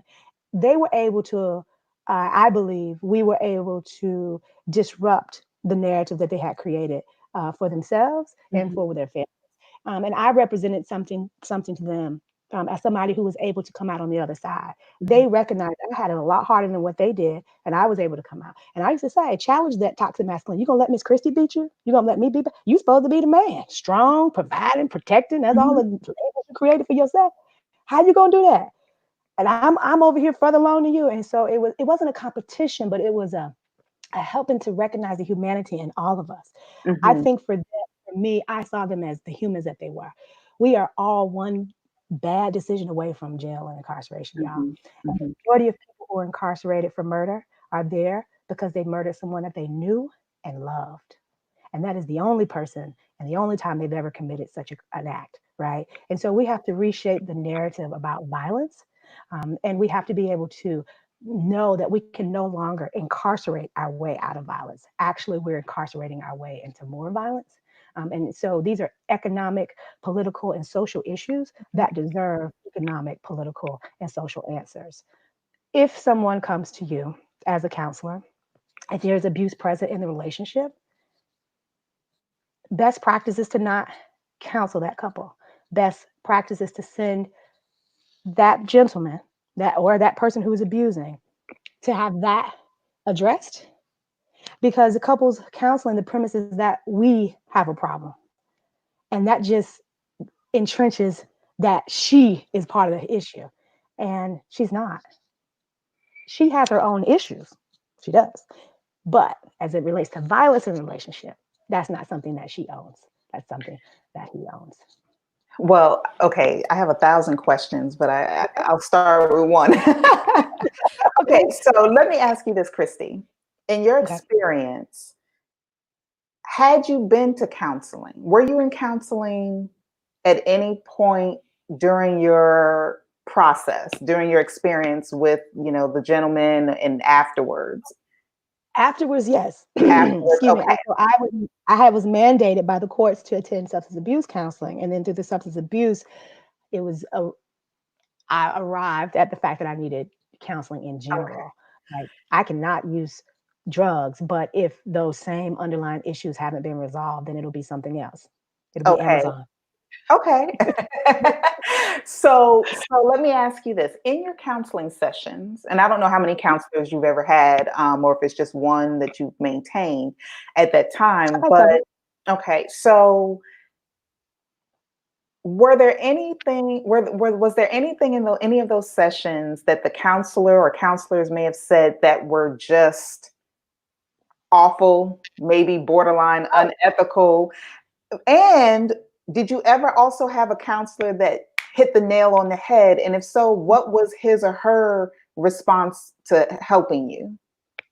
so I've had counselor tell me that basically it was I chose by not leaving. I'm choosing to be abused. That I was choosing the abuse by continuing to stay, with no acknowledgement of it. That was a survival tactic and a trauma response. You know, and so all of that. Because at the end of the day, what he did provide was safety from other men, because he didn't play that about talking to his woman in a kind of way, none of that. So at the same time, even though I didn't feel safe with him, I felt safe with him, if that makes sense. Mm-hmm. Like, he couldn't provide me direct safety, but if it came to somebody else, oh no, right? And so I think that counselors oftentimes just didn't get that there is still love there. Like, yes, somebody can be murdering you and you can still love them in the same time and still not want to see them harmed, Mm-hmm. right? Because there were plenty of opportunities that I could have done lots of things to him, especially when on by Saturday when he was laid out drunk. He could not be breathing, right? But I loved and cared about him. And I couldn't do that. And so the counselors that were really good was this one particular counselor. She basically said to me, I don't care what you said or did. There is no excuse for him to behave like that. There's nothing you did that will warrant that. I don't care. And that was it was a freeing moment. Somebody got it. Like, I was trying to explain like what happened, and she just stopped me. Like, it don't matter what happened. Like, the details of the story don't matter. The end result is you ended up with this serious injury. And there's nothing that you could tell me prior to that that's going to justify this serious injury. And so that was very powerful to feel believed, to feel heard. Um, you can tell yourself a lot of bad things. So when your friends and families tell you things, when your partner tells you bad things, that's nothing compared to the tape that plays inside of your own head. Like, I knew I was, when people say you stupid for staying with him, I wanted to say, you think I don't know that? You don't think I feel stupid? You know what I'm saying? Like, you don't think I feel dumb? Yes, I feel very dumb. I feel dumb when the police have to come to my house. I feel dumb when all my stuff is scattered out in the street because he took all my clothes and threw them outside and all the neighbors are looking. Yes, of course I feel dumb. And so for me, the shame and guilt is what drove not just the staying in the relationship, but the drug addiction. I was trying to escape shame and guilt. And one of the things you also talked about in your story was you kept talking about how you loved him. And Love. I'm wondering, did anybody, by way of counselors, did anybody ever really tap into what your definition of love was? And I'm asking because here we go back Mhm. to counselors needing to be self-aware. As one of the speakers spoke about earlier, we need to be self-aware, and so making sure we don't, and making sure that we also look at the client as the expert and forget that we are not the expert. And so when we look at the client as the expert, we then begin to seek information and insight from the client. Did anyone Mhm. ever tap into your thought process in terms of like what does love look like for you? You know. Eventually they did. Okay. So as I got further along, so when I was in grad school, it Mhm. was a requirement that we attend, that we be in counseling. So didn't have the time in undergrad. So as someone who has felony convictions, it has always been difficult for me to obtain employment since then. So Okay. I would work 2 and 3 jobs, go to school, and I had 3 children. So counseling was something that would fall to the wayside, but it was a requirement in grad school. And so I chose a counselor, and we began to talk about. For me, it was the themes were mostly about the incarceration, the struggles that I was still facing, of probation officers and the finances and just the drama Mhm. of the criminal legal system.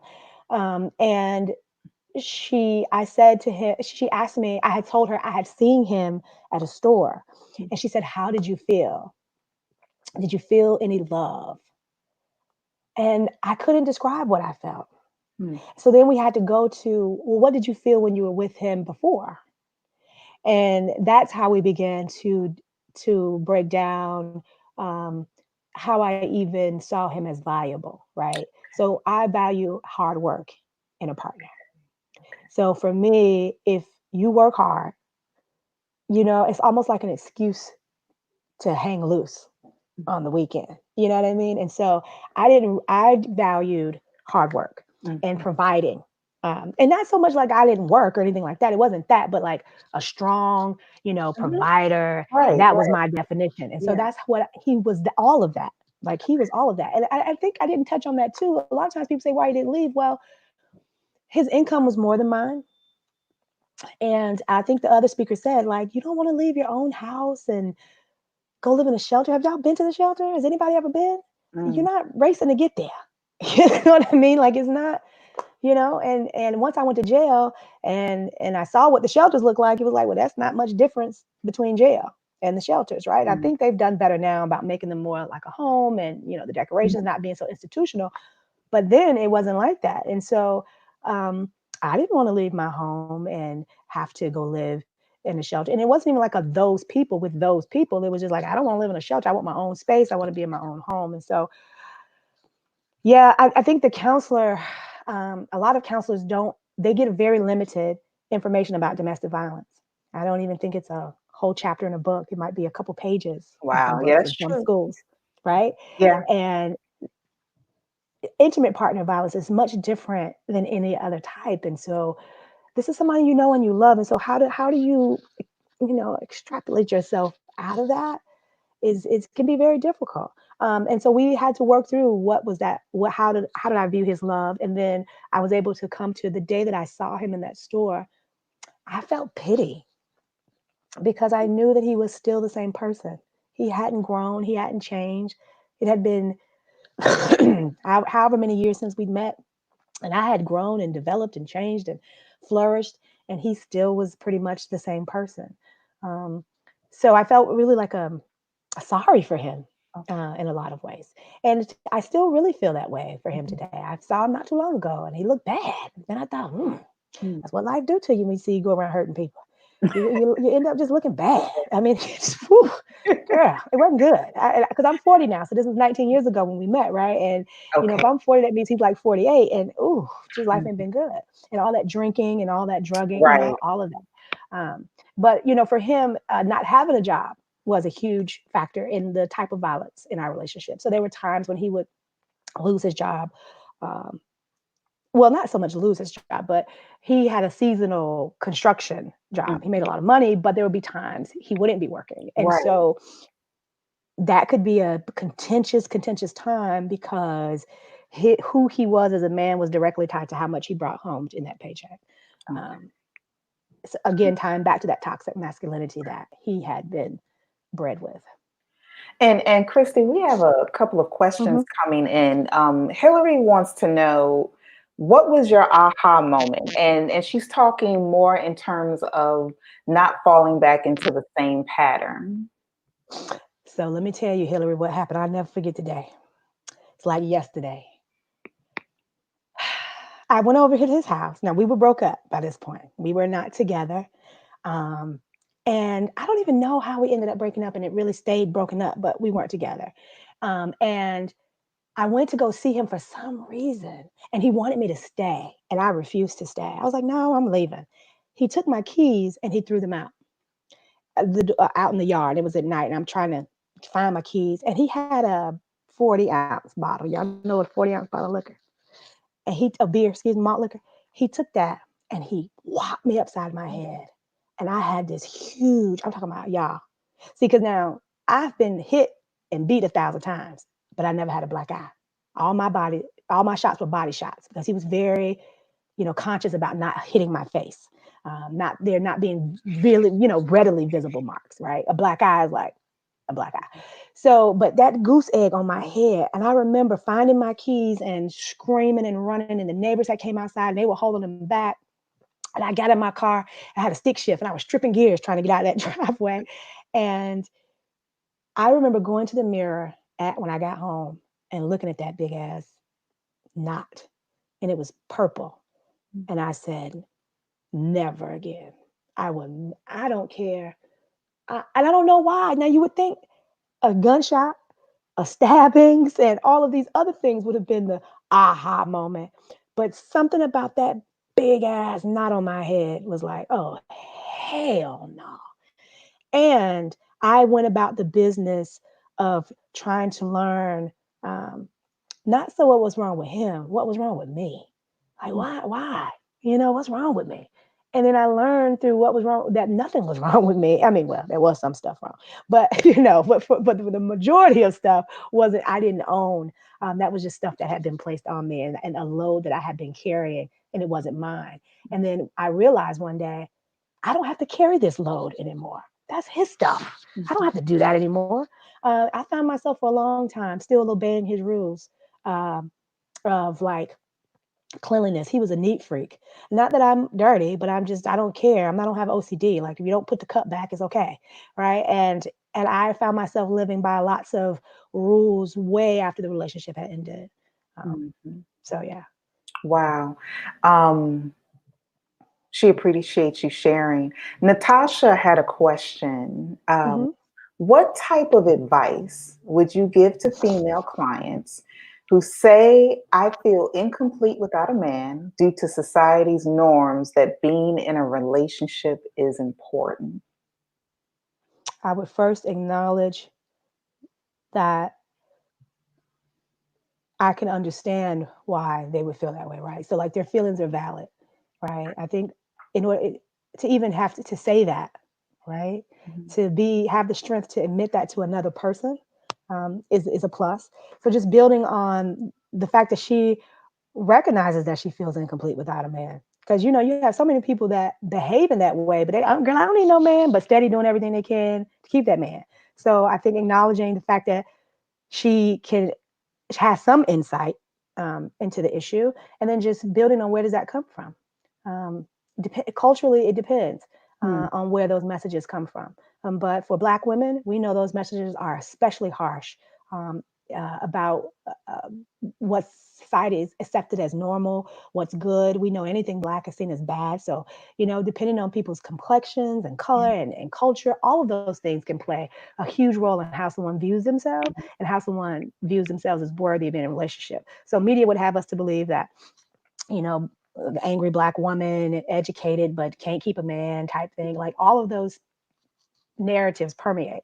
But she has the opportunity to define who she is.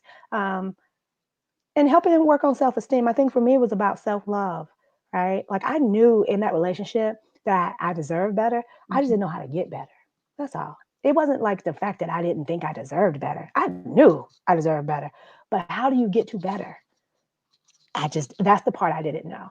And so I think having strong relationships is important. Relationships with people who are single and married, that have healthy relationships, or single or partnered. They don't have to necessarily be married.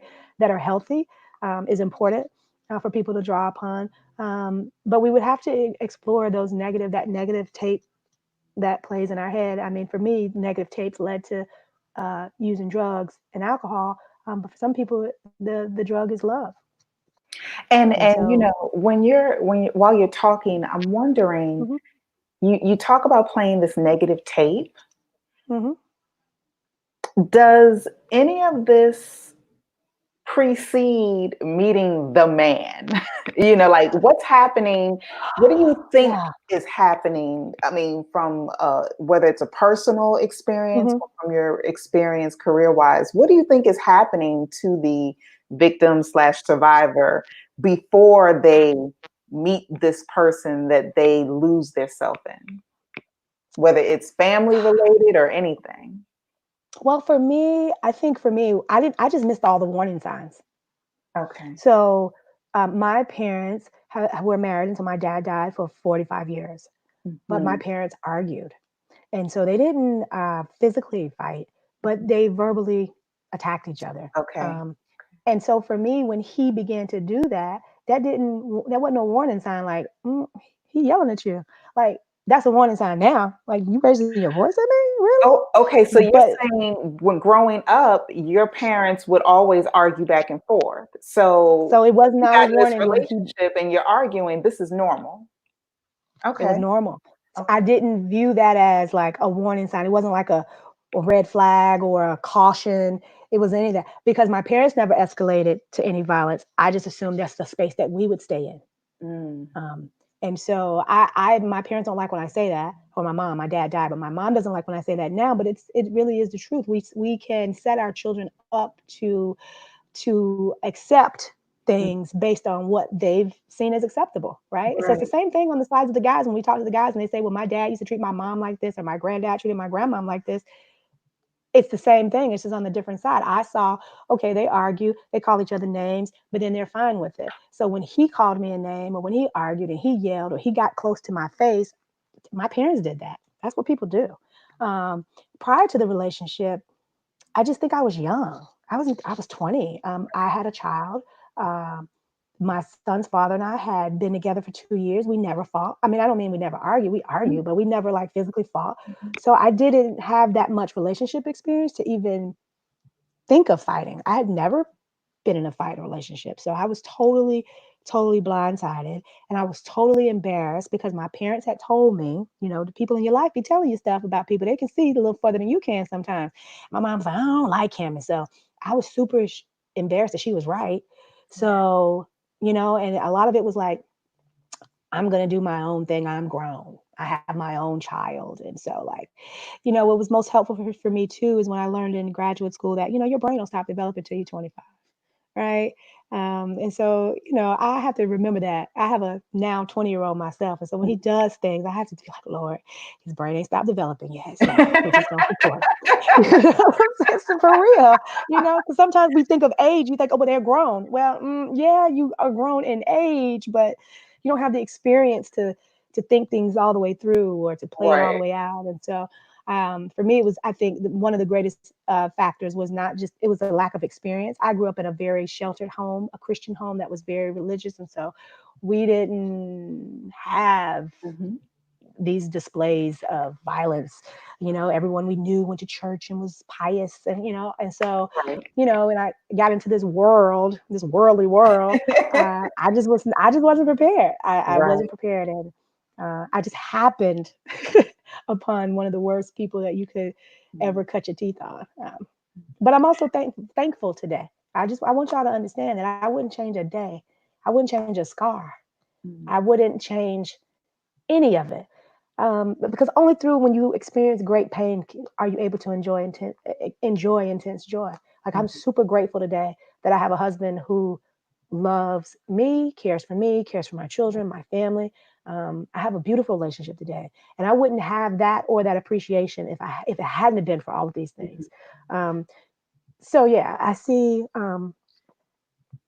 I thought I saw a question. Oh, Oh how was yeah, the relationship with my children? yes, Um, yes. Tanita wants to know how so that impacted your relationship with your kids. okay, so the twins, they were born after that relationship. So I um, got into another relationship when that relationship ended, and I had a set of twins. And it's a whole long story, but they are fine. They have no idea of this mommy, this old mommy with all the mug shots and stuff, right? But but my oldest child, And how old are they now? they're 11. 11. Okay. Um, Okay. and then my oldest son is, and he'll be 20 here in a couple months. Um, I know he was impacted by the violence that I suffered. Mhm. Let me say this. This is what I want y'all to know. People used to say that they were going to call DSS, right? Hmm. That was a whole nother thing about why I didn't report because DSS would threaten to take uh, our children, my child. And they had threatened in the past to take my child. Um, well, the police threatened, like, if we call DSS out here, they're going to take the child. And so that put me in even more of a hunkered down space of not letting word get to the police because he wasn't abusive to my son. He was actually, he was amazing with my son. That's how I knew he had the capacity to be amazing too. That's probably why I stayed for so long because you see these amazing displays of humanity and that he does have the capability. And so most of that time was waiting for him to be that person that he promised me he was going to be. That person that I caught glimpses of at different times of the week. But my son don't take, and when I say don't take nothing from nobody, I know that's a result of him watching me take a lot from somebody. And so he has had to enter counseling when he was probably about 12 or 13, getting into the, and he stayed until he was about 15 or 16 to work through his anger that he felt. He felt lots of anger towards me, for that relationship, for the drugs, for the incarceration, for at times not being in his life because of drugs and incarceration. He was very upset. And so this violence impacted my entire family. It altered the trajectory of my family in a major way. Well, let me But ask. we're okay. Hmm. That's good. That's good. Let me ask you this, Christy. Okay. When talking to other women who either are currently or have been in your situation, I know we Hmm. hear a lot of women with children who struggle internally with how their children will view them if they stay versus if they go. What are your thoughts when you hear that? What could you speak to that a little bit? Yeah, I mean, I don't think I couldn't make decisions. Um, I thought in the beginning that it was I should need to make decisions for my children, but I learned along the way that um, I had to make decisions based for me, and if I'm good, by extension, my children are good. You know, and so if if good means staying, then I have to support what she believes.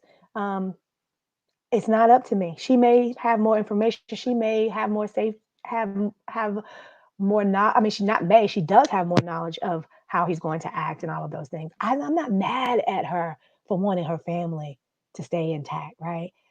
So I believe in supporting people, arming people with knowledge. That doesn't mean supporting him abusing her. You know what I mean? But I support you, right? So if you are hungry or if you need to escape or flee, I'm here. I think what I needed was just that total unconditional, what Carl Rogers describes, unconditional positive regard. That's what I needed. And that's what I needed somebody to have for him as well. Because now, if you start talking crazy about him, I forgot about me. And now I'm caught up on the fact that you're talking about my man. You talking about my man? Mhm. Right? And so, like, I needed not just unconditional positive regard for me, I also needed people to have unconditional positive regard for my decisions and for the person who I chose to be with. Now, that doesn't mean that you're what's the word? It doesn't mean that you're complicit, like you believe that this is okay, but it's supporting her autonomy. And we don't always agree with people. Mm. But I urge you to remember that she is the expert. She is what's keeping her alive. Her decisions have kept her alive up until this point, like for real. And so I just remind people that it may not make sense to you, but she's still alive, right? And if she's not alive, if he does the ultimate and takes her life, we have to remember that that's not her fault. That he was going to do that anyway, no matter what she did or anybody else did.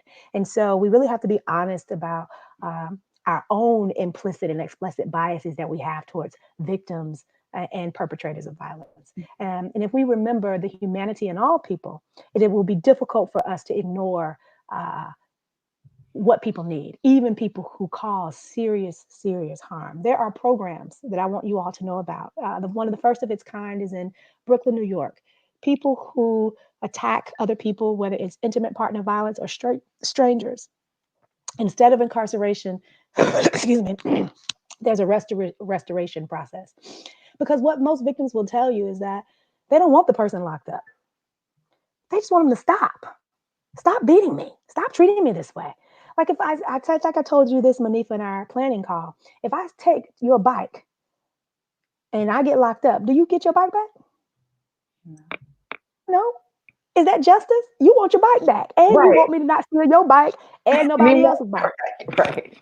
right? And so, like, that's what most victims want. We just want people to stop being abusive and violent and not being incarcerated, because we know that when people are incarcerated, the system is a violent system that creates more violence. People don't come home less violent, they come home more violent. You know what I mean? And when they come home, their ability to find a job, their ability to find a place to stay, to obtain an education, there's so many barriers. In North Carolina alone, there are 922 collateral consequences for a felony conviction. Those are 922 barriers that people have to navigate every single day just to have a life. So when you couple that with unhealed trauma, with an example of violence all through your life, it's no wonder that people engage in violence when they don't have what they need. A lot of the men and the people who engage in the violence that I have worked with have this unhealed part of themselves that was never addressed. There was harm done to them that was never addressed. And so they just transferred the harm. And so our job as counselors is to help them transform that harm, transform it into something that drives them to be what you see in me today, which is a thriver post all of these life experiences. And you have a real opportunity as a counselor to do that. The counselors in my life have really shaped and molded my decision to even become a counselor. It was in undergrad when I met my one of my professors who was a retired counselor who really helped me to see myself as something. I wasn't a crackhead in her class. I was a student. Mhm. That's important. How you view yourself is so important. And so when you're working with people, you're helping them to recreate their vision of themselves, the best version of themselves. And so I did that same thing working with the men. And when I work with women who are survivors, because I work not in a formal way, but I work with a ad hoc group of women who have experienced this, who have come along the way and say, I want to be happy again. You look happy. How did you get your happy back? Um, and I told them as I had to lie and lay and wallow in the pain and the reality before I could get to happy. And that's just something that people just don't want to do. They don't know how to do it by themselves. And so, as counselors, we serve as guides on the journey. Uh, recovery is not a destination; it's a journey, and I help people remember that this is a journey that will always be on, and that a counselor's job is to help you along that way. And so, I thank you all for number one, your work, for your passion, for attending. And I know that I'm hopeful that when you see your clients in the future, you will see them the way you see yourself, which is as a whole human with whole needs. That your job is to help them recognize the strength that they already possess. Victims aren't weak, we're very strong, we endure a lot. And so, helping us to remember that strength, I think, is the main objective of counseling. So, okay, I can't let you leave just yet. I have to ask you Okay. this. So, Okay. I want to transition real quick into the court system and the work that you do there, Okay. because I one of the things that I'm hearing from you, and you correct me if you think I'm using the wrong terminology, but I Okay. feel like you have such a strong, compassionate heart for what you, of course, for what you do for the survivors, but even for the offender, in Mhm. wanting them to heal and not necessarily just be punished, so to speak. Oh. And I want and them to be accountable. right, accountable, but you don't want them just tucked away into, Mm-mm. I would say society, but in a cell, In a somewhere where cage. in a cage where there probably really is very little to no reform. So in the court systems, do Hmm. you see counselors come in that have been mandated, let's say, to testify in court, in these cases? And if so, do you think that these counselors that are testifying are helpful to the process, or do you think once again more education is needed on the counselor's behalf so that they can provide the right recommendations for what they feel they should be happening? Well, one thing I heard your last speaker say is that you can tell I don't have much sympathy for these guys. Mhm. Um, Number one, I don't think anyone wants anyone's sympathy. They want their empathy, right? And so I think that if she would be someone who was testifying, I would be as an attorney or as the person, like, because if you aren't able to have what's the basic requirement for counseling for a whole group of people that you have know nothing about, or even if you do, you only know the parts that they tell you, I just you're doing a disservice, because incarceration doesn't create safety. Because despite 2 million people sleeping in a cage every night, we still have violence. Mm, 3 women a day by the Department of Justice are killed every day, despite us locking up more people than any other country in the world. It ain't working. So, as counselors, I know y'all have written papers, read papers, peer reviewed documents, empirical evidence. We use all of those things, right, to come up with a diagnosis that's subjective, right? But when we can't, but we don't want to use that data to look at hard evidence like, does incarceration really work to provide safety? Locking up people, does it equal a result in people being more safe? And the studies show that that's just not true. And since 1980, women are the fastest growing population of people who are incarcerated. It's grown over 1,000% since 1980, right? And so we have criminalized in this country poverty, and we have a huge disdain for poor people in this country. So the amount of money that you have dictates the type and amount of justice that you receive, right? mm, So we know people who have committed heinous acts of violence against their spouse who have walked free. 1994, California, white Bronco. Like we know those things happen. But if we look at that case, his experience of the system was vastly different than someone who didn't have any money. He had 4 and 5 attorneys, right? He was able to lead the police on a high-speed chase and ain't nobody shot him. Daquan from down the street can't do that. See what I'm saying? So it's not even about race in the system. I mean, it is. Race is a huge factor. It mm, is. mm, Race is a huge factor. But more than race, it's money because the system extracts wealth from poor people who are overwhelmingly black and brown. And so if we look at what creates public safety is not policing and it is not prisons. What creates public safety is addressing the root issue. So the root cause of my using drugs was my inability to cope with the violence that I had in my daily life. Once I was able to cope with the daily violence or the experience or the post-traumatic stress from that, all of that, the drug use stopped. You see what I'm saying? And so it's the same thing. If we want men, and I did this for 4 years. I worked with over 300 men who had been convicted of domestic violence, and not a one since 2015 has ever been arrested for a violent crime again. And so what we know is that we address the root issue. How he sees himself is just as important as how the victim sees herself. If he sees himself as being a man only if his woman is under his control, then that is what he's going to seek. If he sees himself as a man because he was born, then he will behave in a different way. And so, what I have strived to teach these men is that they are men, period. And if they're non-gender conforming and non-binary, you a person, period. Right. And you being born, you have an intrinsic value. And so I did an exercise with them one time and I asked them, how much is your value? What's your value? And we're gonna write it on the board. And they were like, oh, $1 million. And I wrote it all down. And I told them, something's wrong with y'all. Your value cannot be measured. You're invaluable. And so like it's not measured by what you did or haven't done. The day you were born, you have the same amount of value today as you had the day you were born. It was very important for them to see that their value was not based on what they had or what they did. Their value didn't change. And so that's the same thing for our people who are incarcerated. Their value has not changed. We spend a lot of money to incarcerate people. We are not willing to make that same investment into helping them reach that autonomy that Maslow taught us about. If people don't have basic food, clothing, and shelter, they cannot worry about being lawful, right?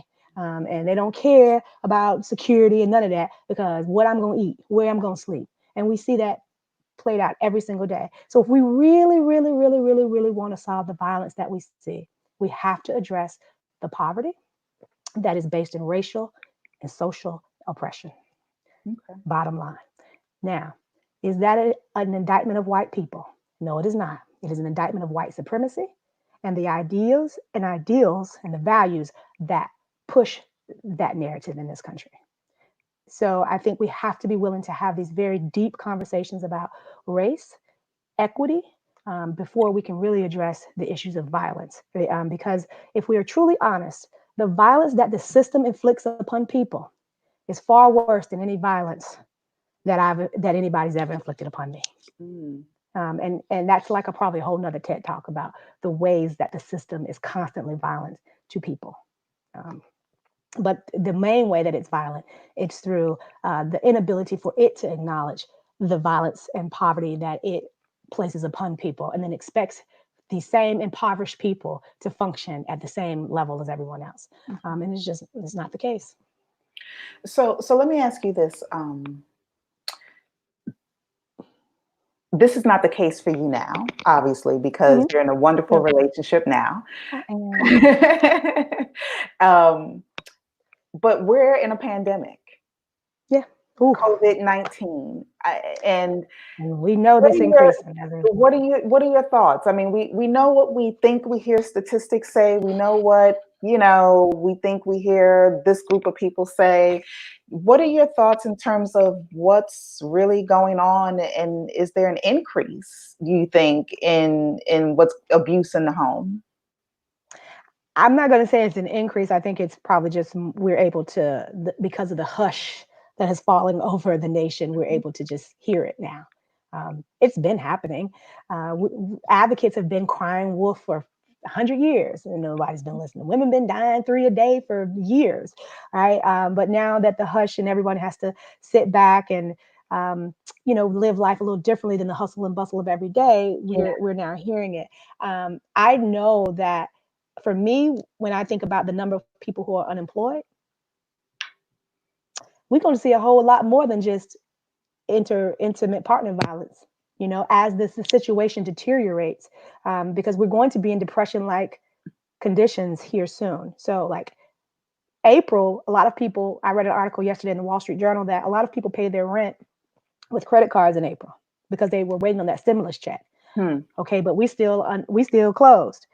What's going to happen when May 5th comes and May 6th comes? Mm-hmm.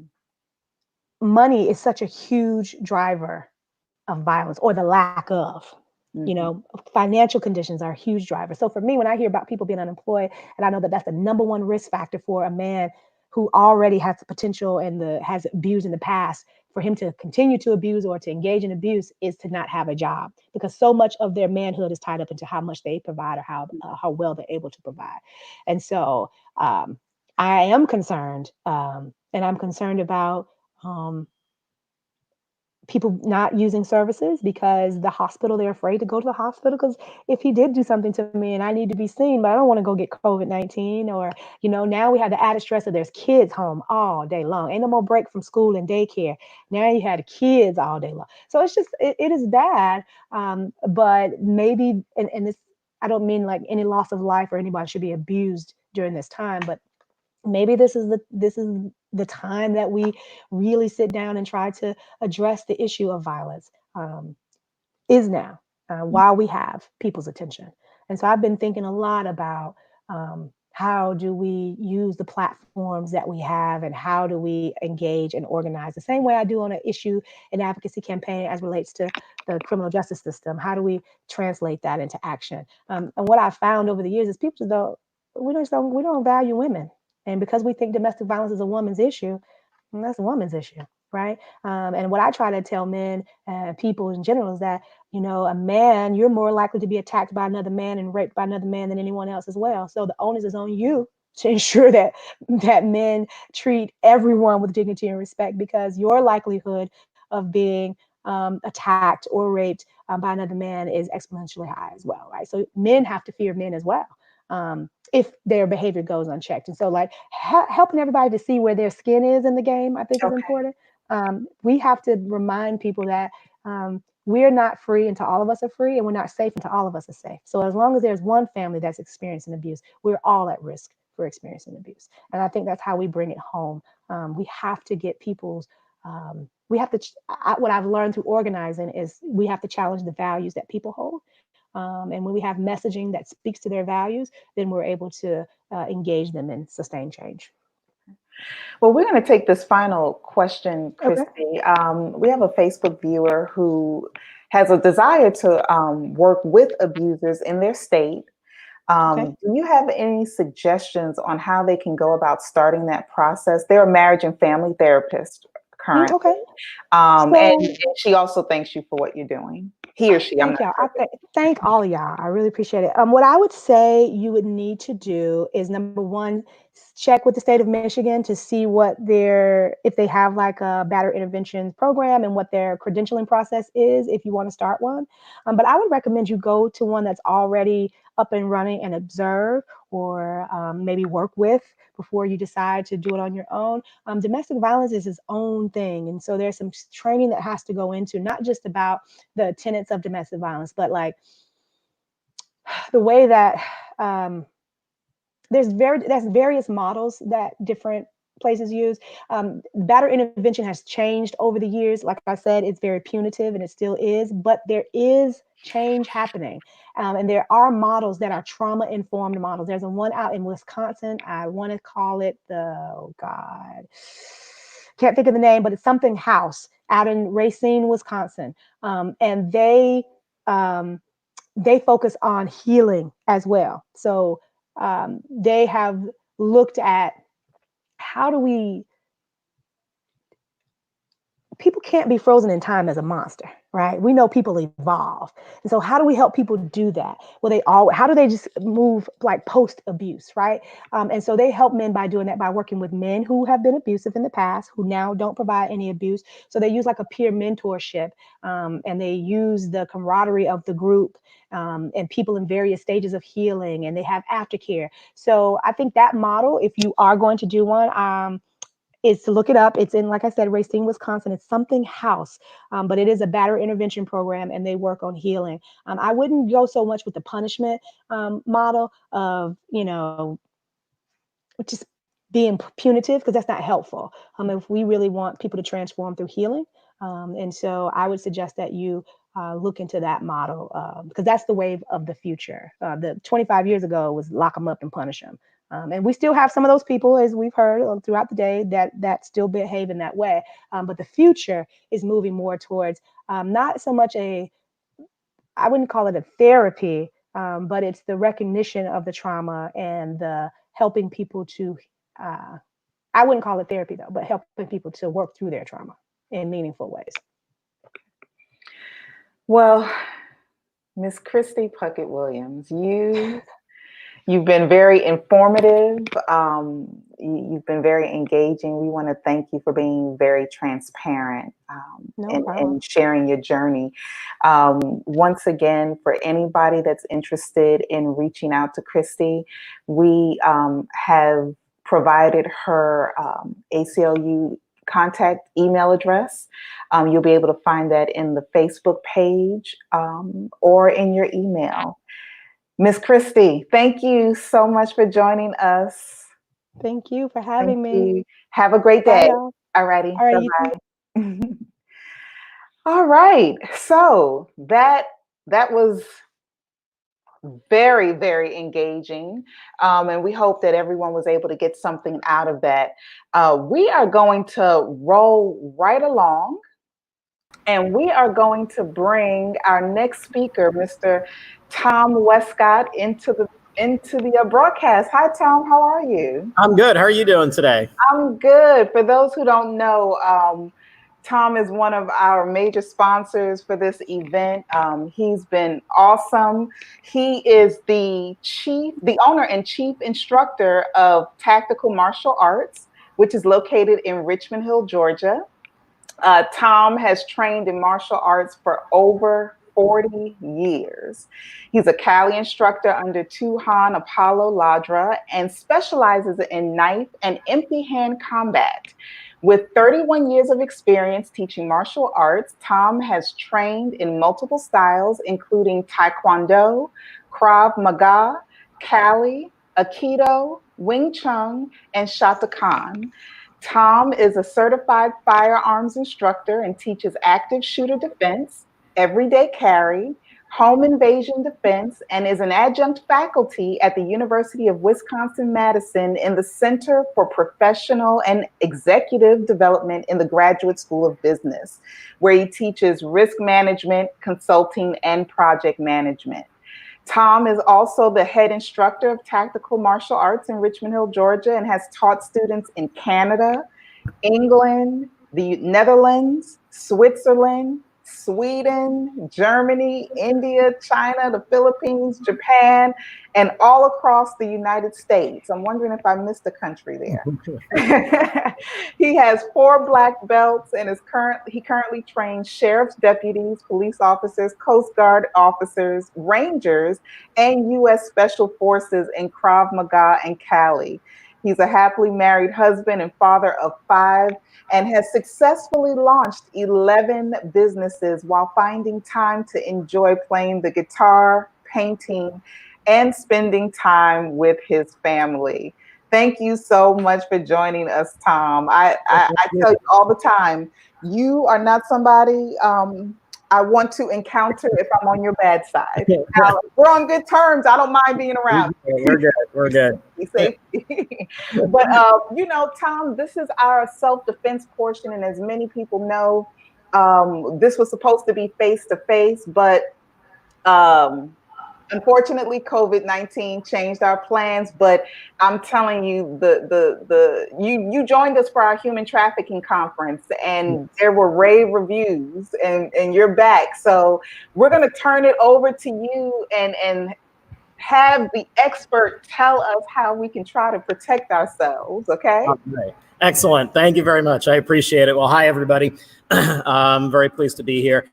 As Monifa said, we had planned for a lot of interaction in this session. So if you've got questions, feel free to post the questions. We're more than happy to answer questions, and we'll save some time at the end as well for questions. And the content of what we're going to go over today is focused really on 2 parts. One is practical things that you can do to protect yourself while you're going about your everyday life, while you are working with your clients, and while you're traveling and going into situations that might be dangerous.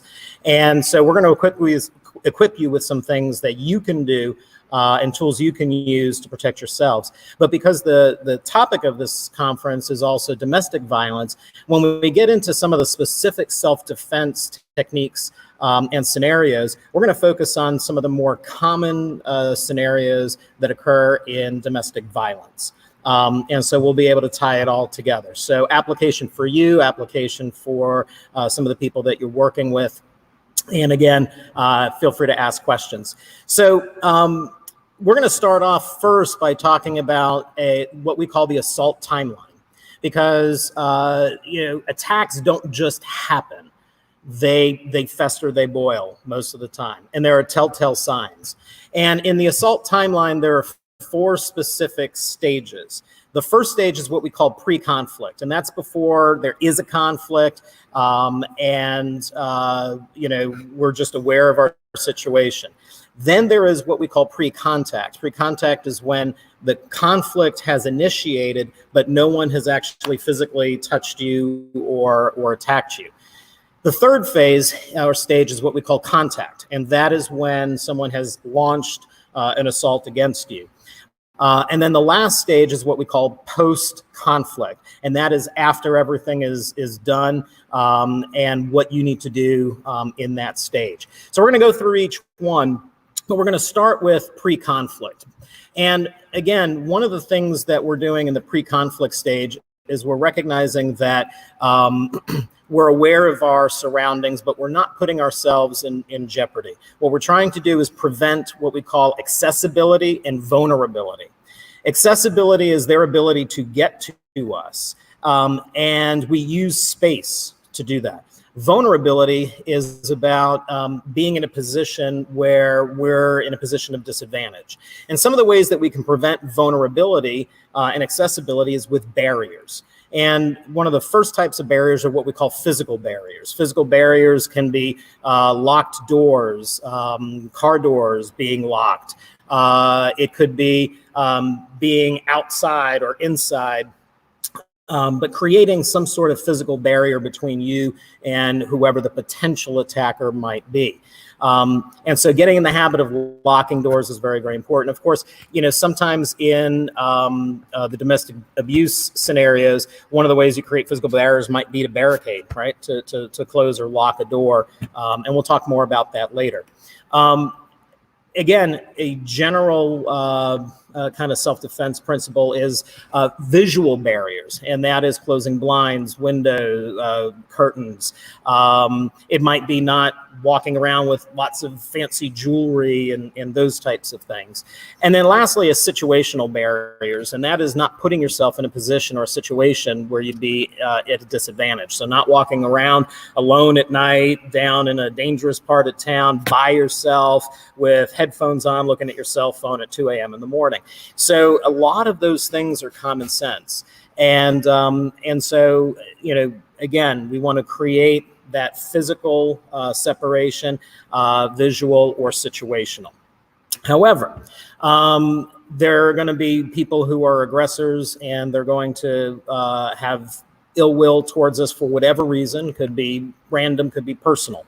And so in the pre-contact stage, the biggest thing that we need to have is awareness. And there are 4 levels of awareness. The first is unaware. And that's, sometimes we're in that state. We're completely oblivious to what's going on around us. We're absorbed in our own thoughts. We're absorbed in a task. We're talking on the phone, and we're not paying attention. And this is a state that we really don't want to be in, especially if we're in a position of risk. And if we're in that state and someone attacks us, we call that an ambush. And the only way to survive is to weather the ambush until you have an opportunity to either address the threat or escape. And that's, again, a position we don't want to be in. The second is what we call aware. And this is a state that we always want to be in. And in the state of awareness, what that says is we are aware that there are people out there who might want to do us harm. And we're aware of the people around us and the situations that we're in. The third stage is what we call alert. And that is when we've noticed something that doesn't seem right.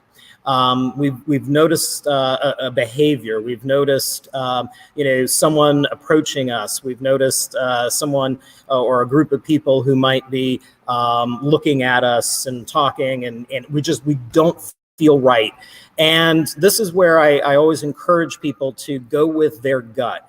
We have that gut sense, use it. Most of the time after an attack, people say, I thought, I felt something, I should have, and they didn't trust their gut. Always trust your gut.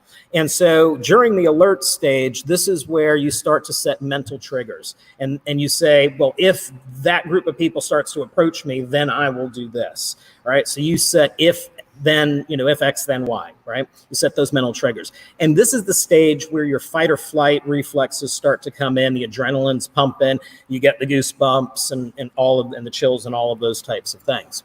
The fourth stage is what we call alarm. And alarm is where your trigger has been tripped. So, you said, hey, if that group walks a little closer, then I'm going to do this. I'm going to move. I'm going to cross the street. I'm going to go into this store. And alarm is where that trigger's been tripped, and now you need to move into action. Okay. But we always want to have situational awareness. That's the stage we always want to be at. And, in domestic violence, this also can mean that you are looking at what those potential triggers are for that significant other, or that, person that you're living with, and recognizing those triggers and seeing those behaviors at the onset, or trying to mitigate some of those conditions that might lead to those triggers. But once your alarm has been tripped and you've done everything you can to avoid a conflict and avoid contact, if now someone actually touches you, grabs you, starts attacking you, we call that contact. Once we get into the contact phase, right, all these other barriers have been broken. And so we've tried to establish all these to protect ourselves. We're past all that. Now contact has been initiated, and you have the right to defend yourself. And we're going to talk a little bit about proper use of force a little bit later. But when we go into self-defense, the first principle of self-defense is use whatever works. Okay, there's no rules of engagement. And, when you're in a stressful situation, a lot of what you're going to do is instinctual. And so there's no rules of engagement. You're going to use a three-part process. The first part is to address the immediate threat. If someone's choking you, you got to address that. If someone is suffocating you, you've got to address that. Okay, so we're going to demonstrate that in a little bit. But the first principle is address the immediate threat, because you can't fight back if you can't breathe, or if you've lost blood flow or oxygen to the brain, or if you're too impaired. So that's the first thing. Second is to violently counterattack. And the goal is not to beat this person into submission, but the goal is to do that so that you can get to the third step, and that is to evacuate the danger zone as quickly as possible. Our goal is not to engage long-term with whoever it is, whether it's an attacker on the street, or whether it's someone that we know that we're living with, or a family member. Our goal is not to try and go rounds with them. Most of the time, they're probably bigger, they're stronger, they may be on something, they're amped up, they're aggressive, and so they probably have an advantage. And so to try and physically dominate someone at this point is not the best method. So you want to go ahead and counterattack and give yourself an opportunity to get away, and then escape. Now, our goal is also to use a concept called retsev. Retsev means continuous and aggressive combat motion. This is one of those things where a slap across the face is not going to stop an attacker. Right? So we have to go ahead and do continuous attacks until we can extricate ourselves. Okay? And we're just looking for that opportunity. In addition, we're not going to, as I said, defeat them physically, but instead we're going to defeat them psychologically and physiologically. The psychological part is by actually fighting back, because most attackers, they assume that they've got the advantage, and they pick you as a victim because they see you as being weaker or less able to defend yourself. And so, they're not expecting you to fight back with the same virility that they are. So just by doing that, you start to erode their confidence and start to defeat them psychologically. The way we defeat them physiologically is by making sure that we're not wasting our effort by just hitting them. We're going to focus our attacks on vulnerable parts of the body. And the vulnerable parts of the body include the eyes, the nose, the throat, the ears, the groin, the spine, the knees, things that impair their senses. Ability to see is a big one, because if they can't see, it's really hard to continue to attack. Things that inflict pain. Things that impair their central nervous system, their breathing, things that impair their ability to actually be mobile and continue the threat or follow you if you are trying to escape. And so those are the principles that we're working on. And so now we're going to give you a demonstration of some scenarios, some self-defense scenarios. And these are ones that we see common in domestic violence situations. So my partner today, because we've been doing all the social distancing and kind of getting back into operations over the next week or two. So my partner today is going to be my wife, Caitlin, and so she's going to help me out. So we're going to step back a little bit, and I'm going to have you stand over here, actually. The first scenario that we're going to go into is what we call the bear hug from the front, okay? And again, this is one of those scenarios where it's like, honey, you know, it's okay, no, right? And you're trying to prevent the person from either leaving, you're trying to prevent the person from picking up their phone, calling 911, you're trying to dominate or subdue, okay? So you're here in that bear hug position with the arms trapped. And so, go ahead, you can go ahead and put me in. So first thing is, some of you might think, oh, let's go ahead and maybe knee the groin or whatever. You can listen up for a second. One of the things that is the problem with that is as soon as you lift your leg up to try and do that, now you're standing on one leg and you're not balanced. And if they're bear hugging me and I'm off balance, it's very easy for them to take me to the ground, and then it becomes a whole different scenario. And we're going to show you what happens and what you can do if you are taken to the ground.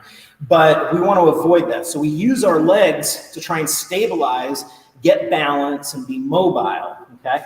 But in that bear hug situation, okay, where they're here, I do have these arms. And my goal is to create space so I can attack. And so I'm going to take my arms, which are right here, and I'm going to push on her hips, and I'm going to step back with my leg to create space. As I do that, notice now I'm stable, okay? I've created the space. I'm also holding on to the attacker's body, which allows me to borrow what we call balance. Now I can go ahead and do what? Boom, I can pop to the groin with that knee. Okay, so again, they come in, right? They're trying to close the space. They're trying to suffocate, bear hug me like this. The threat is not the bear hug. The threat is everything they're going to do after the bear hug. But I'm going to create space like this. I'm going to borrow the balance, pull them into that knee to the groin. Then I can take my arm and do what we call side control. Side control is, and I'll do it on this side, where I'm controlling one of the arms. And I'm doing that because I was already on the inside. All I'm doing is wrapping around that elbow and holding the arm against my body. Because if the arm is here and it's pressed against my body, that arm can't do me any harm. If there's any space, they've got the advantage and they can escape. But if I hold the elbow and I press against my body with her wrist or the attacker's wrist in my elbow, okay, that arm now is useless to them. And you press it tight against your body. My other hand or arm is going to go to the side of their neck. And I'll turn here so you can see. Okay, this is to prevent them from trying to get up, headbutt, bite, all those things. And then from here, I can throw a knee or two. I can then push and disengage. And again, the goal is to flee, escape, or run. So again, showing this, come in for the bear hug, create that space, pop to the groin, come into side control, throw a couple of knees, and then disengage. Now again, once we're in that side control position, you know, you can strike to the back of the neck. This would be more serious in terms of damage that it could cause. So if I'm out on the street, boom, I might do this because I don't know this attacker at all. You know, if this is a person that I know and I'm just trying to flee, then I do a little bit of damage here, push off, and then I'm looking to escape, okay? Now, the other type of bear hug might be that bear hug from the front, arms free. And it's like, honey, it's okay, right? And maybe they're being way too amorous. Maybe it's going to be some sort of sexual assault, anything like that. And so again, If I'm going to throw that knee, I need to borrow balance. And so I'm holding on to them as I throw that knee. The other thing I need to do is also create that space. So as they're pressed up against me, I'm going to go ahead and take one arm, put it on my chest, okay? And as I go across my chest, I can create a wedge between their neck and mine. And then I can go and do the same scenario, okay? So again, even if we're here, right? Now I could pop the ears, gouge the eyes. If I was on the street, I'd go after those vital targets. But again, this is someone that I know, and so I may not want to maim them for life by gouging out their eyes. So instead, pop to the groin, again, borrowing that balance, hand to the chest, move it up, create that wedge to create that space, throw another knee, strike, hit, and escape. So that's the first one, right? Where they're trying to embrace, bear hug, control, keep you from moving, keep you from doing something, or trying to impose themselves on you. The second one is a little bit more aggressive. And this is where we've probably had words, the aggressor's really, really frustrated and angry. And so it's that front choke, okay? And so, again, with that two-handed choke, what is the immediate threat? The immediate threat is the choke, so I have to address this. And the immediate threat first is the pressure on the trachea, and that could obstruct airflow to the brain, okay? So that causes asphyxiation. And if you put too much pressure on the trachea, you could bruise, damage, or break the trachea, and those things can be serious, if not fatal. The other threat with the choke is the pressure on the sides of the neck, and those are the carotid arteries, and that's what gets blood flow to your brain. And so enough pressure there for a number of seconds, that could cause you to pass out due to lack of blood flow. So in any of those situations, I've got to address the immediate threat first. So in this particular case, the way I'm going to address the immediate threat is to use what's an instinctive response. Look, if someone's coming up and choking you, your initial response is what? Right, to come up and grab these arms, right, that are around your neck. And so that is a great instinctual response. But we're going to leverage that because all I need to do is take my hand in the shape of a C, right? Don't use your thumb. Just kind of cup it like this. And all I need to do is go on the wrist, and I'm going to turn my body and do what we call a pluck. And pluck. Now, recognize it's not my arm strength against their arm strength, because their arm strength is going to be probably stronger than mine. So my goal is to hold on to that wrist and use my body mechanics, right? Turning my body, because my body is going to be stronger than their arm. All I need to do is create what? 1/16 of an inch of space between their hand and my neck, and now all of a sudden I can breathe and I've got blood flow. When I do that, I do not want to let go of the arm or have the arm separate from my body, because then they'll pull it away, use it against me.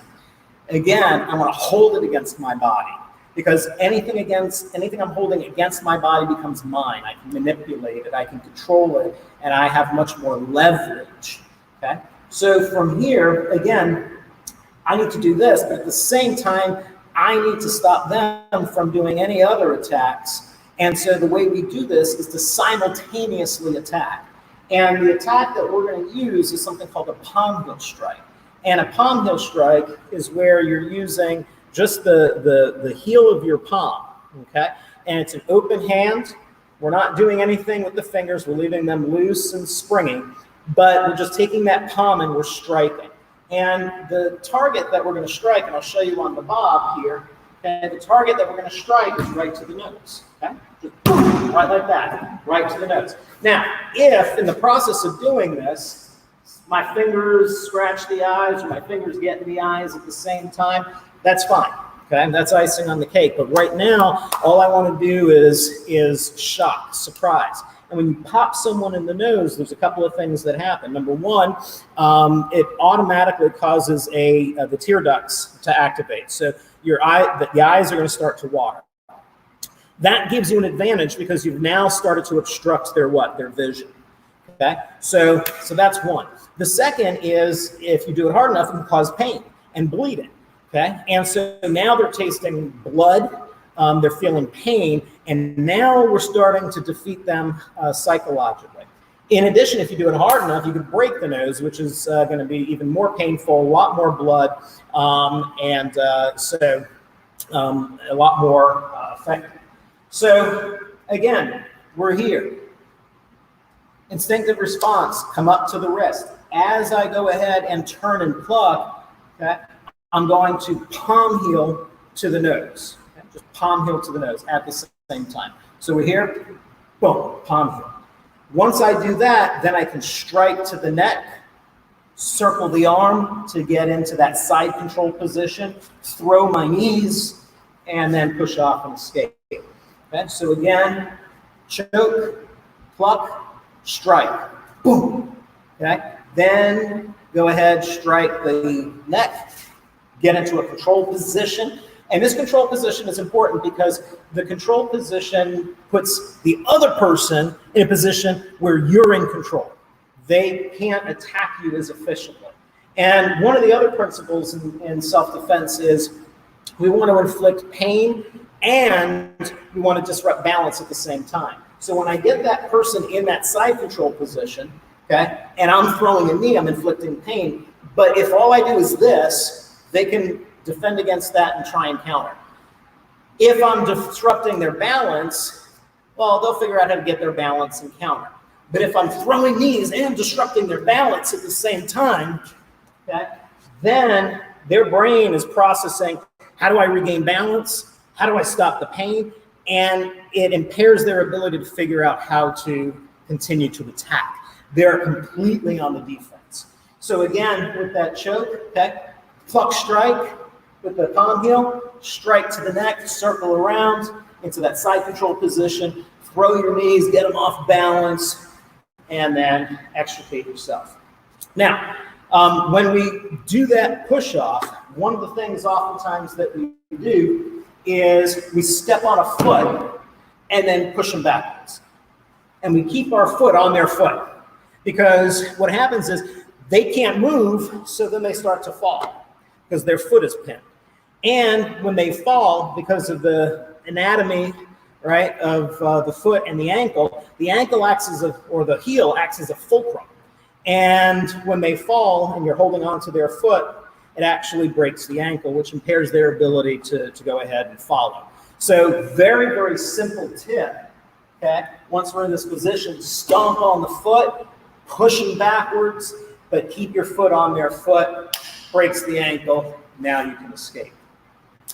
So that choke is a very, very common thing. And look, most people are not going to be like this, okay? It's going to be like in your face, choking like this. And it could be against, back against the wall, pressing against the wall like this. And that's why we teach this particular self-defense, because that's going to work regardless of whether they're like this, or your back is against the wall. The third scenario we're going to go into is even more escalated. And that is where you're in a position of even more disadvantage and you're on the ground. And somebody's on top of you and they're either choking you or they're pummeling you like this, okay? And look, this can happen in a number of ways. This could happen, you're in bed, somebody gets in bed on top of you and starts doing that. It could be you both were there and then they roll over on top of you. It could be you slipped and fell. It could be they grabbed you in that bear hug, threw you down. Now they're on top of you, okay? But it's a very scary position to be in. When you're on the ground, somebody's on top of you, and the only way to get out is to get through them, okay? So we're going to go over that scenario, and in order to do that, I got to move this down here. So let's go ahead and take a look at this. So here I am on the ground, and the attacker is in what's called mount, right? They are mounted on top of me. And if they are choking me, they have much more of an advantage in this choke than they did when I was standing. Because not only do they have their strength, but they have now their body weight and gravity helping them out. So this is a much more serious position to be in. So again, I've got to address the immediate threat, but they're already stronger than me. They're leaning their body on me, they're heavy, and they got gravity to their advantage. I can't do anything with those arms, okay, with my strength. However, we can use their instinctual responses of self-preservation against them. And here's what happens. If they're here choking in this position, I'm going to bend my knees and get my feet as close to my bottom as possible. I'm now going to buck my hips up and forward. As I do that, it's going to take their center of gravity and move it. As it moves it, their head is either going to hit the floor or they're going to have to move their hands off of my neck in order to prevent them from face planting. Okay? And so the first move when we're here is to do what we call a buck. And when you buck, you're going to shoot those hips straight up like that. Okay? So look now at what happened. Okay? They are now doing what we call posting. All right? So I've addressed the immediate threat, which was the choke.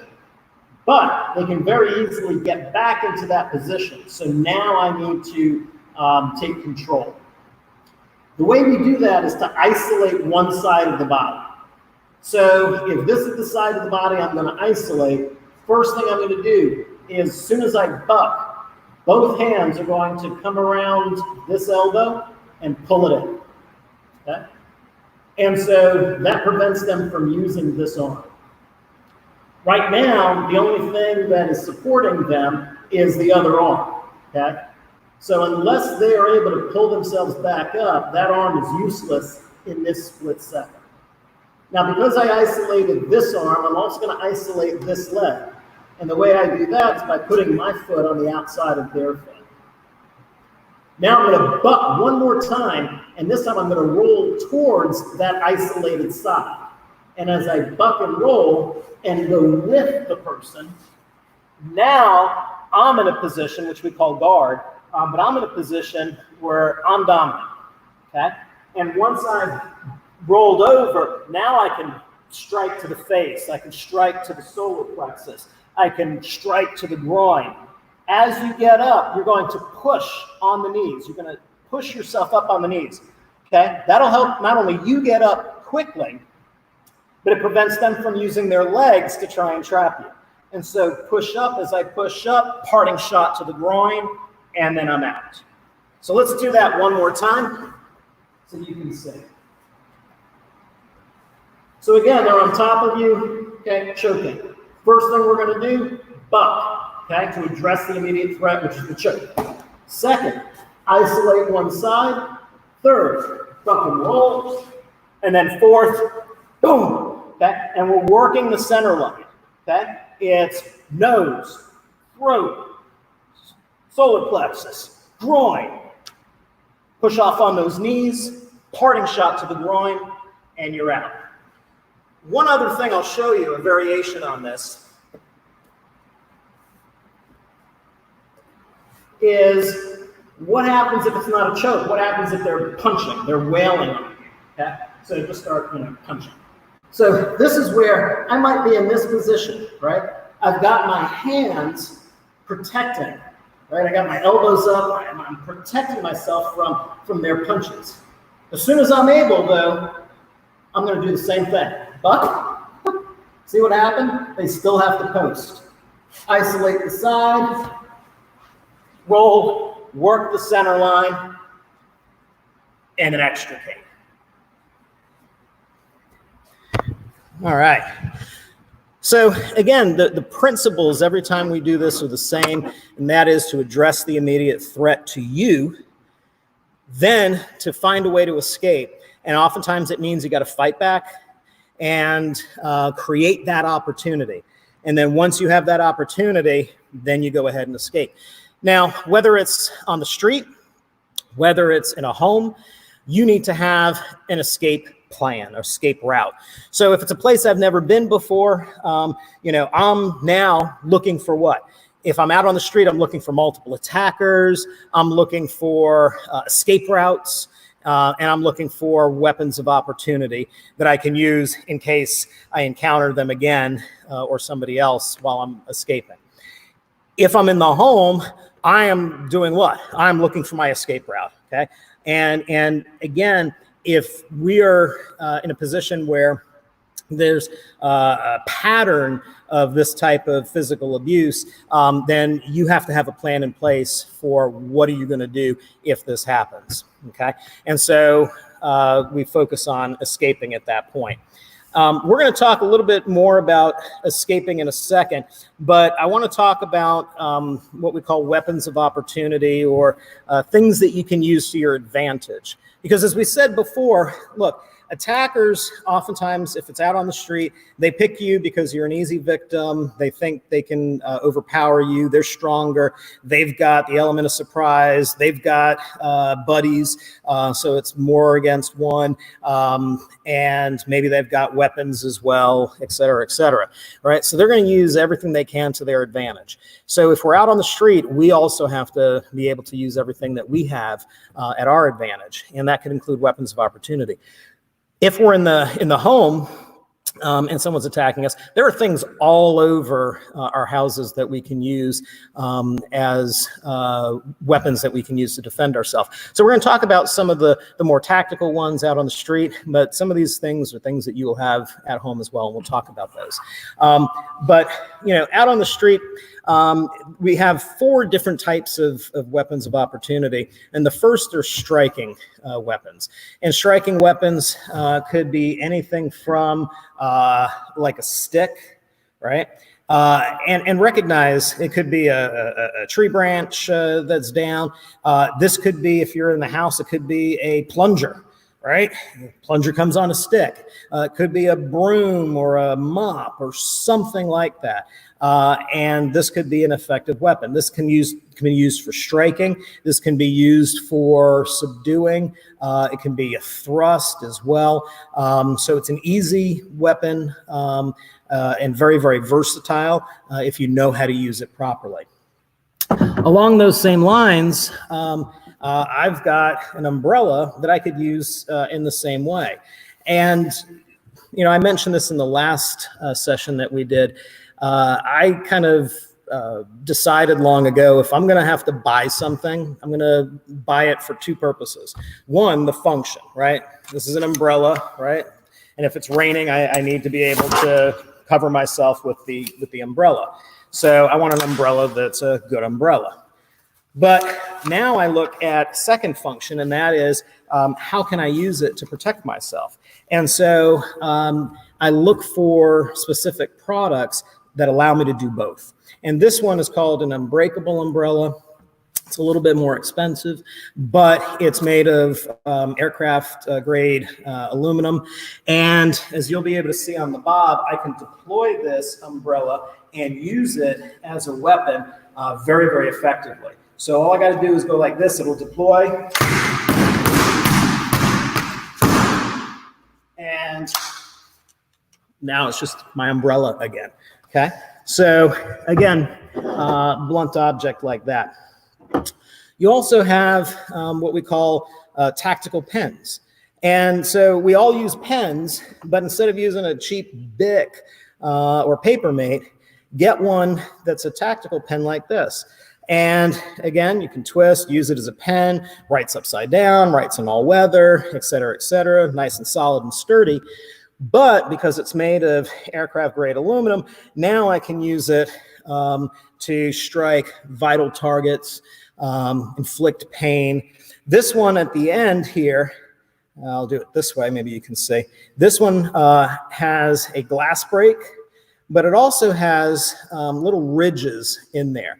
And those ridges are what we call DNA catchers. And so if you strike someone with that and you rake, it's going to capture skin cells, possibly blood, all that kind of stuff that can later be used to identify perpetrators. We call those DNA catchers, and those are really, really good. We also have things like what we call cubitons. And they're short, kind of either wood or metal dowel instruments. This one has ribs, so you can actually grip, and as you hit or strike, it won't slide, right, because of those ridges. And this can be used as a keychain, okay? And you can protect yourself.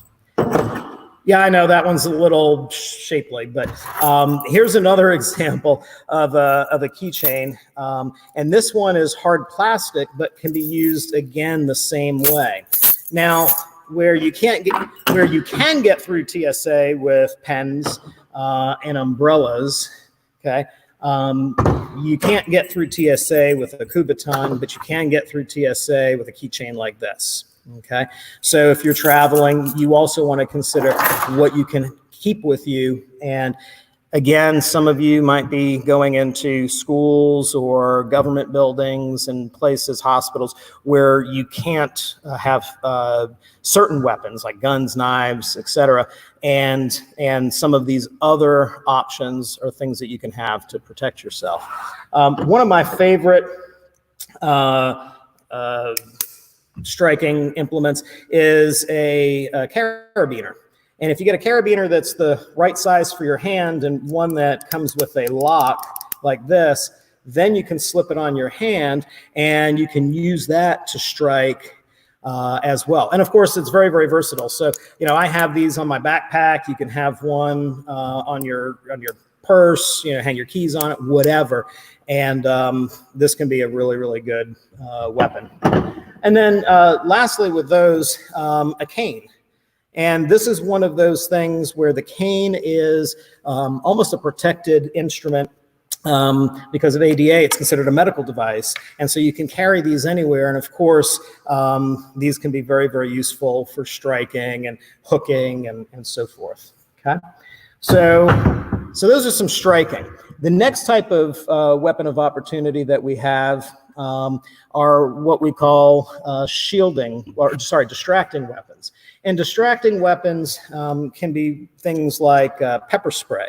And pepper spray is distracting because it obstructs the vision and the breathing. And you want to make sure that you got a pepper spray that has a high Scoville unit. Pepper spray is only good for about 2-3 years max. And so if you don't use it, you've got to replace it. And you want to have a pepper spray that you can easily deploy. This one right here has a glow-in-the-dark, I guess, button here. And so this is in a locked position. This is unlocked. So even in the dark, you can see what it is, where it is, and you can also feel it. The other thing about this particular pepper spray is it has a dye in it. And so when you spray someone, if they happen to go to the hospital and say, oh, I sprayed myself with wasp spray or whatever, they can actually use a black light and they'll see the UV dye all over them and they'll know that they were pepper sprayed, and they'll be on alert in case there's any law enforcement looking for someone who's been pepper sprayed who was involved in some sort of a violent attack or assault.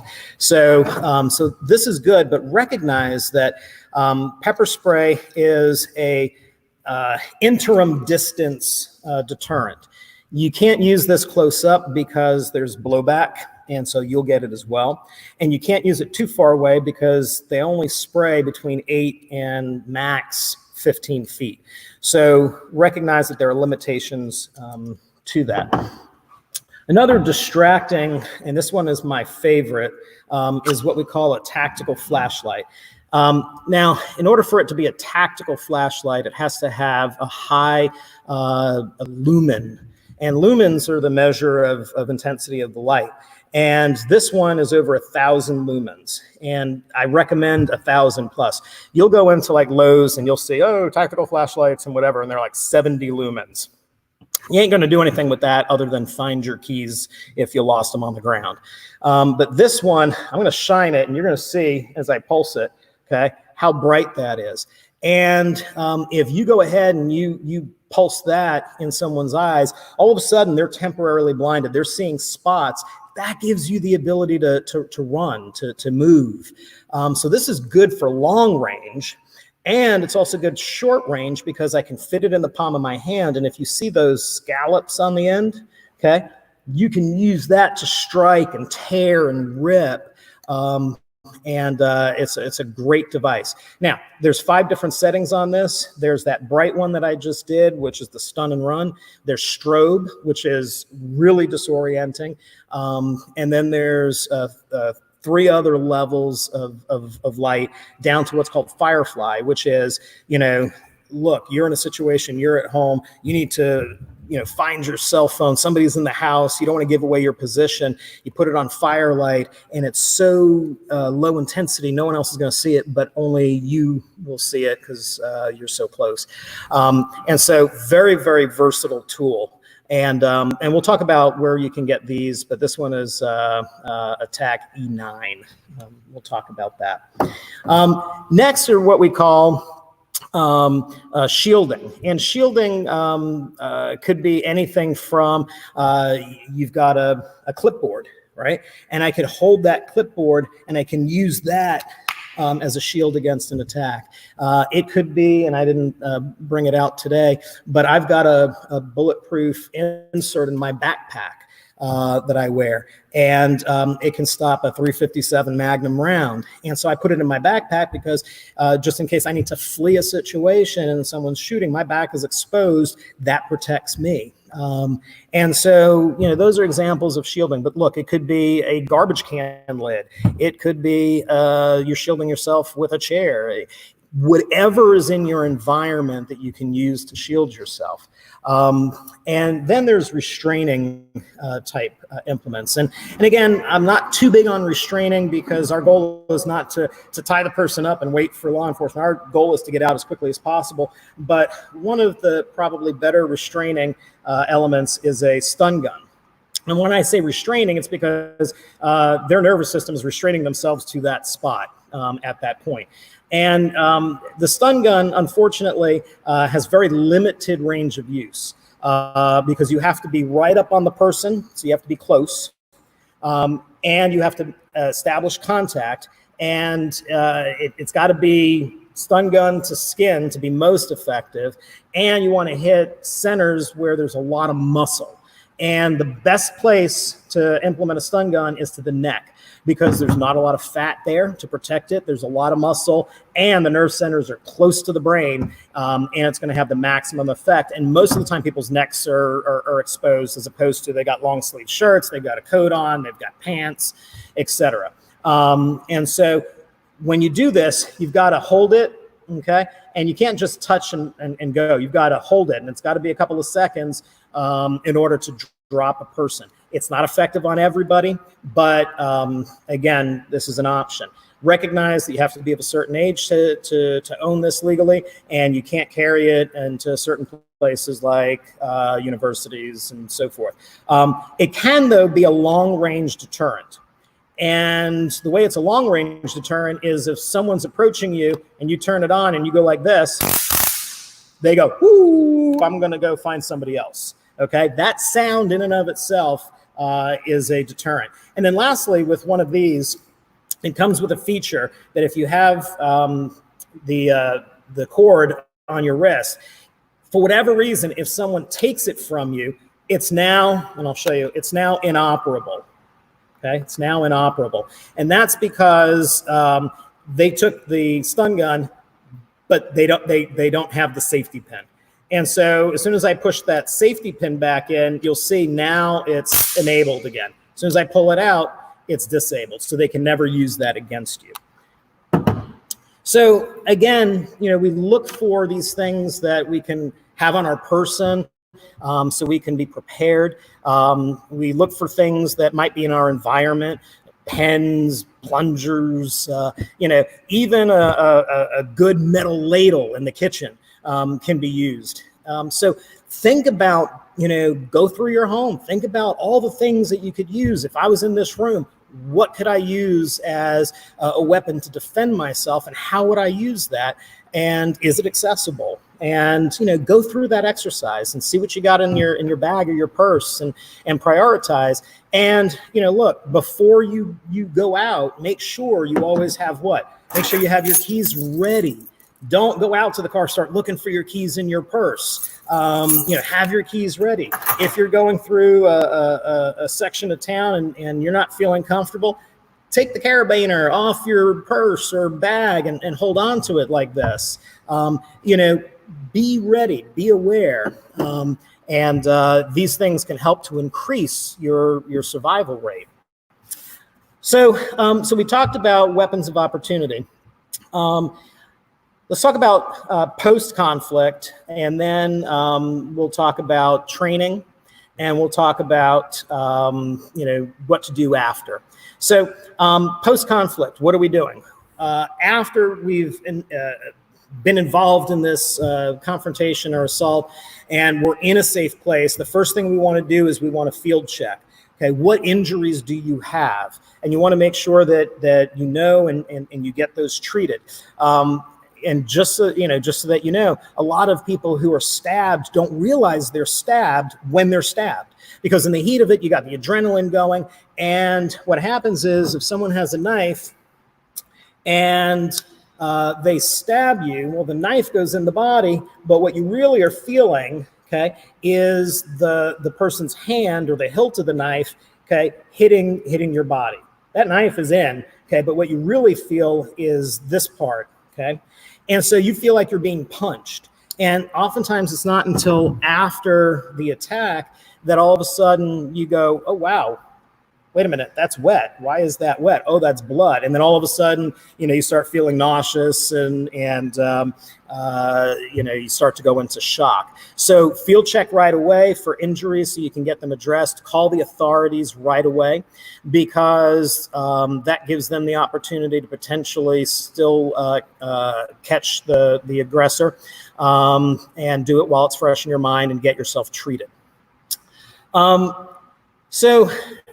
of the things that I want to impart to everybody is the importance of training, because the last thing we want to do is try and dig a well when we're thirsty, right? We need to dig the well prior so that when we're thirsty, we have it. And that's where training comes in. And training is really important, because when we go into any situation, we've got two parts of our brain. We've got the conscious and we've got the subconscious. And the conscious side of our brain, when we have time to think and process things, the way the conscious side of our brain works is it first observes the situation, it assesses the situation, it then formulates a plan to deal with the situation, and then it executes. So it goes through this 4-step process because it has time to do that. However, when we're in a very stressful situation, we don't have time for the conscious brain to go through that, then we rely on our subconscious brain. And our subconscious brain is going to go back and look for a frame of reference. When have I been in this situation before? How did I deal with it then? So I know how to deal with it now. And it goes back. If it does not have a frame of reference, then it goes all the way back to natural instincts. Now, this is a really, really kind of cool realization. Most people, when they go through stressful situations, they say, oh my goodness, my life flashed before my eyes. That was your subconscious brain going back through all of your memories to try and find the time that you had been in this situation before, so it knew how to deal with it. It's looking for that frame of reference, and it goes back as far as it needs to find that frame of reference. And if it doesn't find one, it goes all the way back to the beginning and says, you got to use instinct. And that is your life flashing before your eyes. And so if you don't have training, if you don't have that frame of reference, then you're going to use just pure instinct. However, if you train, and you train in these situations and scenarios on a regular basis, you're not only building muscle memory, but you're building that frame of reference so that when this occurs and your subconscious mind goes, when have I done this before? It goes, I did this last week, right? And I did it like 500 times. in the past 3 weeks. And so, boom, immediately you're able to respond. And so that's the importance of training in these scenarios. So a couple of things I want to hit, and then I'll open it up for questions. When we're dealing with a domestic violence situation, okay, we deal with it a little differently than if it's a guy on the street, because the guy on the street, I don't know who he is. He may be trying to kill me. There's no attachment there. It's a violent attack. I had no culpability in this. I was 100% victim. And so your ability and right to defend yourself and use of force is different than potentially when you're in a situation where you might have said something, they might have said something, and now it's escalated. And this is a person that, and you have feelings for, love, hate, whatever it is. All of those things play differently in that scenario. And so oftentimes, people, they don't want to really hurt that person. They just want to get away. And so we tend to dial down certain things. But recognize whatever we do, the goal in that situation is to use enough force so that we can, escape, and then we can call the authorities. And so make sure that you are in a safe place when you do that. When you call 911, there's two schools of thought here. One is report your situation and hang up. The other is stay on the line. I recommend staying on the line, but just recognize from the moment you dial 9, okay, the recording goes all the way back to there, and they're going to hear everything on that call. And so you're being recorded, even if they put you on hold. So stay on the line. It's for your safety. They can hear what's going on. That's good. But make sure that you're aware that anything you say at that point is recorded and could be used against you as well. So protect yourself in that situation. Now, recognize also if police show up, regardless of whether it's out on the street or in your home, recognize they don't know right away who's the victim and who's the aggressor. They've got to assess that right away. Sometimes they might be able to determine that based on the call, but they might not. Okay, so recognize that you might be viewed as an aggressor too, even though you're the victim. And they have to assess, who's the aggressor, who's the victim, how did it initiate, has a crime been committed, what crime, is there an imminent threat, do we need to detain the person, arrest the person? And then if there are children and pets and other things, in the household, how do we deal with that? And so there's going to be a lot that goes on, and it can be very confusing and very traumatic. And some of the other speakers may have talked about that. But, but just recognize that when the police get involved, there's another level of stress that's going to be involved. And after all of this is done, you are going to need rest, because you have to deal with the residual effects of the post-traumatic stress. And so you're going to need rest, counseling, those types of things, because you're going to be dealing with a lot. So I'm going to open it up to questions for this session, and then I'll address a question that we had from the last session, which was what happens if you are taken hostage, because the last session was about human trafficking, et cetera. So I want to make sure I address that. But I'll open the floor up to any questions about what we covered today. Thank you, Tom. That was great. That was great. We do have a couple of questions come in, but let me ask a question regarding dialing 911, because I want to work my way backwards. So oftentimes, is this the case? If you dial 911 and don't say anything, but hang up, the authorities will still show up at that location. Is that still the case today? Yes, that is correct. They'll be able to identify the phone number if it's a landline or the cell phone GPS location to within a certain proximity. And if they do, they will respond and they will dispatch. Now they may try and call that number back. And so be aware of that. But yes, and there have been cases where women have called and said, I'd like to order a pizza. And the dispatcher goes, I'm sorry, you've called 911. That's the wrong number. No, I'd really like a pepperoni pizza. And the dispatchers are trained to recognize behavior and codes and tone and read the situation. And the dispatcher said, oh, okay. Are you physically safe right now? Yes. Is the other person still there? And they ask yes or no questions to assess the situation. And the person on the phone said, yes, an extra pepperoni. And that was a clue to the dispatcher that, this is not this situation. This is an escalated situation. And they said, okay, do you want to stay on the line or while we send somebody? And they said, nope, that's it.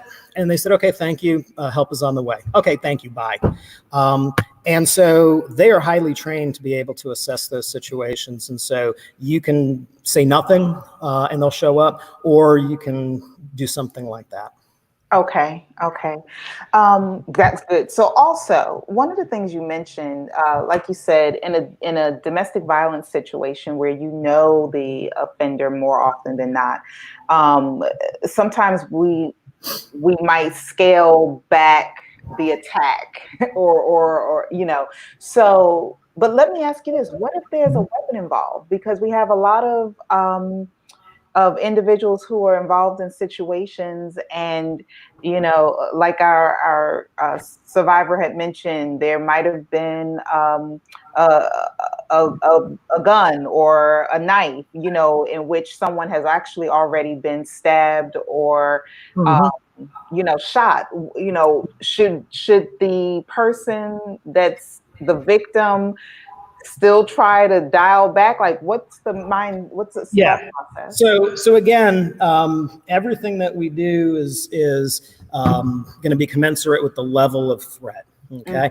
And as soon as a weapon is involved, then the threat level has increased, which means that I'm more justified in increasing my use of force. Because look, if somebody's got a gun, okay, and I'm unarmed and I injure them, okay, from a legal perspective, that is going to allow me a little bit more latitude because the threat was against a gun, okay? But if somebody is unarmed, okay, all they did was yell at me and I pick up the gun and I shoot them, then that's excessive use of force. So what happens if someone's holding a gun on you? And so I'm going to demonstrate that for a second because there's certain principles, again, in these situations. Now, oftentimes, the gun is used as a means of intimidation, right? And so if it's used as a means of intimidation, I'm going to take your finger out of the trigger so I don't hurt you. As a means of intimidation, it might be pressed right up against your head, something like this, right? And so, again, they might not ever really intend to pull the trigger, but I don't know, right? This may be the one time they do. Okay. And if someone has gone to this length, there's something wrong in the relationship. There's something wrong with that person. And my life is in danger. So I have to address this. Now, I don't recommend people doing this unless they've gotten training, but let me talk about the 4 steps for this. The first is we need to redirect. Okay. And the abbreviation is RCAD. It's redirect, control, attack, and defend. With a gun, as soon as I'm off the line of fire, it's meaningless because it's going to shoot somewhere in the wall, wherever, okay? So there's a very limited location as to where the threat exists. So the first thing we want to do is redirect. Second thing we want to do is control the weapon so that I don't come back on the line of fire. Then I need to attack so that I can then disarm, okay, and get the weapon. So in this particular situation, my favorite one is to actually redirect up. Because, if I've got family members, kids around here. If I redirect this way, I could be putting somebody else on the line of fire. And these are things that we have to consider. So if I'm here, I use both hands, I redirect up. Now what happens is, let go for a second. Most of the weapons that people use today are what we call semi-automatic weapons, and they have a slide. And when you grab the slide, even though they might pull the trigger, what happens is it jams the slide. It causes a stovepipe in the ejection port, and it causes a malfunction, which means they won't be able to fire it again. And so when we're here, okay, and I go like this, they may have fired one round, but now that gun is jammed. From here, I'm going to pull it into me, which would break their finger that was in the trigger guard. Then I use this as a blunt force object, thrust right into the sternum. Then, again, they may still be aggressive towards me, so now I have to be able to use this weapon to keep them at bay. And so we teach how to turn, and we do a tap and rack, make sure the magazine is seated, we clear the malfunction, and then we tell them to get on the ground, and then we call the authorities. But the danger with weapons is if you don't know how to use this weapon and you somehow disarm the person, they know you don't know how to use it, they're just going to attack you, get it back. Or you're going to misuse it and injure yourself or somebody else. So, you know, I highly encourage, especially women, take a Handgun 101 class, know how to use it. You don't have to like it. You don't have to have one if you don't like one, but you need to know how to use it so that if you're ever in a situation like that and you now have it, you can at least protect yourself with that. So that's with that. With a knife, and we can simulate, use that one. You know, a common scenario is like a knife to the neck. Okay? It could be like this. And again, knife is actually more dangerous than the gun because the knife can cut you this way, this way, this way, stab, whereas the gun only has one direction where the bullet shoots. And stab wounds are really, really bad and highly fatal. So you know, a knife to the neck like this, again, I need to do what? I need to redirect, I need to control, I need to attack and disarm. So if I'm in this situation where the knife is here, I need to get this off of my neck, and so I'll pop the arm. When I pop the arm, there's actually, if you hit this hard enough at the wrist, it actually causes a reflex to actually open the hand, and oftentimes the knife will come out. But if not, I pop it into the arm here, I come in, and now I'm back in that side control position. I can then disarm, and then I can use the knife myself. So again, knowing how to use these, become familiar with these weapons is important, and knowing how to defend yourself against those weapons is important.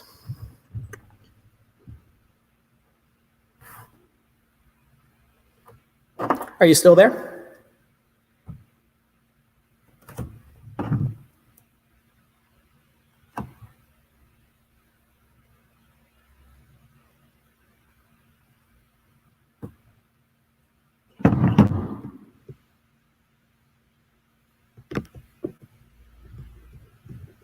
I'm going to reconnect.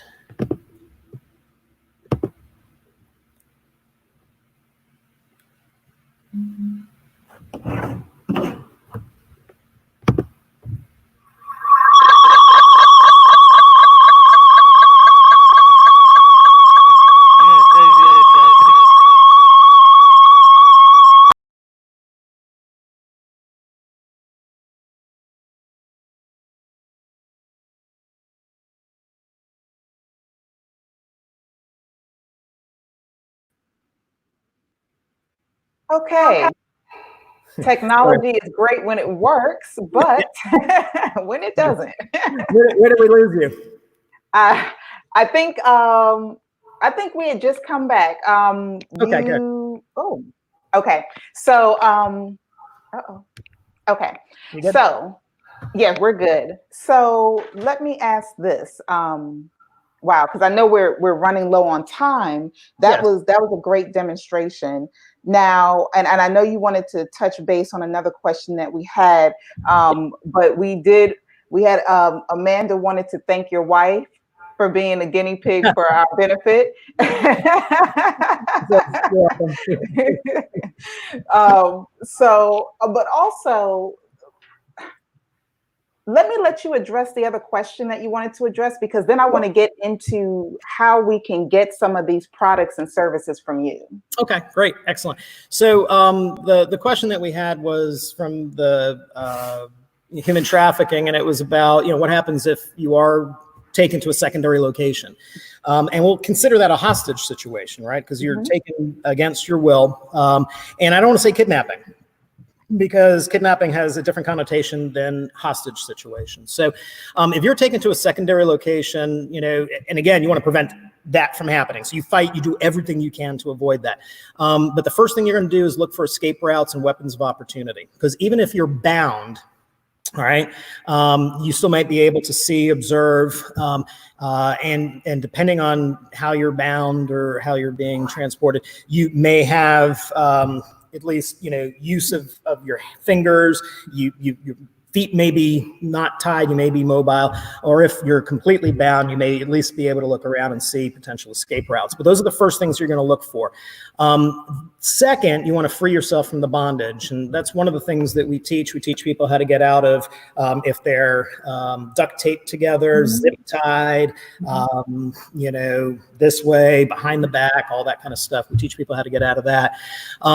The third is you need to determine the number and location of people and weapons, because you might be running into danger if you don't know where people are and how many people are involved, et cetera.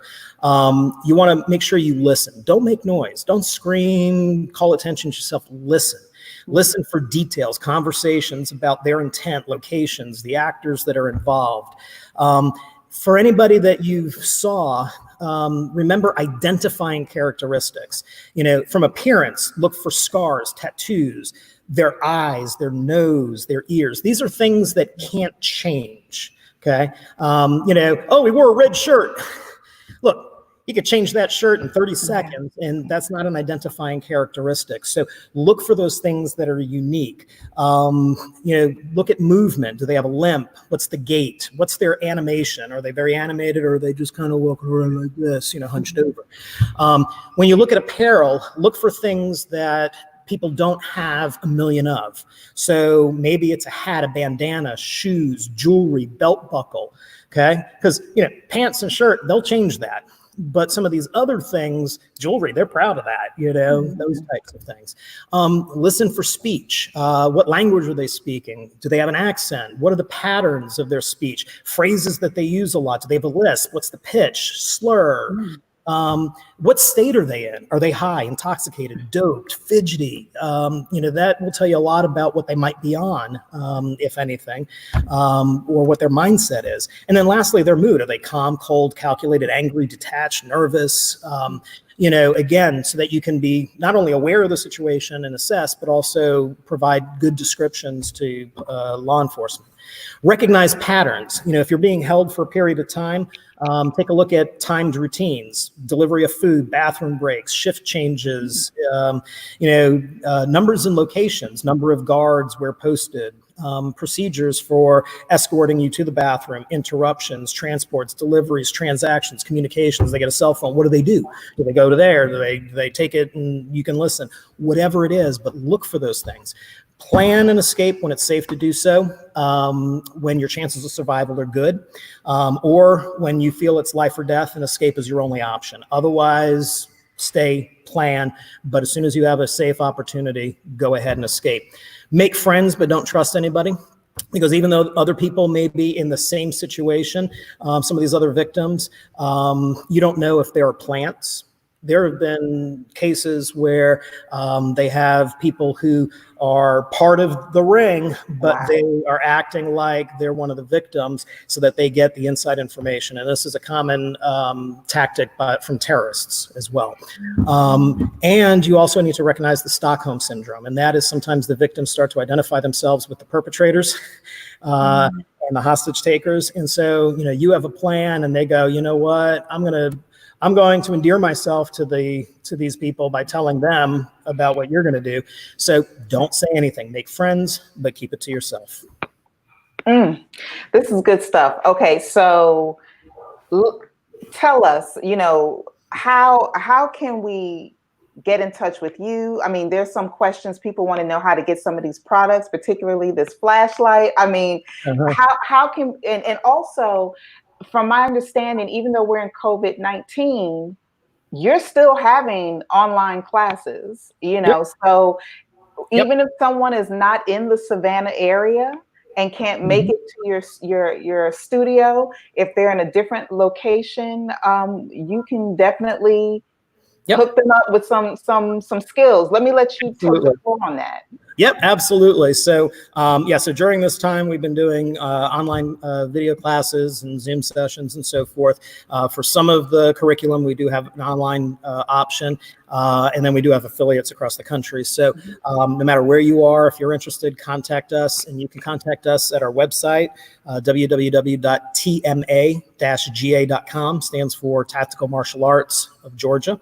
And if you got any questions, there's a chat feature on the site. Just shoot us a message. We'll respond, and we'll get you set up either with the products that they're interested in. If they're not listed on our website, we'll go ahead and we can still order those for you. And if you're interested in training. Okay, great. Well, this is not going to be our last encounter, Tom. I already Thank told you you. I'll be taking some classes, and we may have to bring you back, for some additional training for our viewers. Absolutely. So thank you, Thank Mrs. you. Westcott. Great. Thank you, and Thank we you. appreciate all the information and insight. All right. You're All welcome. righty, Have a take great day. care. Bye-bye. Bye-bye. Wow, that was great. So, everyone, we want to thank you for taking part in our continuing education conference today, Domestic Violence. Does he love you to death? I hope this was informational, both and inspiring, both personally and professionally. We also wanted to remind you, check your emails for an updated link for the conference evaluation. Apparently there was a wrong link that was sent out earlier, but you should have just received an updated link. Please check your spam folder for that as well, and we'll make sure we get those CE certificates out to you. For more information and to subscribe to our email list, please go ahead and log on to our website, www.withinyourreach.life. We thank you so much for your time and your consideration. Take care and be safe.